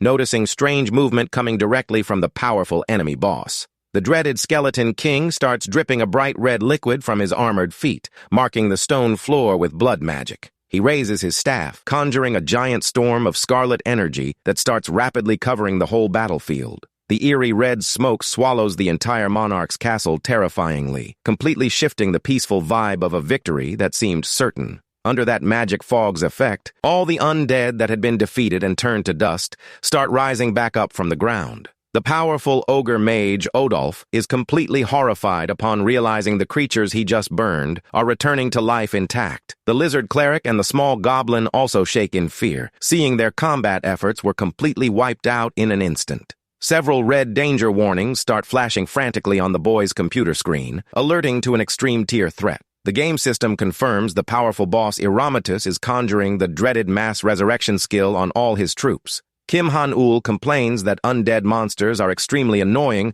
while watching the villain order his entire army to rise. With an eerie bone snap, the skeleton warriors rebuild themselves completely, brandishing their sharp swords again in rage. Master Ogre Odolph swallows hard, sweating cold, realizing he'll have to fight the exact same hordes he had just cleared all over again. The truth is, no matter how many times the player wipes out regular troops, if the high-tier boss uses mass resurrection, it's all in vain. The surviving enemy counter magically resets back to the maximum cap of 1,200 soldiers, leaving the scene in total chaos. The resurrected army charges all at once, surrounding the small lizard cleric and the other defenders, who were already completely exhausted. Zenkaruk panics seeing everyone revived, deeply regretting that his lizard warriors have almost no health left. But suddenly, a blue express delivery portal opens right in the middle of the battlefield, dropping the special healing items bought from the merchant. The small goblin Gono quickly chomps down on one of the monster power bars that fell from the sky, instantly regaining his strength. The lizard cleric also eats his power bar in a rush, feeling combat stamina and mana flow intensely back through his body.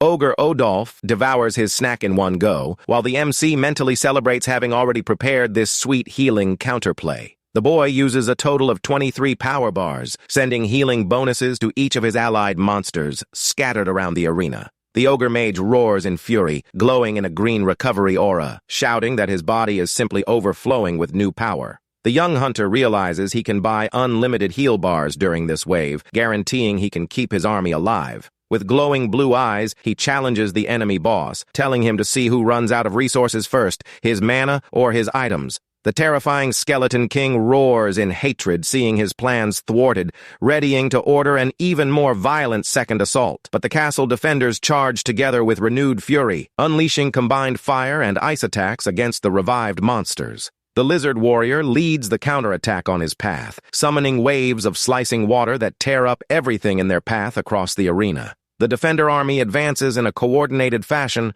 officially kicking off round 2 of that epic battle for the castle's survival. A colossal storm of blue lightning and magic energy explodes across the entire castle map, wiping out hundreds of undead all at once. Giant Ogre Odolph leaps into battle, roaring loudly, bringing his flaming staff down with full force against the bone warriors.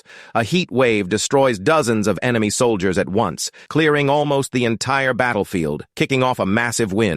The surviving monster count drops drastically and terrifyingly below 1,000 enemies, leaving the boy very hyped. But the stubborn Skeleton King raises his bone hand, wrapped in dark magic once again, preparing to revive his soldiers one more time. Iramatus raises his skeletal hand, glowing in pure red hatred, activating his annoying undead mass resurrection once more. With that, all the bone warriors start rising off the ground at once, making the monster counter bounce back to maximum capacity. But Han-Ul's army doesn't give up easy, responding by unleashing a devastating water vortex that shreds dozens of enemies on the spot. The hit is so violent that the remaining monster score drops rapidly to 1,110 survivors amidst the chaos. But the stubborn skeleton boss roars another resurrection command, flat out refusing to accept defeat so easily. To everyone's utter misery, the undead that just fell rise back up brand new, filling up the map all over again. Han-Ul's warriors charge in with blue energy strikes, slicing and crushing enemy skulls with complete fury.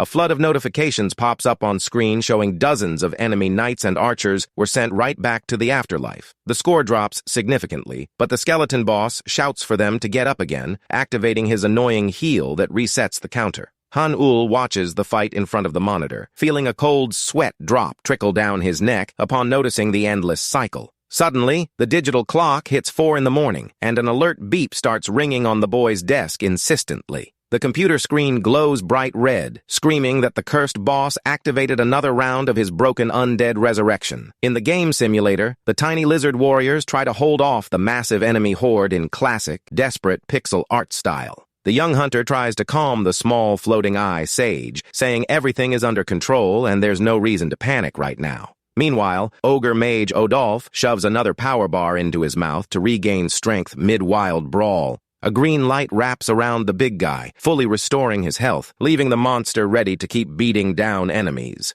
But Han-Ul knows the skeleton boss must also be reaching his absolute limit after casting so much consecutive magic. He explains the resurrection seems endless, but a high-tier undead's mana runs out, and once it does, the nonsense will stop. The enemy boss himself starts wondering in rage, not understanding why that cursed battle is still dragging on so long. He feels outrage at failing to take the castle, realizing that if the fight keeps going, his magic energy supply will hit 0 completely. Seeing his current strategy isn't working, the monster decides to take a drastic step to resolve things once and for all. The villain wraps himself in a storm of red flames, deciding he himself will march into combat to destroy everything personally. A glowing warning flashes on screen, scarily alerting that Iramatus is moving directly toward the audience chamber. Han-Ul grins, thinking the big boss lost his patience for good after spending so much time burning energy at the terrain intersection. The boy quickly taps to pull back the lizard warriors, starting to prepare his other monsters for the defense's wildcard move.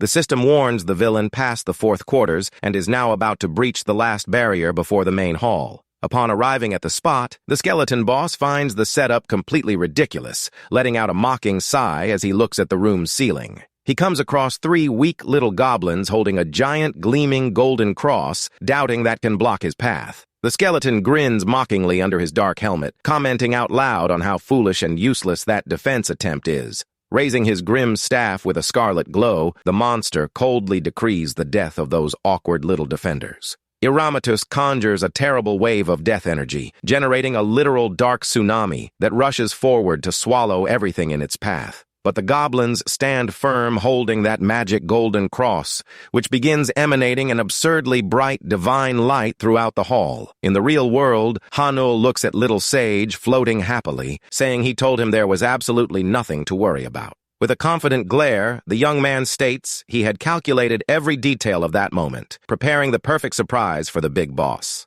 It all started 2 hours ago, when a golden alert popped up on screen announcing he had just won an extremely rare S-rank item. The boy almost fell off his chair from pure surprise, celebrating that unbelievable luck coming right when he needed it most. The prize was the legendary cross of the primordial god, a sacred artifact capable of annihilating any dark creature with its divine light. Flashing back to the present, the death wave collides against the golden defense, triggering a massive clash of energy in the temple. Right then, the goblins activate the item's special skill, which carries the awesome, straight-to-the-point name One Shot to the Lord. An explosion of divine golden energy consumes the entire screen, swallowing the Skeleton King and shattering the damp room's darkness. The skill fires a sacred light that simply disintegrates a random nearby undead monster regardless of its level. The powerful skeleton boss widens his glowing red eyes in pure panic as he realizes his body is starting to turn to dust. He lets out one last desperate scream, outraged at being wiped from existence because of a bunch of goblins and a cross.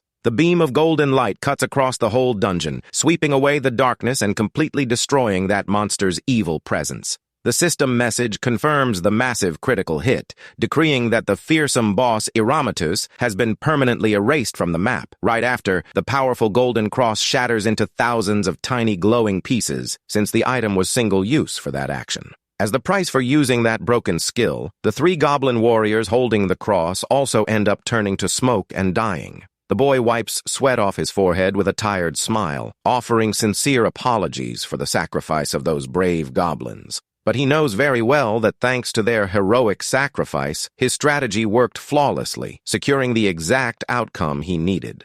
The simulator's end screen glows with a sweet congratulations, announcing Wave 702 was completely cleared in victory. With the boss defeated, the system itself announces the end of that immortal army that had previously plunged several lands into deep darkness. The game goes so far as to mock the terrible skeleton lord, asking if he ever imagined his invincible army would fall to 3 ordinary goblins. The boy checks the final rewards, including bone dust and a lich heart, but finds the loot kind of weak for the wave's difficulty tier. Suddenly, a notification pops up warning the castle found a completely unexpected special item among the remaining materials. The mysterious item is called Half-Body of Iramatus, a type of relic left behind after the absolute destruction of that fearsome boss. He analyzes the data confused, commenting he's never seen anything like it, since the weird object has no rank rating and can't be equipped. Hanul stares at the screen thoughtfully, wondering if that trash is just another useless drop filling up inventory space.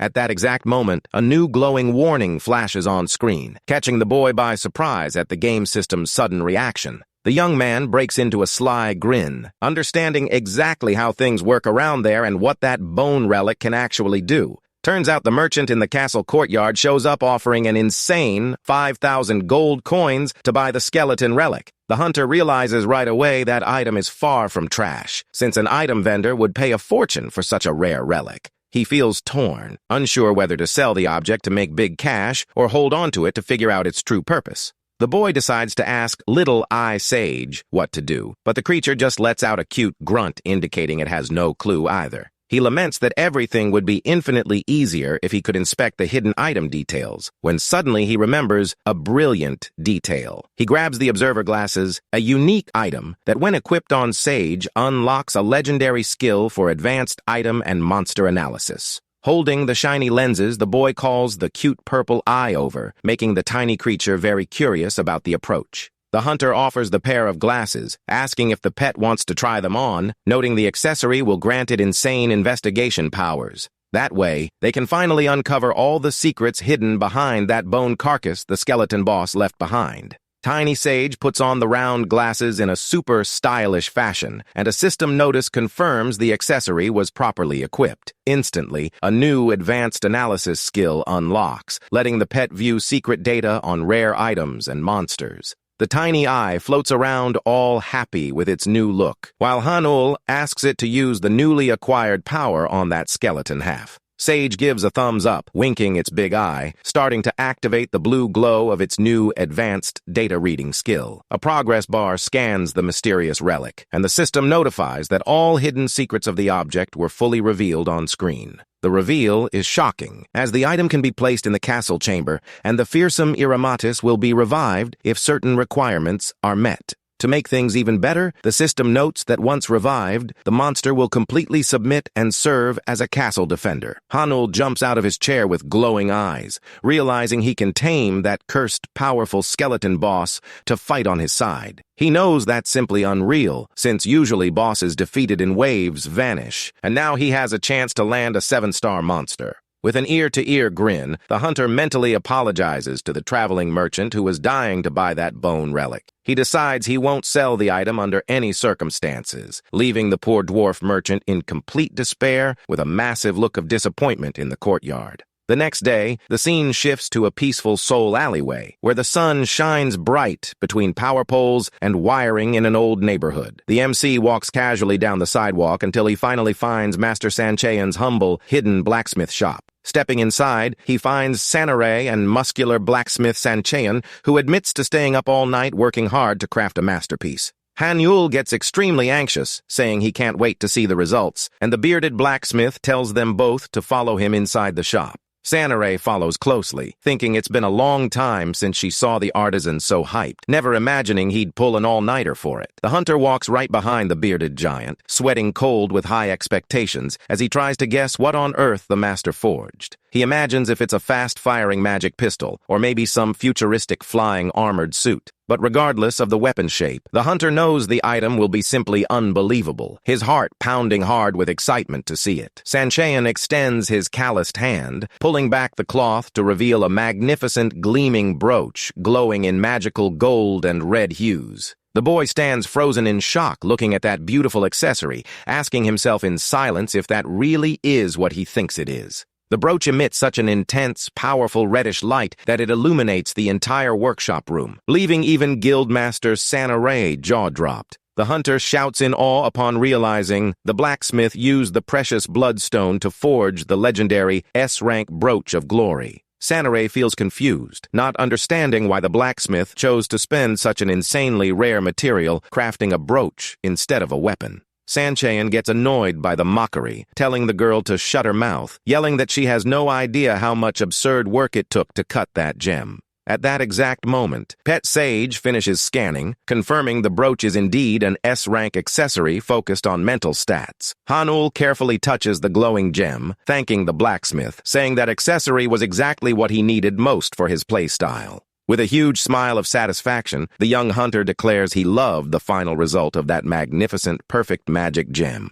The bearded guy lets out a sigh of relief, commenting proudly that he felt deep down while forging that the item would be perfect for the boy. The item description shows the brooch of glory clears the mind, granting total immunity against harmful mental effects like charm and confusion. The boy knows this is a dream accessory for any summoner-hunter, and that very few pieces of this tier exist on the entire planet. He makes sure to thank him once more for the excellent work, and the giant blacksmith laughs out loud with crossed arms, happy to see his client so satisfied. Sancheon says goodbye, telling the young man to make good use of the legendary accessory, letting him know he's finally going to rest after an all-nighter. Relieved to have secured his first S-rank item, the boy walks up to a viewpoint overlooking the city, reflecting that it had been a while since he last went there. He remarks with a smile that he used to climb up to that quiet hill behind his house whenever he felt the weight of the world on his shoulders. The hunter recalls tough times when an inexplicable fear about his future kept him awake through the darkest nights. During those moments of pure insomnia, he would simply walk up the hill to sit on the bench, staring out at the vast illuminated city.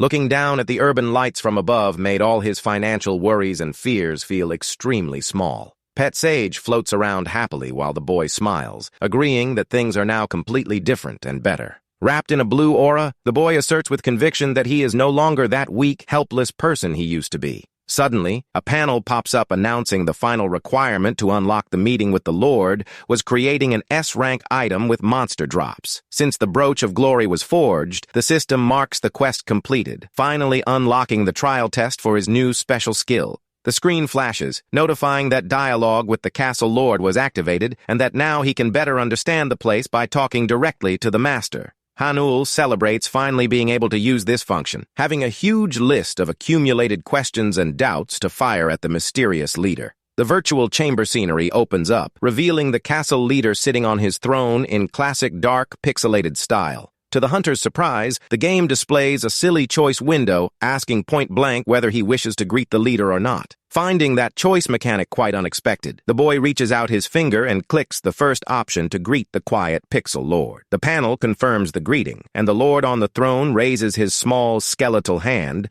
dropping a simple hello in his speech bubble. The game system details the action literally, notifying that the Castle Lord waved back in response to the friendly greeting. The hunter stands there blank-faced, wondering if the whole dialogue is going to be robotic nonsense instead of a real, productive conversation. Next, a list of conversation topics opens up with options regarding monster status, items, castle durability, and even casual gossip. Decided to explore everything calmly, he resolves to start by picking the funeral ritual option to understand what that ceremony is about. The screen explains a funeral ritual is taking place in honor of allied monsters fallen in battle, asking if the player wishes to attend. Han-Ul gets thoughtful, remembering that the only allied monsters that died in that last brutal defense were precisely the brave goblins. He recognizes that without those small green warriors' heroic sacrifice, he never would have cleared the Skeleton King's relentless horde. Without thinking twice, the hunter clicks the confirm button, deciding he will indeed pay his respects and attend the farewell ritual.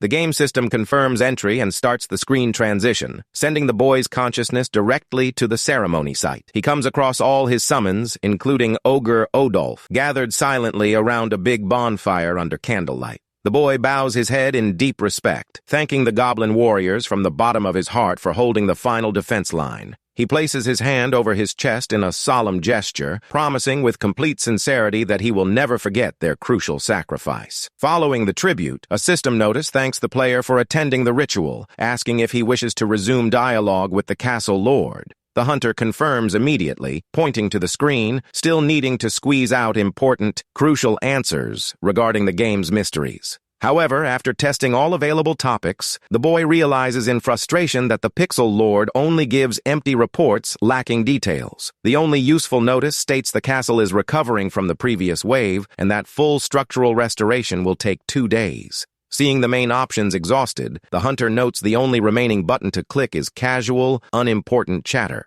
Without high expectations of getting anything useful, the boy clicks the button, sending a friendly, silly question asking how the Castle Lord is doing. Suddenly, the pixelated image vanishes, revealing the true gorgeous form of the Castle Master, who coldly replies, "She is doing very well." The hunter sighs half bored, thinking that small talk was going to be another total waste of time without valuable info. But the beautiful castle sovereign keeps talking, randomly revealing she had been feeding on monster steaks, but her meat stash ran out yesterday. She calmly explains she tried making soup using the skeleton knight's horse bones, leaving Hanul completely shell-shocked by the story. The chatty sovereign keeps blabbering that eating tasty things is good for the soul, but proudly emphasizes she isn't asking anyone for food. She gestures, saying it would be impossible to bring supplies from the human world anyway, so she started gathering herbs nearby. The boy wears a priceless look of sheer astonishment upon realizing that powerful, quiet queen is actually an unbearable, compulsive talker. Only 30 minutes later does the Castle Lord's endless story come to an end, as she finally says goodbye in a very calm, solemn manner.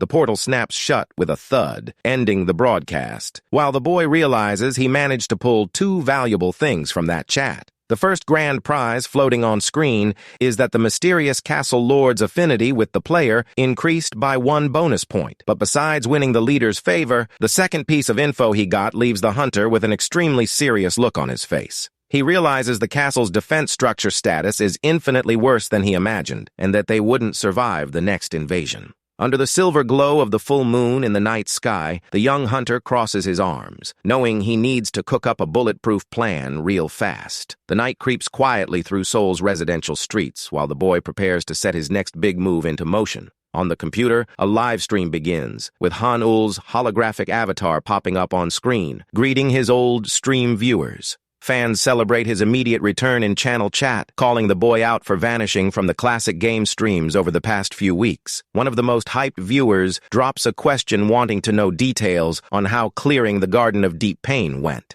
But Han-Ul apologizes and lets them know today's main topic is completely different, leaving the chat folks disappointed and complaining quite a bit. Subscribers say they were hyped for the story, but quickly grow curious, asking if the hunter is planning to bring some unreleased content. The boy reveals he actually went live because he needs their help and wisdom, making viewers promptly respond wanting to know what happened. He explains it's about the game MBM, setting up a hypothetical scenario where the monarch's castle is about to be completely ruined by invaders. The hunter decides to air his own castle's real problems to the audience, but fakes it as just a hard game simulation lacking troops and defenses. He then drops the big question to subscribers, wanting to know what they would do to save the castle if they were in that endangered monarch's shoes. The boy recaps the whole critical situation, asking point-blank what that community full of couch strategists would do to solve the problem. One subscriber analyzes the bizarre scenario of 0 troops and defenses, very honestly commenting that the best move there is giving up and logging out. But another user retorts saying, victory is possible if the player has enough gold to summon hordes upon hordes of monsters to win by numbers. Han-Ul replies he thought of that, but the issue is needing at least 100 monsters, which would drain his entire precious gold stash. The viewer insists that the solution isn't summoning 100 individual monsters, but rather recruiting just one boss creature capable of spawning that horde. He suggests summoning that famous giant ant monster, commenting that recruiting that type of spawner creature would solve the manpower shortage. The boy slaps his forehead upon realizing the fan is dead right, wondering how on earth he had forgotten such a creature. He knows securing that specific monster would fix the castle's entire defense, but the big issue now is figuring out where to find one in the real world. Midstream, the muscular viewer asks if Han-Ul is indeed a pro hunter, recalling he had seen his license previously. The young man confirms yes, and the fan starts typing about an active B rank or higher portal that was just discovered by the Hunters Association. The MC grows quite confused by that random question mid-chat, wanting to understand the reason behind all that sudden curiosity. The user starts typing rapidly, revealing that by a huge, wild twist of fate, things just lined up perfectly. He shares that his guild just mapped a new mysterious portal where precisely that fearsome ant creature they mentioned usually shows up. The young hunter is left completely in shock, jaw dropped, when the fan asks point-blank if he wouldn't like to come along to try and capture the monster. Han-Ul can barely believe that bald, muscular viewer in chat is actually a guild hunter with access to insider info. The scene cuts to reveal the massive, imposing skyscraper that serves as the main headquarters for the famous and respected Aegis Guild in Seoul. Inside a luxury room, the short blue-haired leader sighs deeply with crossed arms, quite annoyed and frustrated with the current situation. He laments out loud that his guild is about to lose another major promising talent to their biggest rivals in the hunter market. News headlines pop up on screen, speculating whether Han-Ul will sign a deal with Sanarai's famous guild after being spotted at a cafe with her. The leader complains that people don't value his organization's potential, firmly asserting they hold the best intelligence department in the country. He grows thoughtful with narrowed eyes, trying to scheme a genius strategy to recruit the young prodigy hunter into their ranks. Suddenly, his office door swings wide open, revealing a stylish blonde girl walking in with open arms, shouting for the boss. The giant man gets startled by that sudden bang, dropping his serious pose, staring at the young intruder with a confused blank face. The girl is Asha, and she waves excitedly with a smile, asking if her dear boss has a free minute to talk business. The man complains, asking her to use his official title in the guild, fearing rumors might spread, but the girl just scoffs, calling him super boring. Asha keeps poking the boss, warning disdainfully that all that silly worrying over formal titles is going to end up making him go completely bald. The big guy loses his cool completely, jumping out of his chair, yelling, ordering her to stop jinxing him and state what she came for once and for all. But the truth is, Asha is the guild's secret weapon, possessing a special clairvoyance skill received directly from her guardian constellation. Her power is called Eye of the Outer Dimension, allowing her to see which monsters are inside a portal long before it even opens. This unique ability to spot dangers in advance ensures the guild can map out all threats and stay at the top of national rankings. Knowing this, the leader adjusts his hair worriedly, imagining that if she came to talk to him in person, she must have discovered something of extreme importance. But to his surprise, the girl lets him know the matter has nothing to do with active portals, leaving the man curious as to why she isn't gaming. With a very mysterious smile on her face, the young girl directly reveals she actually came there just to ask a small, simple favor from the boss. He finds that extremely odd coming from her, but listens attentively as Asha brings up the major expedition scheduled for next Saturday at a mapped portal. The leader confirms the operation, explaining in a serious tone that that location is an extremely dangerous zone packed with wild A-rank monsters. Suddenly, the blonde points her finger and demands the boss include her and a mysterious friend in the raid squad entering that portal head first. The man says she is very welcome as an A rank, but wants to know if this friend has the minimum required B rank level for that dangerous mission. He gets quite hesitant in profile, commenting that bringing an external agent into an elite guild operation requires major caution and care. Asha slams her hand on the desk, annoyed, reminding him he himself had complained about lacking decent personnel and asked to bring qualified hunters. The leader pulls a crybaby face admitting the fact, but argues everything is too sudden and wants to know which guild her friend belongs to. The girl pulls a funny mocking face and shamelessly answers she knows nothing beyond the fact that the guy is B rank or higher. The man almost falls backward, asking for at least the candidate's name, and she simply replies with total disdain that she didn't have time to ask. The guildmaster explodes in rage, screaming at the top of his lungs, asking if she's pulling his leg by calling someone she doesn't even know a friend. Asha defends her friend tooth and nail, assuring her boss that he is an incredible person and that everything will become clear once the two of them finally meet. The guild leader slams his hand on the desk again, shouting a loud and definitive no, refusing to accept a completely unknown hunter onto his team. He explains seriously that a dungeon is a real battlefield where lives are on the line, so he cannot bring just any stranger along. The girl begs her boss to trust her just this once, admitting she does not know him in person, but is certain he is someone trustworthy. She takes full responsibility if anything goes wrong during the mission and begs with joined hands for him to give that vote of confidence just for today. The boss realizes he has never seen her so desperate and thinks that since he will also join the raid, he can personally handle any issue that comes up. He finally gives in and accepts the request, leaving the blonde girl extremely surprised and excited for managing to convince her stubborn leader. The man warns that she will be the only one to blame for any disaster that happens, and she thanks him while jumping for joy around the room at the confirmation. A few days pass, and the scene shifts to the lush, dense mountain landscape of Mount Siorak, where the group gathers under a scorching summer sun. At the meeting point, Asha spots a young guy with dark hair approaching and feels her heart skip a beat upon noticing a striking resemblance. She stands completely jaw-dropped and speechless as she begins to suspect that her favorite streamer from that terrible game is standing right before her eyes. At the same time, the MC looks at the blonde girl with pigtails and starts to deduce the true identity of his most active fan. Han-Ul is stunned as he puts the pieces together and realizes that the famous elite hunter Anastasia is actually the same person behind the bald profile avatar. She is also left completely frozen upon shockingly discovering that the legendary player from her favorite stream is the prodigy hunter Kim Han-Ul. The two stand face to face, staring at each other in total silence under the weight of that mind-blowing and unexpected revelation in the middle of the forest. Han-Ul verifies if she really was the bald fan from his stream, and she sheepishly admits it, saying she was not trying to hide it, but things just played out that way. The guy apologizes for not revealing his hunter identity sooner, explaining that he was just waiting for a good moment to tell everyone on stream.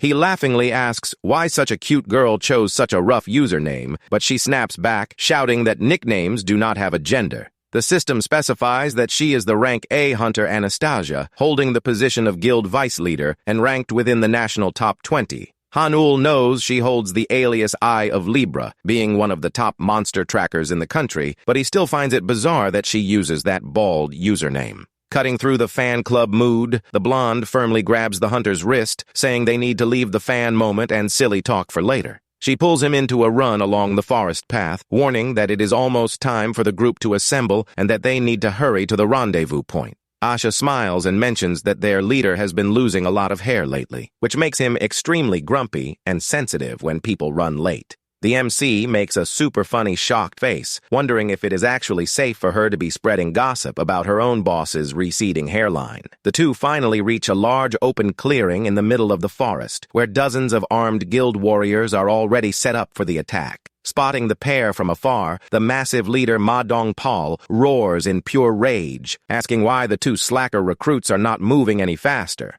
He complains that the girl is becoming way too lazy, reminding her that as vice leader, she should be the first one to arrive to set an example for the squad. The blonde gestures dismissively, saying the boss is just exaggerating and that she checked her watch herself to make sure she was not late. The man angrily tells her to be quiet, furious that she begged to bring an outside guest only for the guy to end up being the absolute last one to show up. The boss turns with a menacing glare, ready to deliver an epic lecture to the guest, but suddenly freezes his gaze on the young hunter and loses all reaction. Ma Dongpal stammers in total shock upon recognizing Kim Han-ul, and the young man simply waves his hand, dropping a friendly greeting right in the middle of all that tension. The leader flips his mood instantly, letting out a massive laugh and slapping the guy on the back with joy, celebrating that hiring him was downright perfect. He asks all friendly if the trip went smoothly, and if young Asha gave him any trouble, leaving the MC quite awkward with all the sudden warmth. Seeing her boss's sudden fake attitude, the blonde makes a face of pure outrage, calling the big guy bald out loud with intense anger in her eyes. The horde of hunters forms up in the center of the clearing, waiting for the exact moment when the interdimensional rift will finally tear open before them.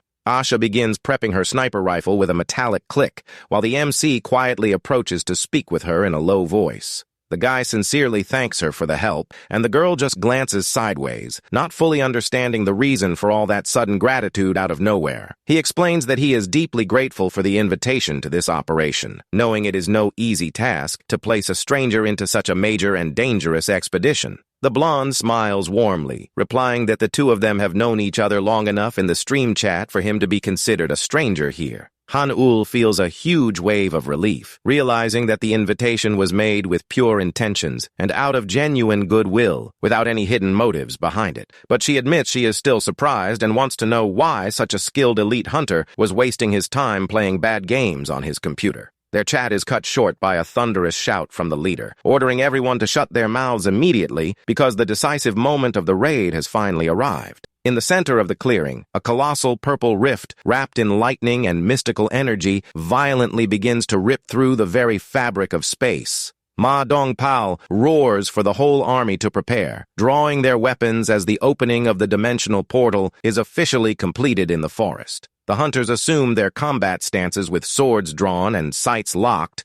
waiting for the first sign of movement from inside the rift. Suddenly, the little floating eye, Sage, begins spinning frantically in the air, sending out alarm signals that leave the young hunter quite confused and worried. The system alerts that the pet has initiated a specialized scan, and within seconds, it manages to extract highly classified and hidden information about the portal. The panel reveals a terrifying truth. A drastic and dangerous change has occurred in the portal's internal configuration due to outside interference. The warning indicates that the real monster waiting inside the portal has shifted to the terrible and grotesque burrowing fly, leaving the MC at a loss for what to do. The young man realizes the situation has turned really bad and that he needs to warn the leader right away, but he has no idea how to explain where the data came from. Han-ul calls out to the girl over the noise, shouting Asha's name, knowing that her prestigious title is the Eye of Libra. He thinks fast, realizing that with her power, it should be possible to peer inside the portal, and asks out loud for her to scan the data one more time.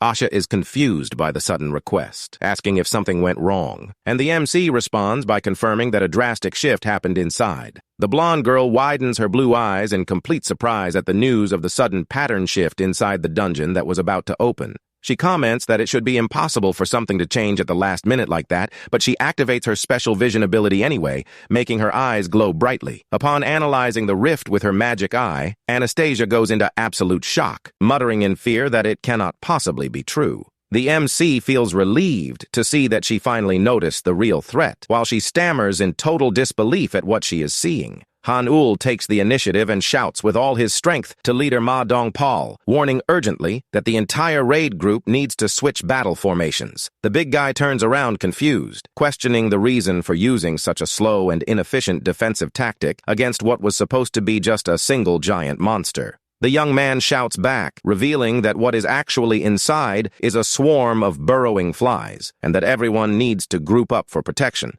The leader is incredulous, shouting in surprise, since those monstrous flies were definitely not on the target list they mapped out earlier. But Asha quickly speaks up, desperately confirming that Han-ul is completely right and that something is horribly wrong with this dungeon. Hearing the warning from his loyal vice leader, the big guy realizes the situation is critical and that they have walked straight into a massive mystical trap. Losing no time, he roars a command, ordering the entire hunter army to immediately switch to level D special defense tactics. The rest of the team members are quite confused by the sudden order, but they scramble into action anyway without fully understanding what is happening. The leader screams angrily, telling them to move it and take their defensive positions before the rift finishes tearing open the sky above the clearing. All the warriors shout in unison to the command and sprint at full speed to form a wall of shields around the crackling rift. Han-ul thinks with relief that at least they managed to avoid the worst initial disaster, and quietly begins preparing to use his own powers. He draws his gleaming sword as the system window alerts him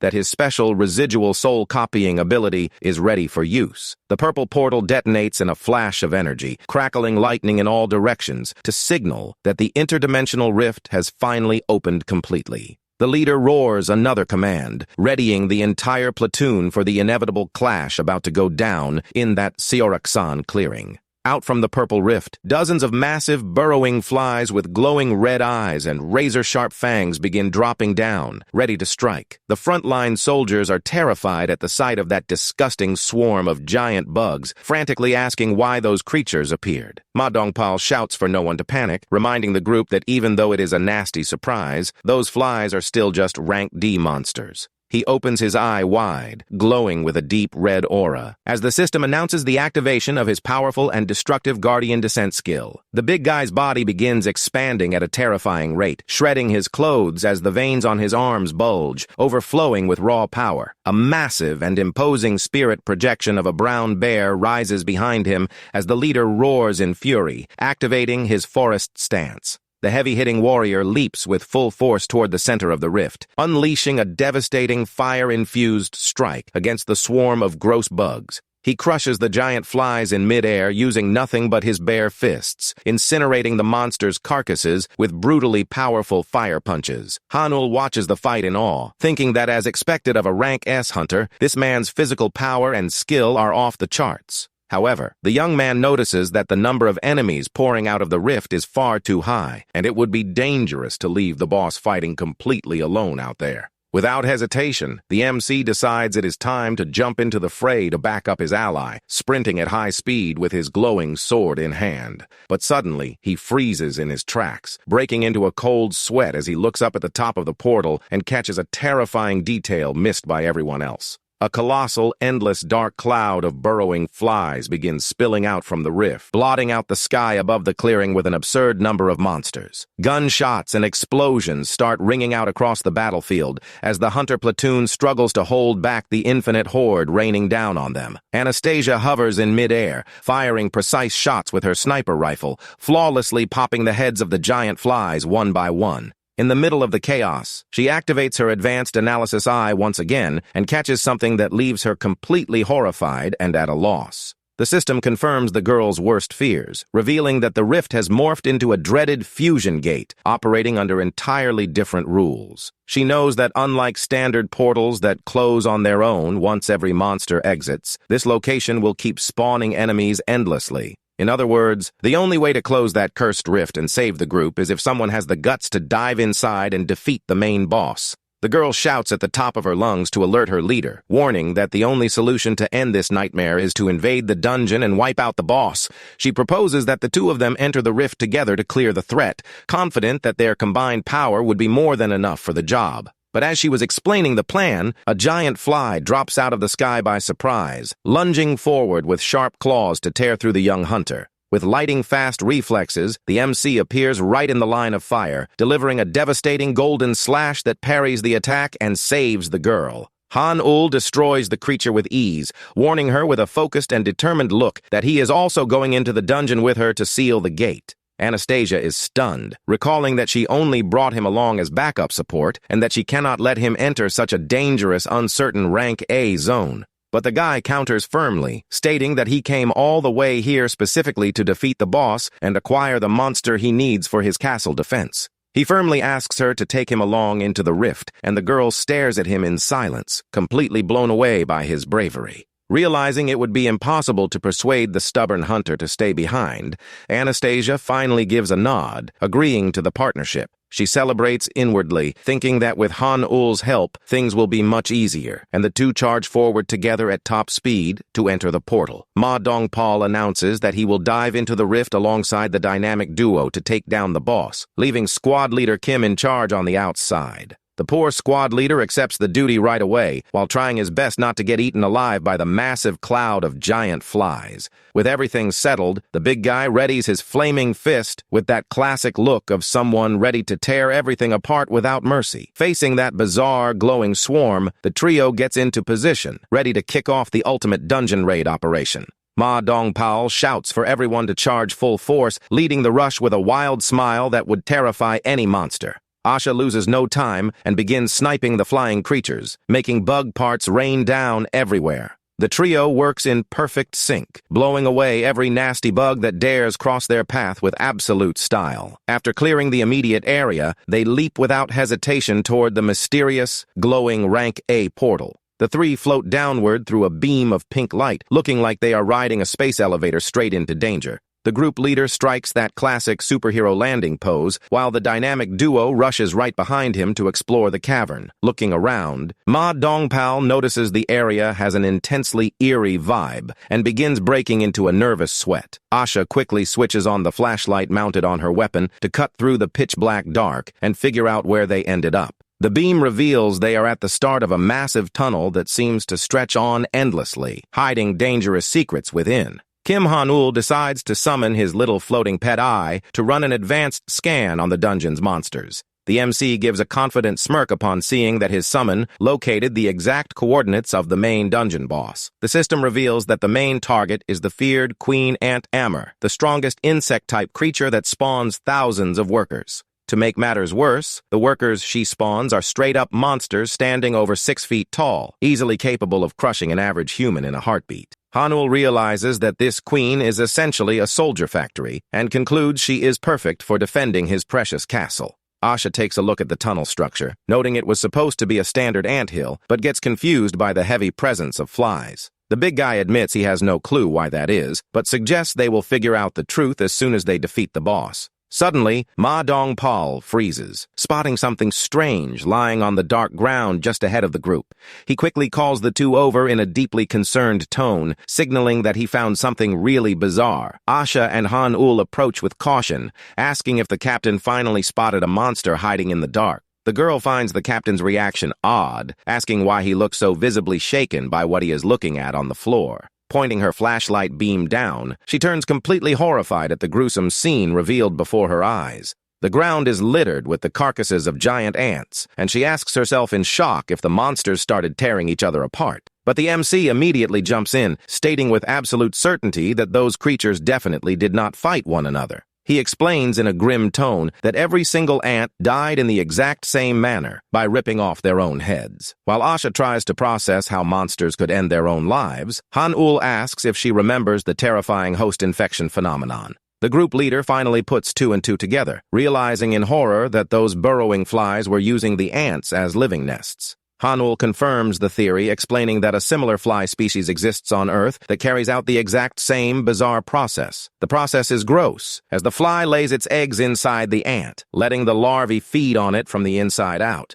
When it is time to emerge, the parasite takes over the ant's nervous system, forcing it to drag its head on the ground until it pops off. The moment the head drops, the adult fly finally bursts out from the host's body, ready to fly away. Ma Dongpal falls silent, pondering the bizarre and dangerous life cycle of that parasitic bug. Asha comes to the terrifying conclusion that all those ant carcasses scattered across the floor served as nothing more than a nursery for the flies. Out of nowhere, a heavy scent fills the air, and they realize it comes from the queen ant's own pheromones. The big guy warns that the burrowing flies must be heading toward that smell too, saying they need to step on it. The MC clears his throat with a smirk and offers to lead the way, leaving the captain a bit surprised by his boldness. He takes the lead, revealing that the one actually doing the heavy lifting for the tracking is Little Sage. The small floating eye activates its advanced analysis mode to break down the chemical composition of the queen's pheromone trail. The system begins processing the data quickly, attempting to decode the hidden message the creature is putting out into the air. The initial analysis results reveal broken phrases that look like a desperate cry for help. The message completes, showing an agonizing plea for assistance, and Han-ul is left in total shock by what he just read. Suddenly, the young man experiences a wild headache,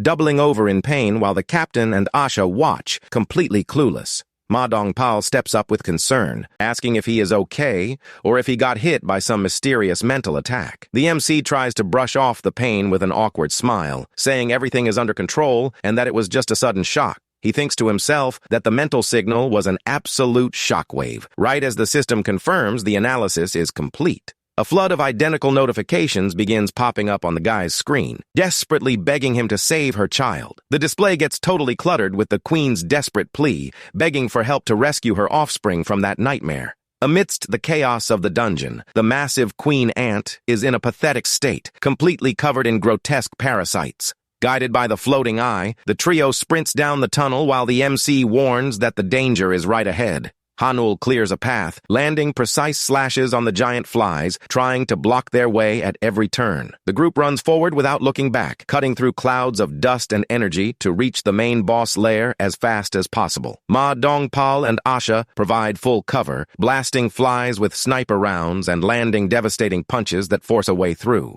The MC knows they are super close to finding the boss, but notices a serious problem unfolding right under their noses. The guild leader senses that as they push deeper toward the nest, the air is growing increasingly heavy and suffocating. Asha fires continuously, while warning that the poisonous mist mixed with the queen's pheromones is getting way too thick to handle. Fortunately, the system grants Han-ul full poison immunity, but he notices his teammates are already suffering from the airborne toxins. The young man realizes that if they do not hurry, the effects of the poison will get ugly, so he decides to wrap things up as fast as possible. The big guy wipes blood off his arm, trying to cover up his weakness as he announces they have finally reached their destination. A glowing barrier of purple energy rises right in front of them, indicating that the dreaded boss is right behind that wall. Asha asks if the leader is really good to keep going, but the big guy insists he can take it, putting on his tough guy act. Han-ul notices their exhaustion and gets worried, knowing that prolonged exposure to that toxin could end tragically for the pair. Realizing the danger is real, the MC makes a serious call and turns around to give a crucial warning to his teammates. The young hunter calmly states that he is going to enter the boss room alone, leaving both of them completely shocked by the wild proposition. Ma Dongpal refuses to hear it, shouting that this dungeon was assigned to his guild and that they are going to finish the job themselves. Asha agrees, saying a top-tier guild cannot just let an outside guest handle the whole crisis for them for free. The MC keeps pressing that the poison is wearing them down, but the proud pair stubbornly insist they will push through on pure grit. With no other choice, Han-ul agrees to let them enter together, while the captain readies his flaming fist with all the confidence he has left. Ma Dongpal shouts his own name with absolute pride, channeling all his energy to deliver a game-changing blow. The guild leader unleashes a massive punch with his flaming fist, straight into the purple barrier blocking the way. The wall of energy shatters into 1,000 pieces, finally revealing the queen's mysterious lair and startling the young hunters. The moment they step inside, an overwhelming wave of purple pheromones hits the group, making everyone wince at the unbearable toxic stench. The captain realizes how severe the situation is and frantically screams for Asha to take cover behind him immediately so she does not pass out. He uses his special nature guardian powers to summon a hexagonal magic barrier that shields the girl from the poison. The big guy asks if she is safe, and the young blonde replies with relief that she is, thanks to her leader's quick protective reaction. The captain then looks over at the MC and offers to create another protective shield in case the young hunter needs help too. However, Han-ul is completely frozen, eyes wide with horror, staring into the depths of the cavern without any reaction. A mysterious, eerie voice echoes directly inside the guy's mind, calling him child and saying he has finally returned home. The queen ant reveals her glowing green eyes, dripping gross black slime, while complaining that she cannot see clearly. The creature's colossal size is finally fully exposed, making it obvious that the nest has been completely overrun by an absurd number of parasitic bugs. Asha covers her mouth in absolute shock upon witnessing the grotesque and bizarre appearance of that giant monster. The girl is horrified to see that the queen's body is literally being eaten alive by thousands of burrowing flies. The monstrous creature questions why the young man is not answering her call, while he stares back at her with a tense, serious expression. With green secretion dripping from her head, the queen authoritatively commands the guy to step closer to her once and for all. She insists that the young man show his face to his supposed mother and to all his siblings crawling around them. Ignoring the creature's delusion, Han-ul takes a few steps forward out of the safe zone and calls out to his teammates. Suddenly, the giant flies begin buzzing and swarming around the corners of the cave, ready to attack any intruder. The guy calmly tells them not to attack the new monsters about to spawn, as they are all his tamed allies. The captain and the sniper just watch from inside the shield, agreeing to the young hunter's instructions without asking any questions. Han-ul walks forward with determination, thinking that when it comes down to it, whether ants or parasitic flies, they are all just regular monsters in his way. He makes it clear that he does not care one bit about the tragic fate of those creatures, keeping his focus entirely on completing his main goal. The guy accesses his magic interface and decides to spend 1,000 gold coins to hire a powerful unit of lizard warriors. A blue dimensional portal starts opening above him while he reflects on the pitiful state of that giant creature. The hunter admits to himself that the miserable sight of the queen being eaten alive gives him a really uncomfortable feeling. The portal glows brightly, releasing electric discharges and smoke as the MC's summon materializes inside the lair. An imposing lizardman unit appears, armed to the teeth around the guy, ready to tear apart any threat that shows up. With eyes glowing with power, Han-ul commands his new soldiers to block the parasites while he charges straight for the queen.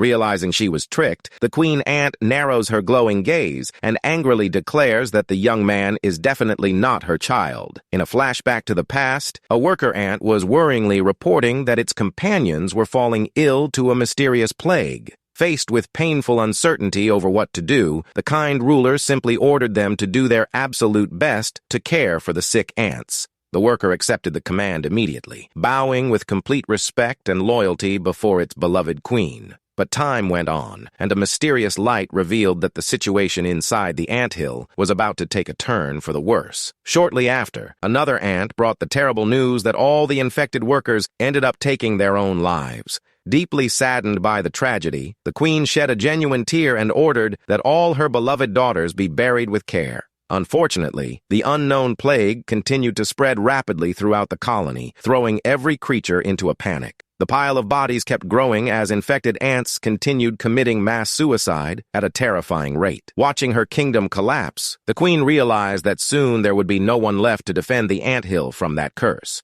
Yet another worker ant collapsed lifeless onto the dark ground, confirming that the end of that colony was drawing nearer by the moment. The queen tried talking to one of her last remaining daughters, but noticed the poor thing was just shaking uncontrollably. Completely covered in greenish slime, the ant used the last of its strength to beg its ruler to flee the place immediately. The queen was confused, failing to understand why she would have to abandon her own home and kingdom that she built with so much effort. But before the worker could finish its warning, its head randomly cracked open right there in the dark. Out from the body emerged a humanoid parasitic fly that hypnotized the queen and wished glory to the area's new ruler. The parasite lied, saying everything was back in its rightful place, promising the kingdom would continue to thrive forever under new command. Completely manipulated by the illusion, the queen ant accepted the lie with a dark gaze, feeling a false sense of relief in her heart. The fly ordered her to keep protecting the anthill from then on, permanently sealing the tragic fate of the infected colony.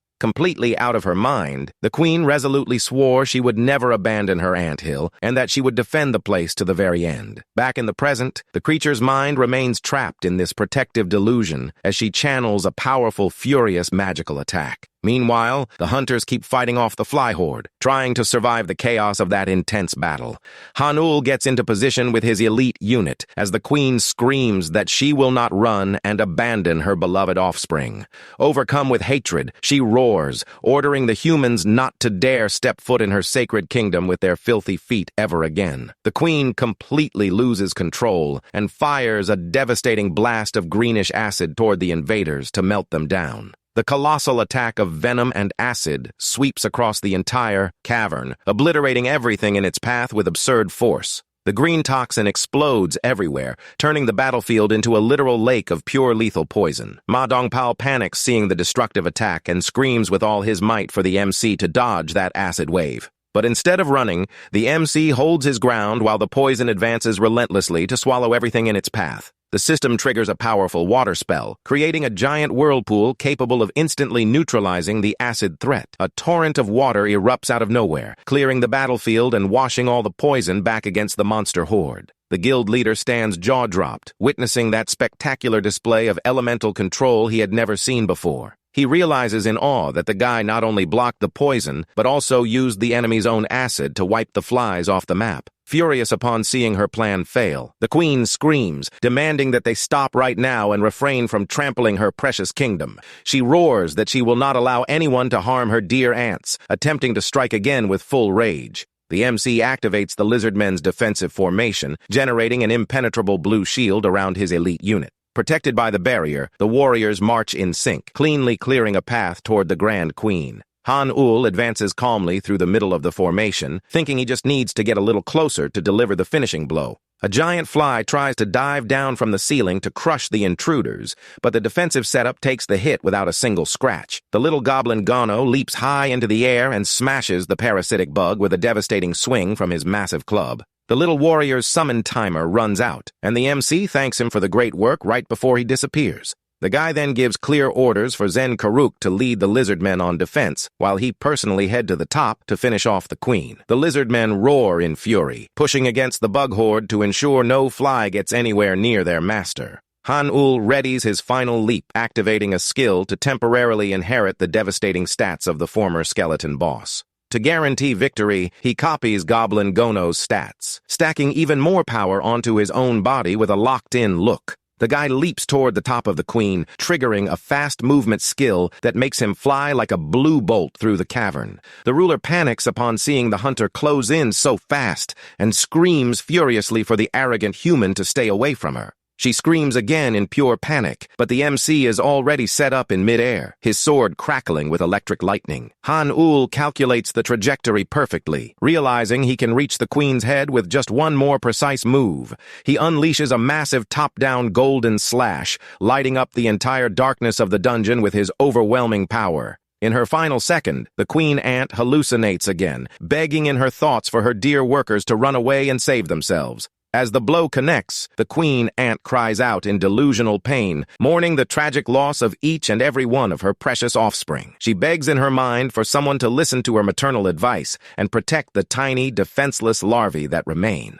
The MC finishes the attack with maximum force, slicing through the parasite as the queen's desperate scream echoes through the lair. In her last moments of consciousness, the ruler remembers how her anthill was an empire built with immense effort. She recalls walking exhausted through the freezing cold, tirelessly searching for a safe place to build her kingdom. After settling down, they had to fight bravely against countless invading enemies to raise that great colony. All that monumental effort to create a safe home was being cruelly undone right before the queen's eyes. She cries out in pain, asking if the hunter has any clue how much suffering her people had to endure up until that day. Han-Ul looks at her with respect and admits honestly that he has no idea of her pain, but says the only thing he can do for her now. The hunter raises his glowing sword and proclaims he will permanently free the queen ant from that painful, endless suffering. The golden slash lands with precision, and a system message instantly confirms the final defeat of the terrible parasite. Asha and Ma Dongpao look around in surprise as all the giant flies begin dropping dead and dissolving into thin air. Activating her analytical vision, the girl realizes the guy killed the parasite controlling the ruler's mind and explains this to the leader. The captain asks if they need to defeat the queen now, but the sniper says that will not be necessary at all. She explains that the monster's body has already been almost entirely eaten from the inside, and that she should pass away on her own shortly now that the parasite is gone. With the parasite's downfall, the creature's mind finally begins to clear, freeing her from that terrible illusion after so long. She sighs in relief, realizing she can finally see the world clearly without that dark fog covering her eyes. As her body crumbles, the queen sadly laments, realizing her beloved ant empire has completely fallen. She accepts her tragic end, thinking everything is over, as she disintegrates into pieces before the young MC. But Han-Ul steps out from the dust with a calm gaze and firmly tells the creature that her story does not end there. The hunter assures her that her empire has not truly fallen, promising that the ant kingdom will rise again gloriously in the monarch's castle. He extends his hand, respectfully asking the ruler to lend him her strength to help him defend his castle in the game. The queen's soul is stunned and asks with hope if she can really rebuild her kingdom under the young man's protection. Moved by the young hunter's generous offer, she decides to place her final hopes in her new master and protector. The ruler resolutely swears that this time she will protect the new kingdom with all her strength, transforming into a glowing gem. The system announces that Little Sage has successfully finished analyzing the creature's pheromones, displaying the results on the screen. Han-Ul picks up the glowing gem with care and thanks his little floating eye for the incredible support during the battle. The young man looks up at the beam of light rising to the sky and welcomes the queen, saying he looks forward to working with her. The hunter says goodbye with a friendly smile, telling her they will meet again at the defense fortress in the monarch's castle. The system confirms the acquisition of the special soul and unlocks several valuable rewards, including gold and premium summon tickets. The notification reveals that the legendary Queen Amur Akasha has been successfully added as an official defender of the monarch's castle. Summoned into her new home, the ant ruler opens her eyes and scans the surroundings, trying to understand where she ended up. She spots the grand monarch's castle and vows in her thoughts that this time she will defend her new home, no matter the cost. The queen gazes out at the beautiful sunny realm and prepares to launch her new glorious journey of protection under Han-Ul's command. Meanwhile, back in real life, the portal begins flashing intensely and collapsing, catching the attention of all the hunters outside. The support crew celebrates with relief upon seeing Ma Dong-Paul and the others return safe and sound from that terrifying Rank A dungeon. The captain thanks everyone for their hard work, while the MC notices that Little Sage is urgently trying to get his attention. The small floating eye reveals it figured out the true cause behind the portal, undergoing such a bizarre and sudden shift. The assistant reports that the dungeon suffered outside interference and warns that it found a very strange item dropped by the monsters. The system displays the details of the mysterious item on the screen, and Han-Ul goes into total shock reading the description of that weird reward.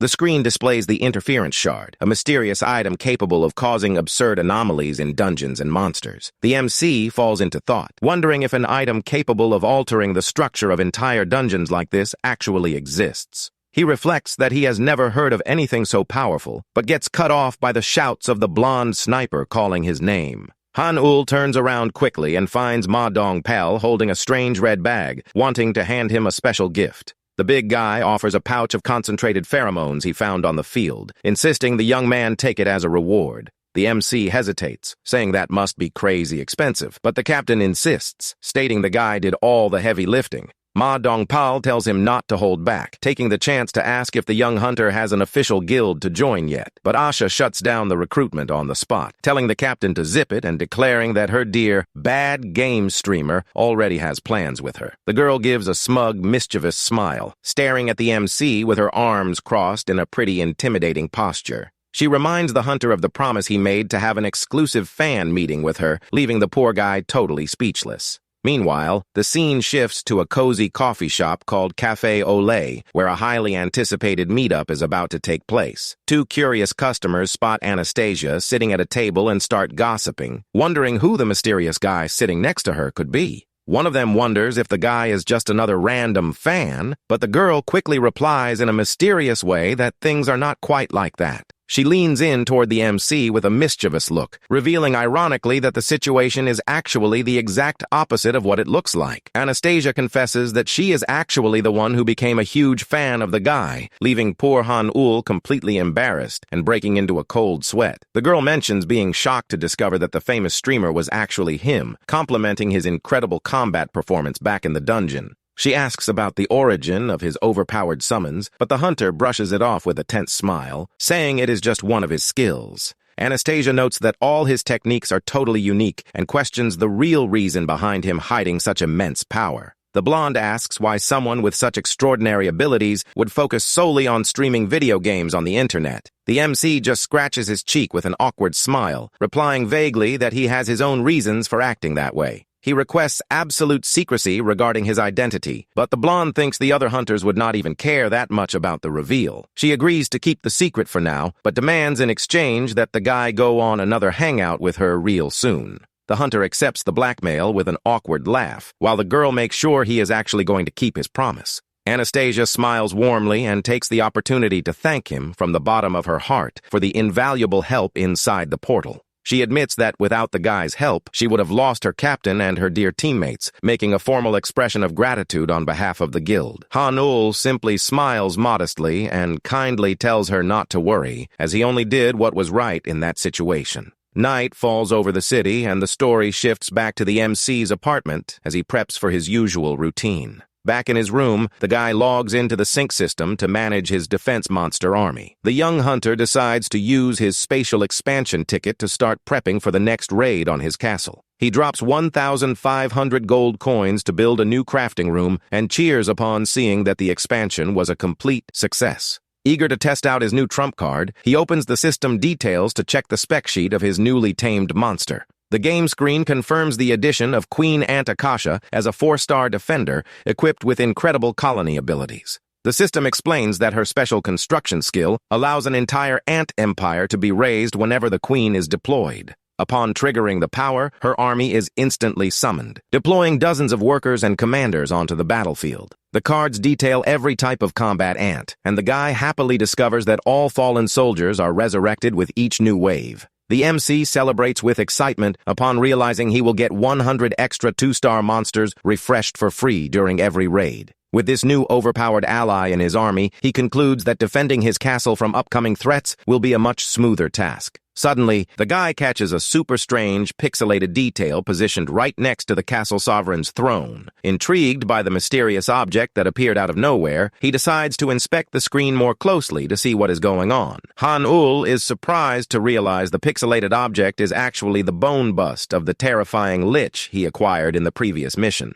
He wonders why the item is sitting in the throne room and decides to interact with the weird relic to see what happens. Tapping the piece lightly, the system pops up a weird alert saying, "Affinity with the dreaded Eramatus increased by 0.1%. The guy reads the message and discovers that the Lich's relic will activate permanently once his affinity maxes out. Noticing there is a cooldown timer and that overdoing it can lower affection, the guy chuckles, realizing he will have to show affection to the skeleton little by little. Right after, a glowing alert pops up on the screen, warning that the sovereign of the castle is requesting a private chat with him. The MC gets confused by the sudden summon, wondering what reason the chatty ruler could have to talk to him right now. Without a second thought, the young hunter accepts the request, and the system initiates a direct connection with the powerful deity. The pixelated ruler appears on screen in a friendly manner, welcoming the guy and asking if he has eaten dinner yet. The system presents a dialogue menu asking what topic he wishes to discuss, showing Akasha's name as the sole available option. Han-ul concludes his sovereign must be curious about the new Queen Ant and selects the topic to start the formal conversation. The deity's true majestic form appears on screen with her gorgeous silver hair, seriously announcing that she has a question for him. The guy agrees to hear out the deity's query and waits attentively as the system loads her question onto the interface. The goddess asks what the guy thinks about Akasha, pointing out that the ant fought heroically to the end, trying to protect her colony. But despite all that effort and heroic determination, the creature ended up failing miserably, losing her empire to the parasites. With a somber look, the goddess asks if someone who lost their own empire truly deserves to bear the title of a kingdom's sovereign. The system display pops up an important prompt, indicating the deity wants to test the guy's perspective on what makes a true leader. Han-ul feels the weight of the question, realizing it is not just a simple inquiry, but an actual test to evaluate his moral values. The system displays two direct options for him to pick, but the hunter wonders if he should just select one of the preset answers. A new alert pops up on the screen, indicating the deity does not want a simple choice and demands to hear his detailed opinion out loud. The system alerts that the voice input feature has been enabled for the guy to dictate his response and fully explain his reasoning. The guy calmly closes his eyes and informs the castle sovereign that he is finally ready to give his honest answer. Han-ul stares at the screen and says with conviction that he does not even need to think twice to answer such a deep question from the goddess. He selects the first option on the screen, firmly declaring that Akasha is indeed a legitimate and fully qualified sovereign. The hunter admits he does not know what defines a good ruler, but says the simple fact that she fought to save her people until the very end makes her a phenomenal leader in his eyes, concluding with a genuine smile that this is his final answer. The goddess smiles very warmly and thanks the guy for taking his valuable time to chat with her, even though he is exhausted. The pixelated ruler mentions she really enjoyed the chat, and the system soon alerts that the conversation with the deity has ended. Out of nowhere, a shower of blue particles fills the room, and the guy gets a notification that affinity with the goddess went up by 10 points. The system explains that the talk helped shape the goddess's values and notes that she will share her skills every time affection rises. Since the affinity level surpassed the milestone, the guy gets a glowing message confirming he earned a new skill as a gift. Han-ul celebrates in disbelief upon seeing he unlocked a legendary skill called Lord Swordsmanship, basic horizontal slash, just from having a casual chat. The guy gets super hyped over the absurd reward and decides to test out his new power right then and there in the middle of his room. He summons his powerful flaming sword, which lights up the dark room as he preps to execute the test swing. The hunter executes the move, delivering a devastating horizontal slash that releases a massive wave of fire straight across the apartment. But mid-swing, the guy realizes the huge mistake he is making and frantically tries to halt the attack before blowing up the place. Eyes wide in sheer panic, he realizes too late that the legendary skill packs far more destructive power than he had imagined. The slash rips through the walls, leaving a scorched black mark across the entire kitchen, leaving the guy paralyzed at the terrifying damage. Han-ul takes a deep breath as he sheathes his sword, realizing he came inches away from causing a major disaster inside his home. He knows that if he had not reined in his mana at the last second, the raw, destructive force of that strike would have sliced the whole building in half. The guy swallows hard, realizing the full power of that horizontal slash was strong enough to split the entire complex down the middle. He touches the black scorch mark left on the fridge, concluding he got way too carried away with his new toy and almost triggered a total catastrophe. Right at that moment, an in-game alert pops up on the screen, announcing that construction on the long-awaited crafting room is finally complete. The hunter is surprised by the system's speed and celebrates seeing that the new wing of the castle finished way earlier than calculated. He clicks on the glowing blue alert, eager to explore the new item crafting features the room has to offer. The panel explains that the crafting room is used to build structures and rare consumables using materials from monsters defeated in raids. The guy checks his material inventory and sees he has wyvern bones, dragon scales, and even the legendary heart of an undead lich. Han-ul analyzes the info thoughtfully, finally grasping the true utility of all those weird items he collected in the game. Curious to see what he can craft, he clicks the option to view the full list of recipes available for auto-crafting. The system loads the data quickly, displaying on the holographic screen all the high-tier potions and scrolls that can be created on the spot. But looking over the list more closely, the MC catches a specific rule that leaves him completely frozen in surprise. The game reveals rare resistance potions and sacred scrolls, guaranteeing that crafted items can be used anywhere without restrictions. The guy breaks into a cold sweat reading the message, wondering if that really means he can use the crafted items in the real world. Determined to test the theory, he puts a light enhancement scroll into the crafting queue and waits for the creation process to wrap up. In the blink of an eye, a beam of blue light erupts in the middle of the room, materializing a real, fully physical scroll on the floor. The hunter drops to his knees in shock upon seeing the item glowing atop a magic circle, confirming the system actually transferred the object into reality.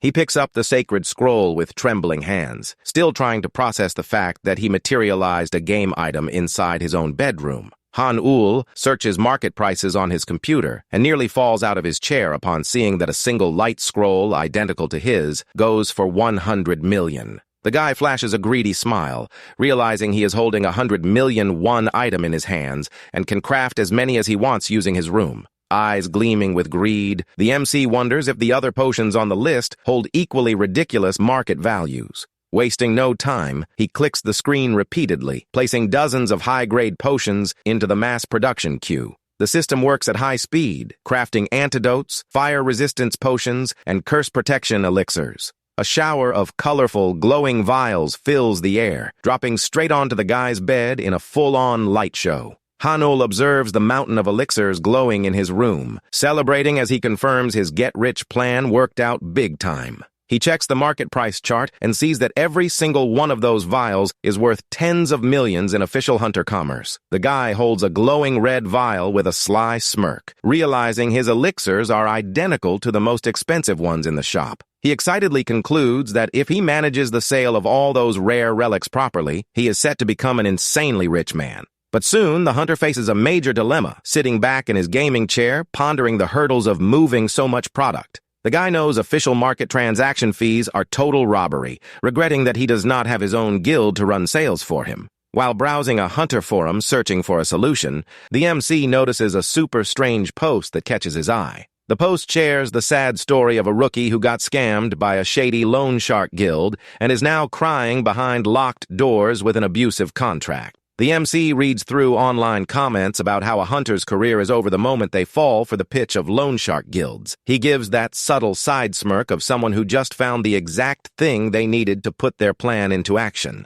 These loan shark guilds usually lure in newbie hunters by promising the world with full support and fantastic terms. In reality, though, they are just criminal groups using insane contract clauses to turn people into lifelong slaves. The boss of one of these mobs shows up with a nail-studded bat, threatening a poor guy and telling him his life is officially over. The desperate hunter begs on his knees on the floor just to break the cursed contract, but mercy is nowhere to be found there. Annoyed by the guy's boldness, the mobster in the red suit raises his improvised weapon, ready to teach the poor guy a painful lesson. The sad part is that these victims cannot cancel the contracts on their own, and the end result usually gets pretty bloody. They are forced to work like slaves under impossible conditions until they snap and get tossed out like trash. And the mobster unloads all his rage without mercy, leaving the guy totally broken on the ground after a violent beatdown. After doing the dirty work, the man in the red suit looks bored, wiping sweat off his face with pure disgust. He coldly orders his henchmen to clear that bloody mess out of there, since the poor guy is no longer of any use. As the guy's body is hauled off without ceremony, the villain complains that his new plaything broke way too fast. Suddenly, the landline phone starts ringing, catching the mob boss's attention as he walks back to his office. He answers the call with an annoyed look, wanting to know right away why he is being interrupted. Upon hearing that a new client wants to sign a contract, the man named Ju Ji-san immediately asks for the guy's rank and guild. Discovering it is an unorganized rank B hunter, the villain brightens up and tells the mark to come right upstairs. Ju Ji-san flashes an evil grin, thinking another sucker just landed straight into his web of lies and extortion. Inside his luxurious office, the scammer starts his friendly act, mentioning he heard the visitor is looking for a sponsorship. He puts on that fake smile and asks if the guy in front of him is indeed Mr. Kim Woo-ju, which is Kim Han-ul's cover alias. Wearing a mask and sunglasses, Kim Han-ul confirms his identity, stating he came because he heard great things about their sponsorship. The mobster then spots a mysterious hooded figure in the room and asks who the quiet companion is supposed to be. Kim Han-ul blatantly lies, stating that it is just his young kid who threw a massive tantrum to tag along with his dad to the meeting. He pats the head of the small figure wearing a super weird plague doctor mask and asks for permission for the kid to stay. Finding the situation cute and silly, Ju Ji-san lets out a fake laugh, commenting that the boy must really love his dad to stay glued to him. With a friendly mood set, the scammer decides to cut to the chase and starts laying out the terms of this wonderful deal. He explains that the Black Dog Guild offers tons of amazing perks to partner hunters, like dungeon intel and supplies. The man guarantees they buy every single item and drop found in dungeons, paying 15% above market value. To sweeten the deal, he uses an example that a 1 million won item would be bought by them for well over 1 million. Playing along like he is super interested, Kim Han-ul asks if the guild actually makes a profit while offering such generous support. Juji-san lets out a chuckle, admitting they barely profit, which is why they only require one small contract condition to stay afloat. He then taps his finger on the paper, pointing to the magic clause that usually ruins the life of any hunter who signs with them. Kim Han-ul looks at the document and calmly asks if he is referring to that specific section requiring a monthly quota. The clause dictates a minimum monthly transaction volume of 500 million won, prompting the MC to question if that is real. The scammer swears up and down that hitting that quota is the easiest thing in the world if the hunter simply follows the guild's raids. He promises they will do everything to help the guy hit that monthly amount, and Kim Han-ul just pretends to buy the story. The MC makes a small gesture with his hands, mentioning that before signing, he needs to ask the leader one super important question. He slightly lowers his sunglasses, revealing an extremely terrifying glare that flips the room's vibe in a split second. Kim Han-ul asks with total composure if the guild would have the capacity to lay out 1 billion won ready to go today. Caught completely off guard, Juji-san freezes for a second, not understanding the reason for such a direct question about 1 billion won. But trying to keep up his powerful businessman persona, the villain says he can, but asks why the sudden question came up. Kim Han-ul mentions he just wanted to be safe since he heard rumors that some guilds default, claiming they do not have funds on hand at payout time. Juji-san gives a cynical smile on the outside, while thinking internally that this sucker will never hit the required quota anyway. In the mobster's head, the hunter will never get anywhere near 500 million monthly using the fake intel they usually pass along. And as soon as the poor guy misses the quota, he will breach the contract and officially become the guild's slave for the rest of his miserable life. The villain relishes his own schemes while Kim Han-ul just watches it all, keeping his calm and mysterious posture. The MC mentions there is just one more detail he would like to check, and the guild boss tells him to ask whatever he wants. Kim Han-ul points out that if he misses the quota, the contract says the guild can modify the terms however they see fit, asking why that is. The mobster tries to brush it off, saying that is just a standard security clause to prevent contract breaches and that he shouldn't worry. Kim Han-ul then counters, saying that seems a bit unfair, and that the guild should also face a penalty if they fail to pay the hunter. Juji-san fumes internally at the insistence, but pretends to go along with a smile, promising to add a contract breach penalty. The MC pretends to be surprised by his goodwill and says he brought the perfect paper to formalize the agreement safely. Kim Han-ul places a glowing red scroll on the desk, leaving the guild leader in total shock as he recognizes the relic. The villain's eyes widen upon realizing it is a magical targeted incineration scroll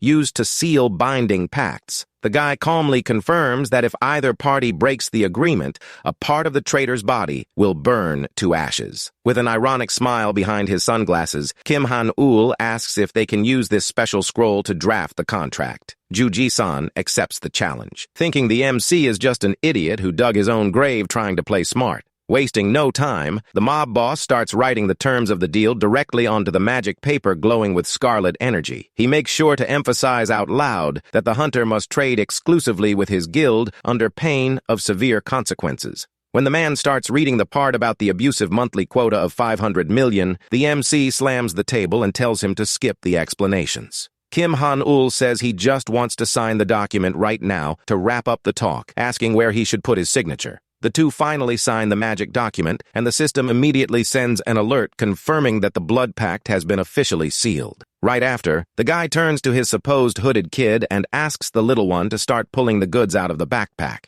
Juji-san is surprised to see the rookie brought products already, saying he will personally evaluate everything since it is the first sale. He places a glowing vial filled with pink potion on the desk, ready to start assessing that first dungeon item. But the hooded companion keeps placing more colorful vials on the desk, leaving the scammer pretty confused by the situation. The mobster smiles, thinking the rookie just got lucky finding a few stray potions during his last dungeon run. However, the mysterious figure keeps pulling dozens of rare potions out of the bag, lining them all up in front of the startled villain. The guild leader starts breaking into a cold sweat, doubting the absurd amount of valuable items appearing right in front of him. Glancing inside the kid's bag, the man realizes it is packed with top-tier glowing elixirs. The mysterious figure simply dumps a massive pile of colorful potions onto the desk, leaving the mobster in absolute shock. The villain goes into full panic, screaming in confusion over where so much valuable product accumulated in one place came from.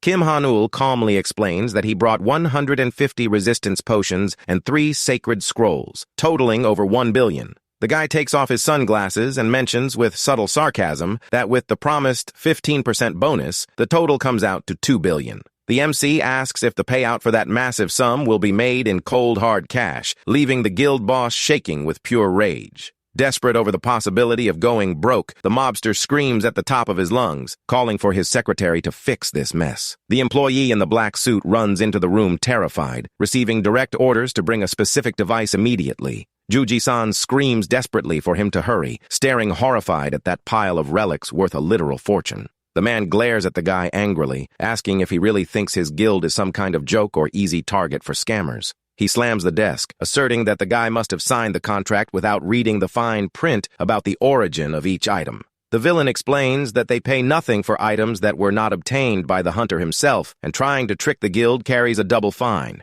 The secretary runs back and hands a portable mana scanner to the boss, who is eager to expose the MC. The scammer explains with a winning smile that if the potions belong to someone else, the device will flag the mana trail instantly. He guarantees the device's alarm will go off, proving the fraud and making the guy owe double the estimated value in heavy fines. Kim Han-ul stays completely unbothered by the threat, stating the test is perfect, leaving the mobster pretty confused by such confidence. With an ironic smile, the hunter tells the villain to scan the vials already, since the final result is not going to change at all. Thinking the guy is just bluffing, the man picks up one of the red potions with trembling hands, ready to start the test. He warns that if this really is a scam, the magic contract will punish the MC severely, pointing the glowing scanner at the vial. The device runs the scan, but the system response leaves the guild leader completely silent and speechless for a few seconds. The villain starts spamming the button, not understanding what is wrong with the device that keeps confirming the items are legit.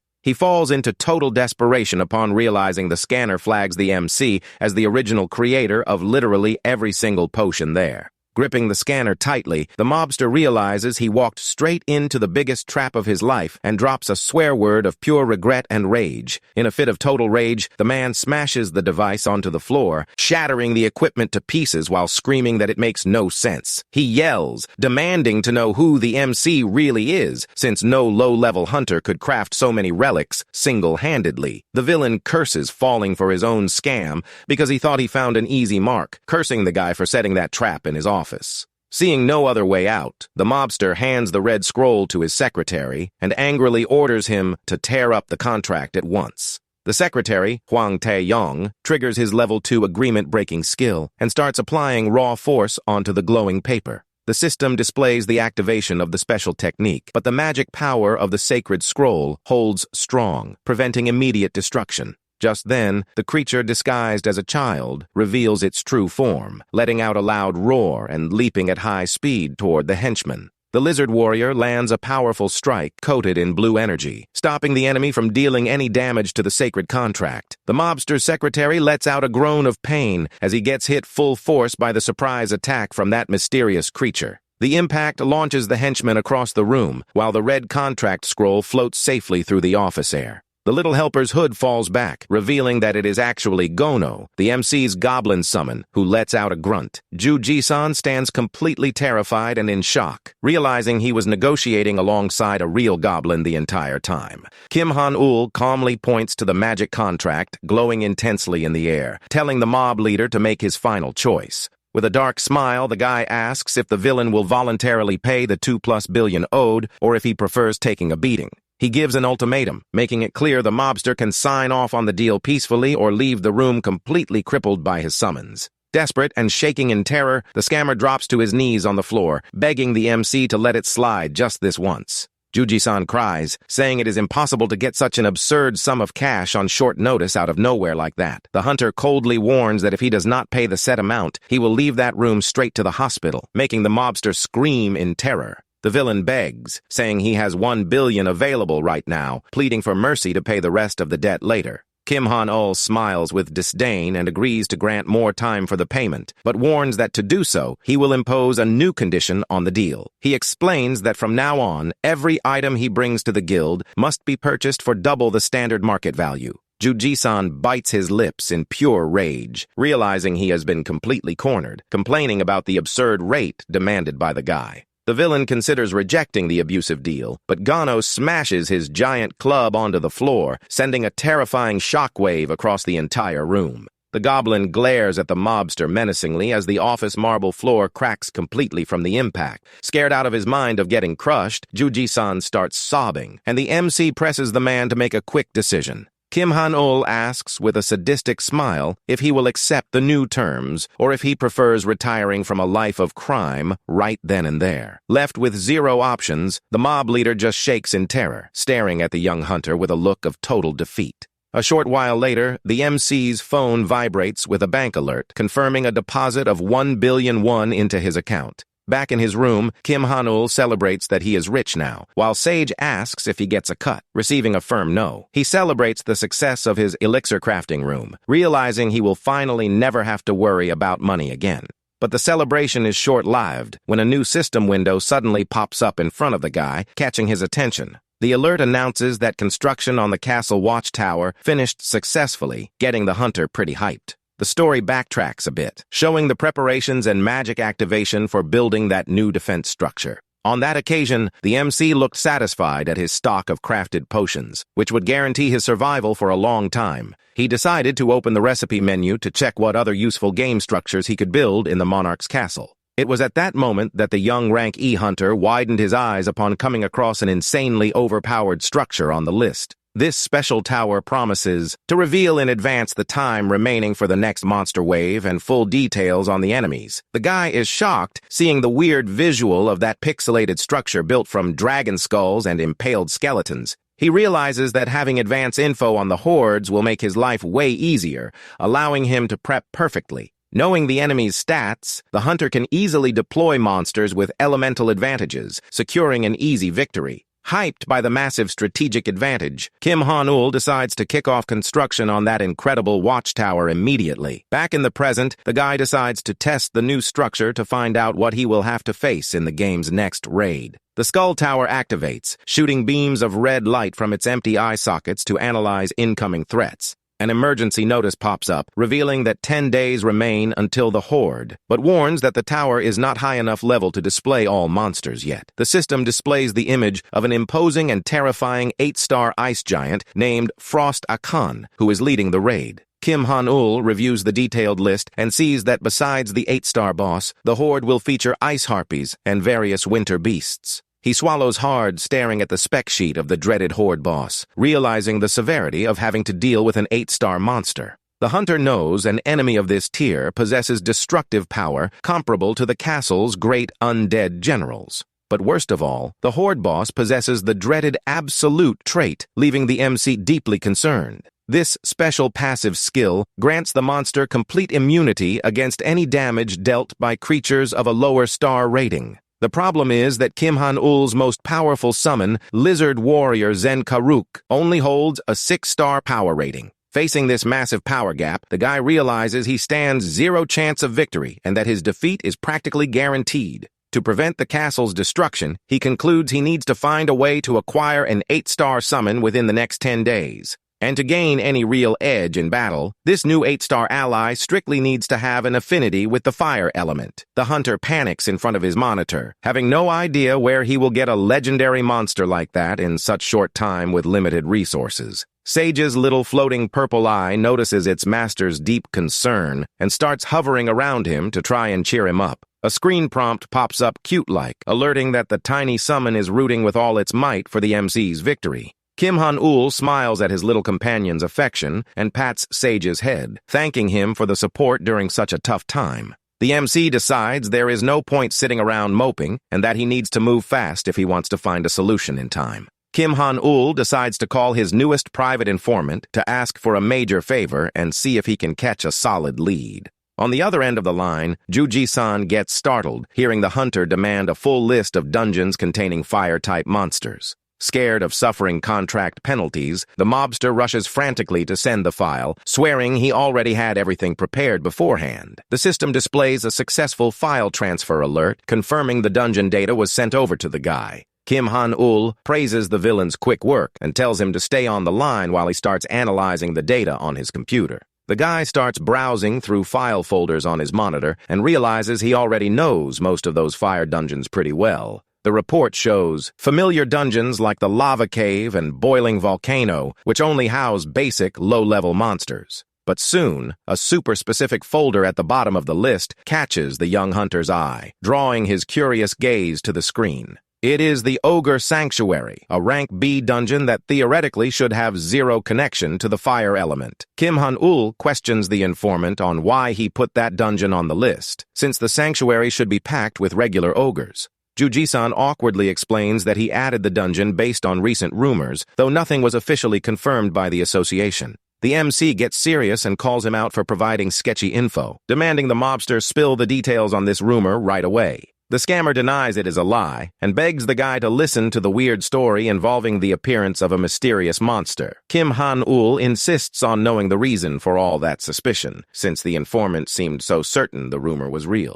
The villain reports that hunters spotted a unique creature in that zone, but no strike team sent in managed to defeat the beast. Witnesses describe the monster as a giant black bird wrapped in intense flames, resembling an extremely powerful phoenix. Juji-san admits he was skeptical since it is a fire monster in ogre territory, and there are no records of it in the official system. After hearing the exact description from witnesses, the MC realizes on the spot that the legendary creature is precisely what he needs. Wasting no time, the guy orders the mobster to secure an immediate clearance for him to enter the ogre sanctuary and capture the monster. But the informant warns that securing that will be pretty tough because the dungeon turned into a total security mess in recent days. The area suffered a dangerous magic anomaly and is now surrounded by security barriers and dozens of elite hunters on standby. He explains that the managing guild locked down the portal as a special management zone, and no one gets in without their direct authorization.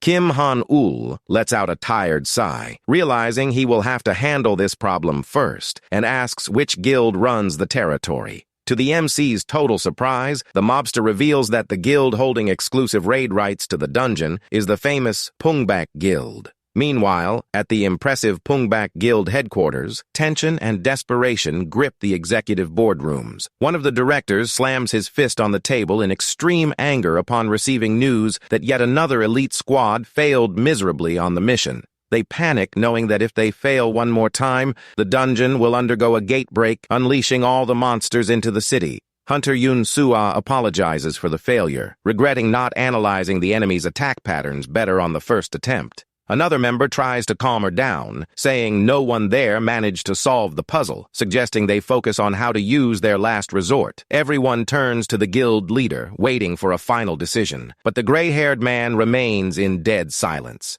The guild master stands up and reminds them that no hunter who has already entered the sanctuary can re-enter, leaving only one eligible member. The powerful Choi Kang-woo decides that he will enter the dungeon alone, leaving the entire board in total shock. The members protest frantically, warning that a solo mission would be suicide, suggesting they request urgent backup from an allied guild. But the leader insists that every decision he makes is for the good of the guild and orders the expedition prepped immediately before getting cut off. One of the staff looks at his tablet in surprise and alerts that someone just submitted an individual entry request for the dungeon. To everyone's surprise, the applicant's name appearing on the system screen is none other than the mysterious hunter, Kim Han-ul. Unaware of all this, the MC walks casually down the street checking notifications and messages on his cell phone. He is surprised he got clearance from the Pungbak Guild so easily, considering the area was under heavy security lock. The guy just finds it odd that they insisted so much on sending a baggage porter to accompany him on the journey. Kim Han-ul suggests to Sage that they should just petrify the porter and move on alone to avoid any delays. Suddenly, firm footsteps approach, and a familiar voice greets the MC, commenting on their unexpected reunion. The mysterious man announces he will be the guy's personal porter for the day, leaving the young hunter completely caught off guard. Kim Han-ul widens his eyes in absolute shock as he finally turns around and recognizes the face of the person standing right before him. The guy is left speechless upon realizing the porter sent by the guild is none other than Master Choi Kang-woo himself. He tries to process what such a powerful hunter is doing there, while Sage asks telepathically if he should petrify the giant on the spot. The clear sky over the city seems to contrast with the air of mystery surrounding the meeting of those two elite hunters. As they walk, Choi Kang-woo admits his surprise at seeing the young man request entry into a dungeon so dangerous and packed with anomalies. He apologizes for not warning him earlier about his presence, and the MC says he doesn't mind, but admits to being curious. The guy wonders to himself what extreme circumstances would cause an elite guildmaster to personally act as a porter.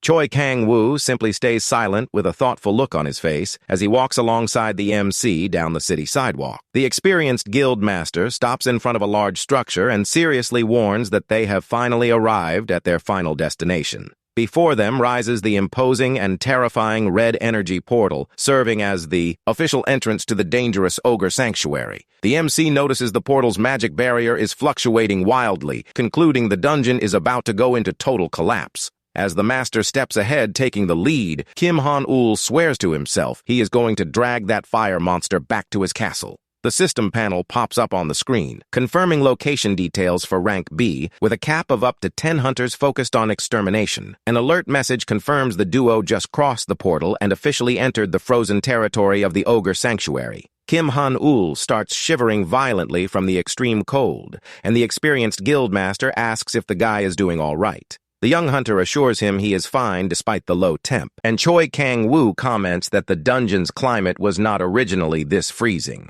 The man explains the original climate was temperate, but the temperature plummeted into a frozen wasteland following the guild's repeated failures. The MC gets intrigued by the bizarre weather phenomenon generated by the extermination failures, trying to understand how that is possible. He reviews the standard mission to clear out the monsters and destroy the sacred idol, wondering how a major guild managed to fail at that. The guildmaster explains they completed all objectives perfectly, but the portal simply refused to close after the job was done. The man regrets that they burned through all their resources and elite guild teams trying to fix the problem with zero success so far. Kim Han-ul finds the situation super sketchy, concluding there is some really weird anomaly hidden behind that gate. Suddenly, Little Sage activates his advanced tracking mode upon detecting a massive magic energy anomaly in the surroundings. System info displays begin experiencing heavy interference, revealing the real dungeon data is corrupted. Intrigued by his floating helper's strange behavior, the guy asks what he just discovered during that deep scan.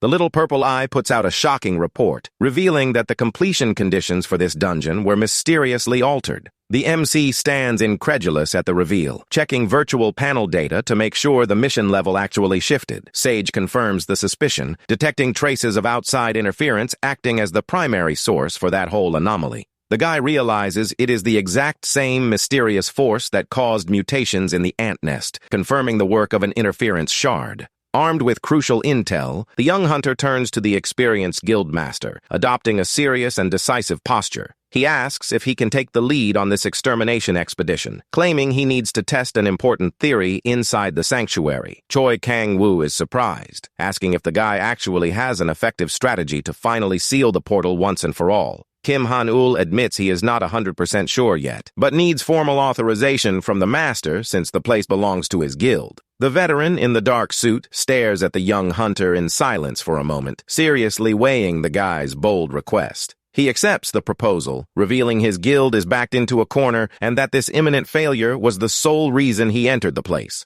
The guildmaster makes a sincere request to the MC, bowing slightly to ask for his help to prevent the city's collapse. The young hunter gladly agrees to help, but immediately adds that he has one essential condition for working as a team. He demands that the veteran take zero action on his own and only draw his combat sword when receiving direct orders. Choi Kang-woo agrees to the terms, placing himself at the guy's disposal to assist with any other investigation inside the area. The veteran says they should move forward, but warns that if things get too dangerous, he will step in to ensure both their survivals. Kim Han-ul agrees with the leader's caution, extending his hand with a confident smile, ready to seal that temporary partnership. As they shake hands on the agreement, the guy decides to ask one more small personal favor regarding confidentiality from the guildmaster. He asks for the man to keep absolute secrecy regarding any weird abilities he witnesses during combat inside the dungeon. Suddenly, a deafening sound of snapping branches echoes through the frozen valley, abruptly cutting off their friendly chat. A massive shadow emerges between the snow-covered pines, revealing the rapid approach of one of the native fearsome beasts. A wild ogre with dark skin and colossal size pops out roaring in front of the hunter pair, ready to attack the area's intruders. The veteran places his hand on his katana hilt, asking if the guy needs help, but the MC turns down support on the spot. The guy just asks the master to enjoy the show while he draws a glowing magic orb emanating elemental fire energy. Kim Han-ul tosses the flaming relic straight onto the frozen ground, initiating a super-powerful magic summoning ritual. Amidst a large burst of smoke and light, a friendly giant ogre carrying a massive tree trunk on his shoulders materializes. The guy greets his creature, calling him Odolf, while the Pungback guild master watches everything in total shock. The giant ogre, wearing a pointed wizard hat, bows respectfully, greeting his master in an extremely polite manner. The hunter introduces the giant to the guild master, who is left speechless and utterly disbelieving seeing a wild ogre talk like a human. Odolf smiles in a friendly way, formally introducing himself as Kim Han-ul's humble servant, leaving the veteran even more shocked. The giant summon respectfully asks what his master's wish is for summoning him into this frozen wasteland. Meanwhile, the wild, hostile ogre watches the scene from afar, confused by the presence of one of his kind acting so tame. Kim Han-ul asks if Odolf's summon duration has any time limit, and the giant confirms he can stay as long as he wants. The MC explains that this dungeon is filled with wild ogres, and that he needs Odolf to act as his middleman in conversation. The giant summon understands his lord's command and preps to make first contact with the wild creature watching them. Odolf begins walking slowly toward the wild monster, respectfully asking how he could serve his sovereign. The guild master stands incredulous, watching the young hunter attempt to converse with a wild dungeon beast that theoretically lacks reason. Kim Han-ul cheekily explains that regular beasts don't speak human language, which is precisely why Odolf will act as an interpreter. The guy orders his giant summon to head over there and try striking up a conversation, and Odolf agrees, saying he will do his best to get answers. The giant ogre advances through the frozen forest with heavy footsteps that make the ground shake, while the pair watches from afar. He takes an imposing stance right in front of the wild ogre, who looks cornered by the presence of a much larger creature. Odolf opens his massive mouth packed with sharp teeth and lets out a terrifying roar to initiate the dialogue in their species' native tongue. The wild monster responds with another roar, and the two giants kick off a weird conversation through grunts in the middle of the forest. Choi Kang-woo watches it all impressed, seeing that the guy actually managed to communicate peacefully with the gate's beasts. The MC celebrates in silence, thinking the negotiation is going great, and that he will finally uncover the anomaly's secret. He knows that if he solves the dungeon mystery, the guildmaster will trust him way more and cooperate with his future plans. But out of nowhere, Odolf lands a devastating punch right in the middle of the wild ogre's face, catching everyone off guard with the sudden assault. The MC and the guildmaster stand completely baffled and speechless, watching the diplomatic negotiation turn into a random beatdown. The wild ogre falls unconscious on his back into the soft snow after taking the absurd hit from Kim Han-ul's giant summon. The creature simply drags the passed-out beast by the leg back to the group, leaving both human hunters deeply awkward. Odolf drops his opponent's body into the snow before Kim Han-ul, politely greeting the guy as if nothing happened. The giant cheerfully explains that in their culture, you have to hit first for the other to listen, and that he used stories of glory to distract him. The guildmaster just breaks into a cold sweat, unable to believe the domestic ogre actually thought that was the best approach to dialogue. Suddenly, the wild ogre wakes up startled, letting out a groan of pain as he gets up in a hurry with eyes wide in fear. The young hunter notices the monster finally woke up, and Odolf steps in front of him to resume the conversation more peacefully. The friendly giant greets his fellow kin, who trembles in terror upon realizing his attacker is standing right in front of him.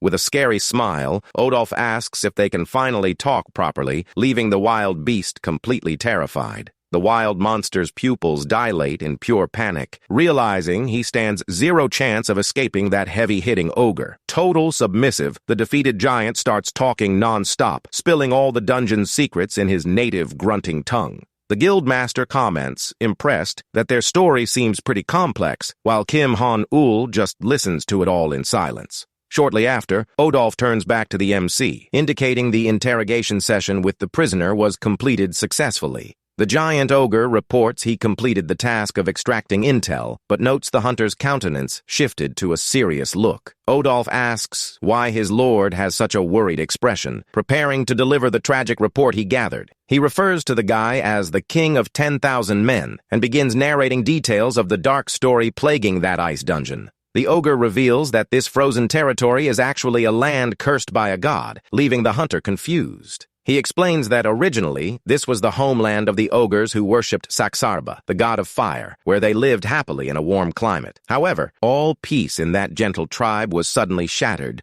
when the first surprise attacks struck their village. The story depicts human archers invading the sacred sanctuary, shooting arrows mercilessly at the defenseless ogres of the forest. They were heavily armed human hunters who invaded the sacred area with the sole objective of wiping out the entire native race. The ogres let out roars of pain and despair as they watched their family members get slaughtered mercilessly by the invading forces. The giant tribe fought bravely to defend their sacred home, but the gap in military power against the humans was far too wide. In the end, every single ogre was brutally murdered by the hunters, and their beloved village was reduced entirely to ashes by human fire. But just as the survivors thought everything was over, a divine light shone in the sky, and all the dead giants were resurrected. To their surprise, the destroyed sacred statue and the entire village were restored, causing a deep sense of bewilderment among the group. That was when one of the ogres suggested that the miracle of mass resurrection was a divine gift granted by the god of fire himself. He believed the legend of their god, who always rises from the ashes no matter how many times he dies, was the reason they were alive. Blindly trusting that their celestial protector was watching over them, the giant tribe began fervently praising Saxarba.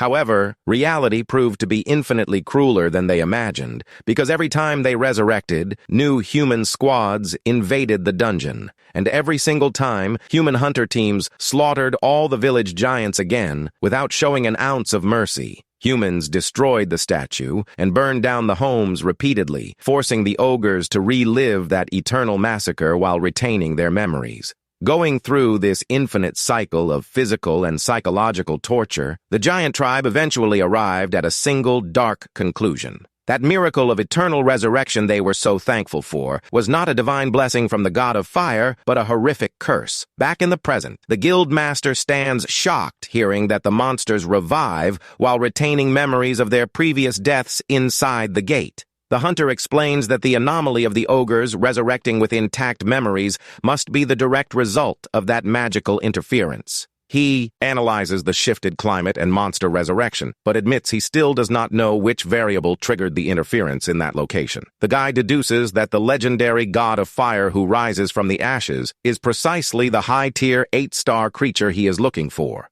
With his plan set in mind, the hunter calls for Odolph, who quickly approaches, awaiting his beloved master and lord's orders. Kim Han-ul orders the domestic ogre to command the prisoner to guide them immediately to the main village where the sanctuary stands. The ogre duo begins walking through the snow, leading the two human hunters toward the heart of that frozen territory. The MC walks forward confidently with Sage at his side, sensing they are finally closing in on the location of the major anomaly. Before them rises the true ogre sanctuary, a vast zone filled with giants of that species wandering aimlessly through the ice. The system sends a notification ordering the hunter to destroy the sacred statue and eliminate all monsters there, putting the guy on alert. Guildmaster Choi Kang-woo and the loyal giant Odolph await the MC's decision, watching his reaction to the village. Kim Han-ul gives an explicit order that none of them dare attack the sanctuary's native ogres under any circumstances. The group begins walking peacefully among the wild ogres, who seem not to even notice the presence of human intruders in the village.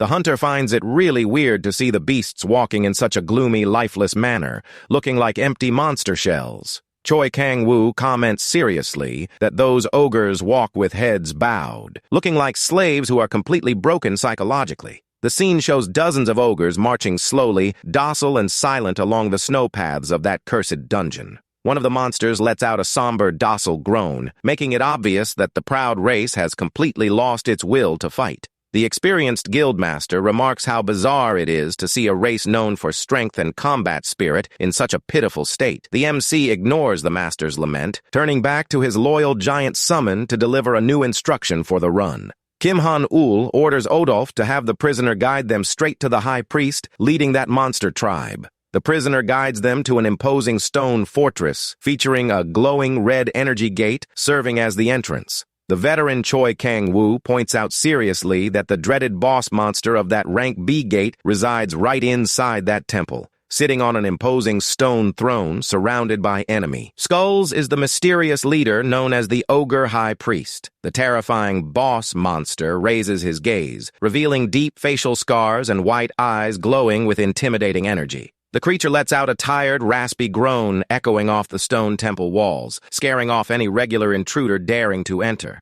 Suddenly, Little Sage starts shaking with excitement, catching Kim Han-ul's attention, who notices his assistant's immediate reaction. The system alerts that the floating helper can fully understand the ogre language and offers to perform direct translation. The hunter approves the request right away, prepping to hear what the ogre high priest has to say about the intruders in his land. Sage's translation reveals that the priest is furious, asking if the humans came to slaughter his people and break their statue once again. Odolf tries to translate the boss's speech, but the hunter cuts him off, saying it is not needed, and asks the summon to just pass along his message. The MC orders the giant to inform the high priest that they did not come to fight, but rather to meet with the god, worshipped by their tribe. Upon hearing the young human's words, the high priest's eyes widen instantly, glowing with a terrifying red color. The enraged monster screams that it is absurd, releasing a massive shockwave that pushes both human hunters back in alarm.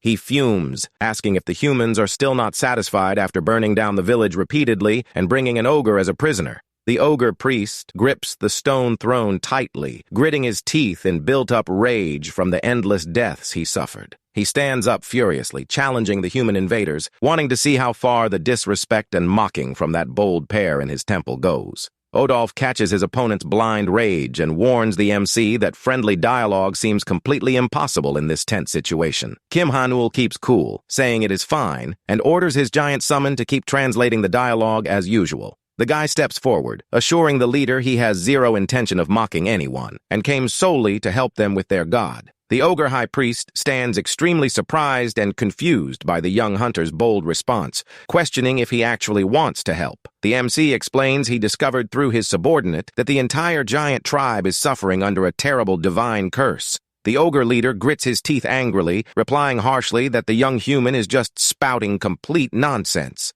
The creature fumes, asking how a mere insignificant human like him dares talk that way about their sacred deity. Kim Han-ul points his index finger with a confident smirk, responding commandingly that he speaks that way because he knows the truth. The ogre high priest glares at the hunter with a look of extreme surprise and suspicion, trying to figure out what the guy means by that. The image of Saksarba glowing in golden flames appears in the background as the guy preps to make a mind-blowing reveal to the boss monster. The guildmaster and the giant Odolf watch closely, holding their breath as the MC completely dominates the room's atmosphere. The hunter wraps up his statement with a smooth smile, cheekily declaring that their god was actually the one who summoned him to this world.